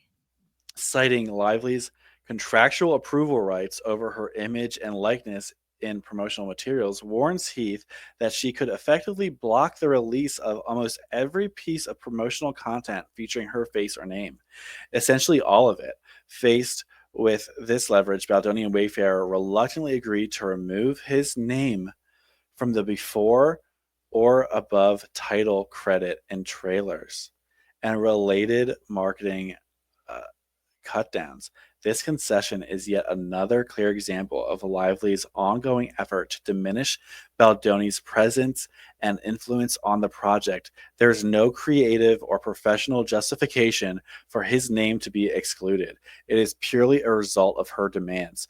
The situation escalates further when on June 18th, 2024, Sony requests that Baldoni's film buy credit be removed from the film's poster, a move that reinforces Lively's wholesale erasure of his contributions, as a request of this nature would have no meaning to Sony. It is clearly instigated by Lively. She's Holy crap. marketing his name and credit for the movie from all marketing materials. What the actual hell? Like what? I can't believe it right now. I'm shocked. He is the one who got the rights for the book that he read and loved, and now Yeah, he's not even allowed to be mentioned in it. yeah. That he can't. His name can't be on the poster. It can't be in the trailers. That's Anything that crazy. says that it's like by him or what film by what the wow. I'm like actually in disbelief over this one. Yeah, that's shocking and That's ridiculous. She's lost her mind. so petty. That is the petty. Like Mhm. I can't even. The dude's Who already who down. would They're even? like, Yeah, who yeah. would even think of that to like be like, you know what? I haven't had enough. He he can't get any credit for his work. Yeah. Yeah. His name can't be on the same trailer as mine if you want me to even say I was in this freaking movie. That's crazy. Ew, this is oh. I like I've been disgusted this whole time, but for some reason that just like sends me even over the edge. Just ew. Uh loose ends mentioned Jamie. I wanted to follow up regarding name attribute. It's just them asking if he's okay with leaving his if he's agreeing to leave his name off. And he Yeah. has no That choice. They're already in too deep. Me, personally, I would have said, forget this movie, forget these people, throw it in the bin. It didn't work. But they are in way too deep. And at this point, he has no choice. yeah. I wow. Okay. May 2nd, while Lively is holding the film hostage in the edit room, he is simultaneously stalling the film's marketing by refusing to approve key materials, including the trailer release. With less than 3 months until the film's premiere, Sony becomes increasingly alarmed about the delay rollout of the trailer, a cornerstone of the promotional campaign. In a text exchange between Heath, a Sony film executive, and a Sony marketing executive who had just spoken with Lively, they inform Heath of Lively's still escalating demands. Lively will not approve the trailer release unless she is granted more time in the edit room with her personal editor.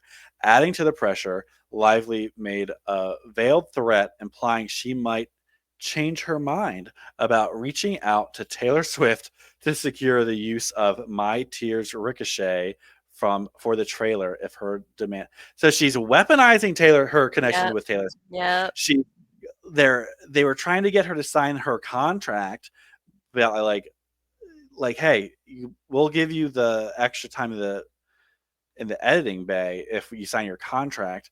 and she's just like, you know what? Like, no, she's not going to sign the contract, and if she doesn't get what she wants, she's not going to approve any of the trailers, and she's not going to get her bestie Taylor Swift to like give over the rights to her song for the trailer.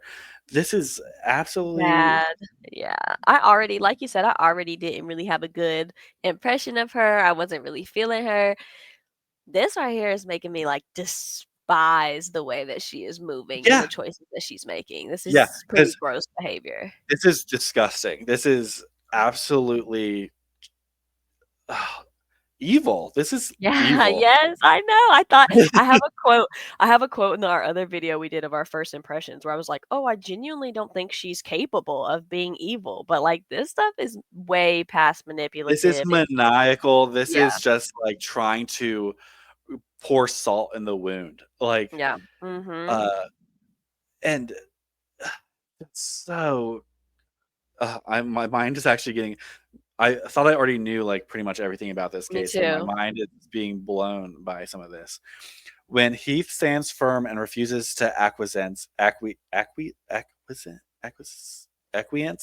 uh, the Sony marketing executive delivers a sharp and pointed warning. You don't want to play ball. You are going to delay and greatly hurt the movie. Good luck. This stark response signals that Sony, too, was beginning to apply pressure on Wayfair, effectively strong arming them into compliance.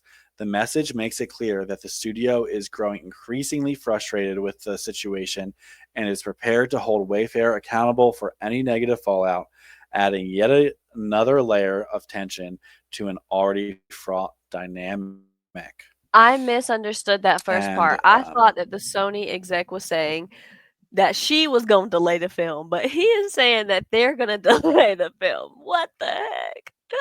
by not Oh, like wow. bending the knee, yeah. Yeah. Wow.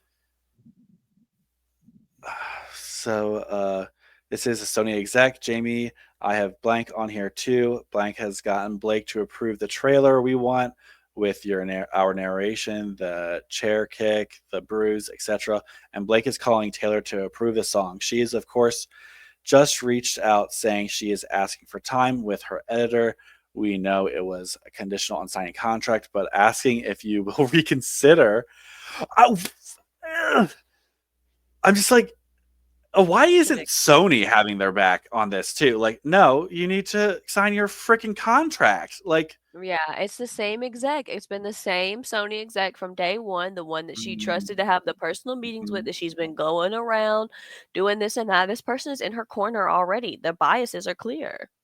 yeah, and they're just using Taylor Swift as like a chess piece to get her. Sony marketing exec, you guys don't want to play ball. So this is what we just read. Um, wow. Okay. May 3rd. Faced with Lively's escalating threats, ranging from potentially delaying the film's release to outright refusing to promote it, Wayfair once again reluctantly conceded to her demands, allowing her to continue editing with her personal editor. Further, they withdrew their reasonable request for Lively to sign her long overdue contract, opting instead to focus on maintaining forward momentum. Wayfair's only request was that Lively provide updates by the end of the day on May 8th, allowing the director sufficient time to review and incorporate her edits into his cut. Despite the mounting tensions, Baldoni, Wayfair, and Sony held on to the belief that Lively's contributions would ultimately be integrated into Baldoni's vision for the film, preserving the integrity of the final product. I don't know why they were And giving her here's, any charitability. yeah, like, It's how do you ridiculous. have any faith in her at all at Yeah. this point? Um, okay, May 6th.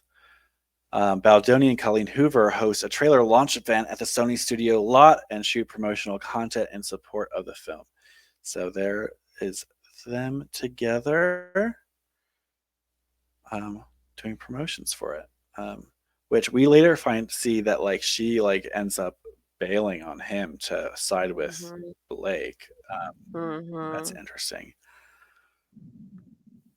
May 10th, on the final day of which she is approved to edit the film, Lively refuses to turn over her cut to the film's director and instead tells Sony that she wants to do a friends and family screening of her cut to gather feedback and continue working on her edit.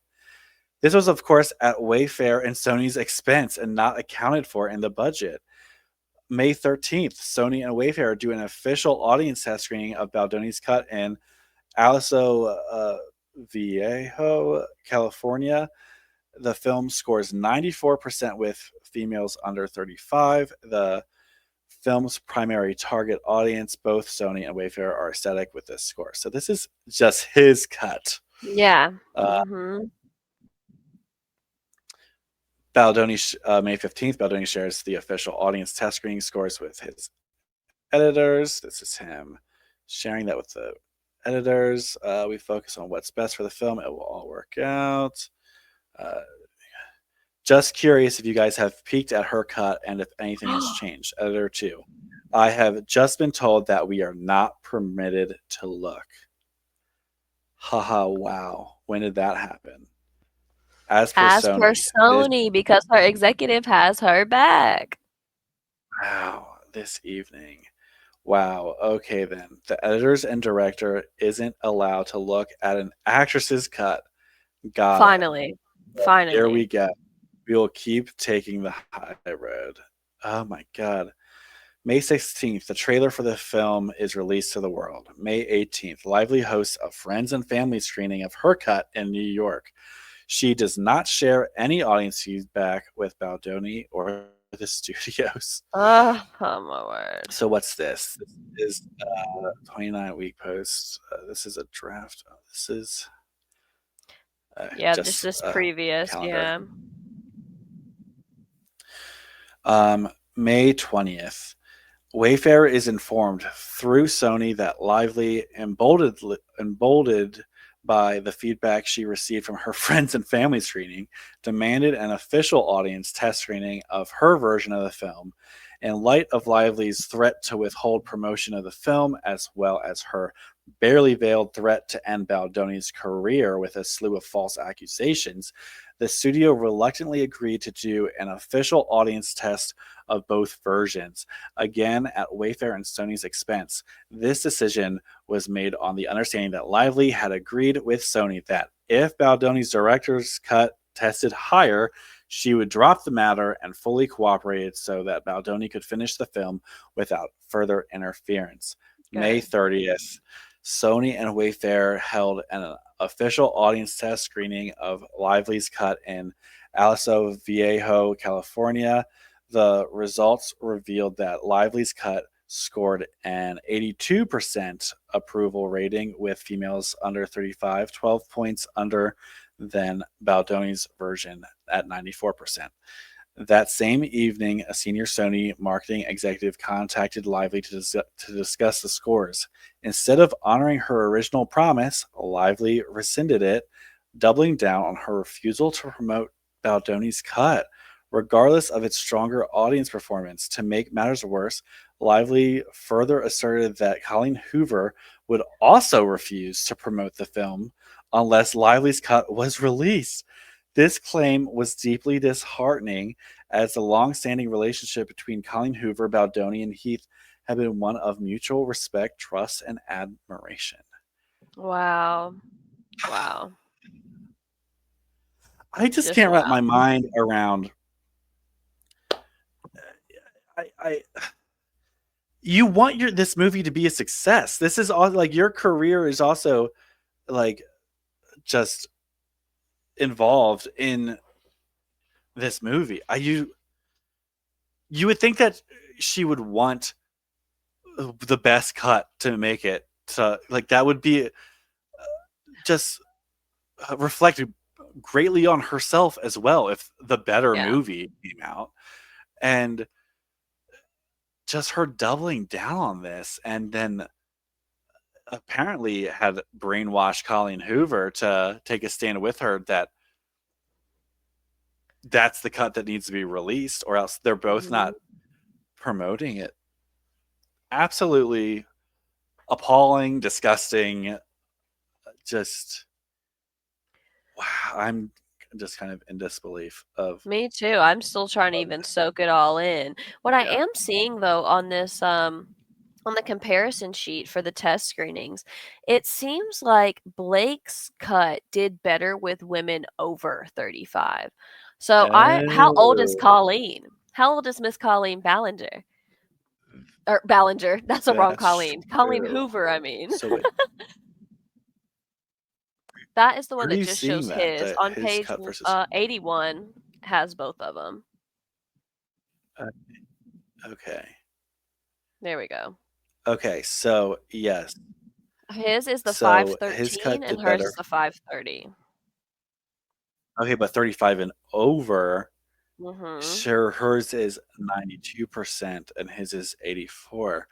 Okay, I think that's an interesting catch that you have there because Especially for the very good and the excellent. Well, the excellent category they scored the same, but the very good she did score higher.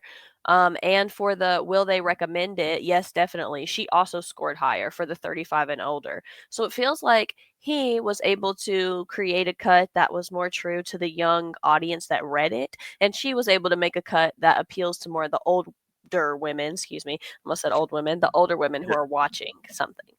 right, and they both have the same exact score for theatrical targets. Yeah.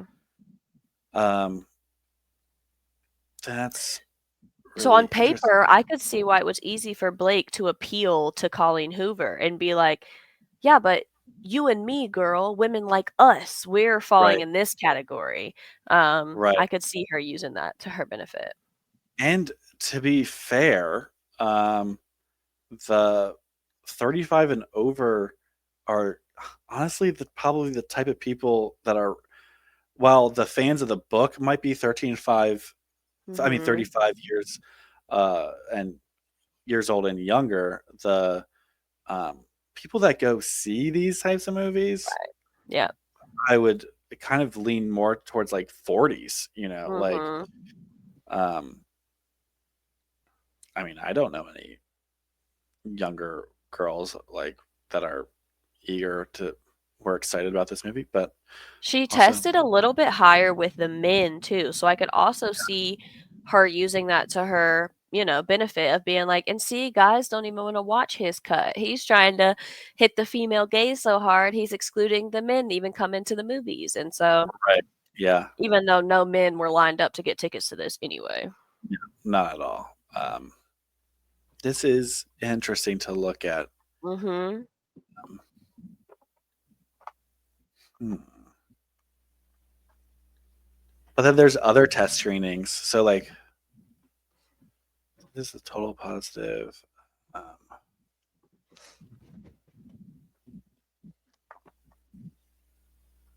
I mean, they vary dramatically under different, like the people that rated it Mhm. excellent. Yeah. I mean, it's 62% versus 41 with hers. Yeah. That's a much bigger gap. But it's also Especially tied for the 35 and over for them. right. Okay, and But they're saying that they're targeting it that their demographic is under 35, and so that's why they're trying to focus on that one column, but yep, Colleen was not a part of the, developing the strategy for the movie, and so she wants to appeal more to matter of fact, I was gonna look up her age. I'm not age shaming the woman, but I'm just saying if she falls in that she's over 35 for sure, 100%. This is yeah, 45. 35. So yeah, interesting. Yep. Very, very interesting to look at. Um, wow. Okay, well, if you're still here watching this right now, um, Thank we're gonna you. call it a night on this. Yeah. Um, this has been very interesting, very fun to dive into, very just eye opening. With Eye-opening. Yep. Yep. um, we will come back and finish it. It's just I think we both want to be as refreshed and Mm-hmm. you know, I need to excited about. recharge. Yeah, I Yeah, I need to need to recharge recharge. after This is that. hours going into this. But wow. Yeah. If you watch this, please like leave some comments. Like, what do you think about Yeah. this? Like, uh, which part stood out to you the most? Of Mm-hmm. most shocking to me? I think some of the stuff with just her. I mean, clearly uh, extorting them to threatening to not promote the movie and refusing to sign her contract. That's Yeah, to me was is mind blowing. V- Very just. I don't see how she can come back from this. Like me either. Me I either. really don't see any way that Blake Lively's career is not dead in the water after You would this. have to be so dumb to support her financially after this. Like, no producer is going to want to back this lady who is Yeah. going to manipulate and extort and lie. And she seems like a complete nuisance, Yeah. a displeasure. Just putting it nicely for sure. Mhm. Wow. Mhm. Okay. Well, thank you everybody for watching along with this. If you like it, please give us a like. If you want us to finish this, please let us know. Uh, we haven't seen anyone else online that's really just dove into Line for line. line for line, page for page Yeah. breakdown of this. So if you want more, uh, please let us know and come back for more. Thanks for being here. Yeah. Bye.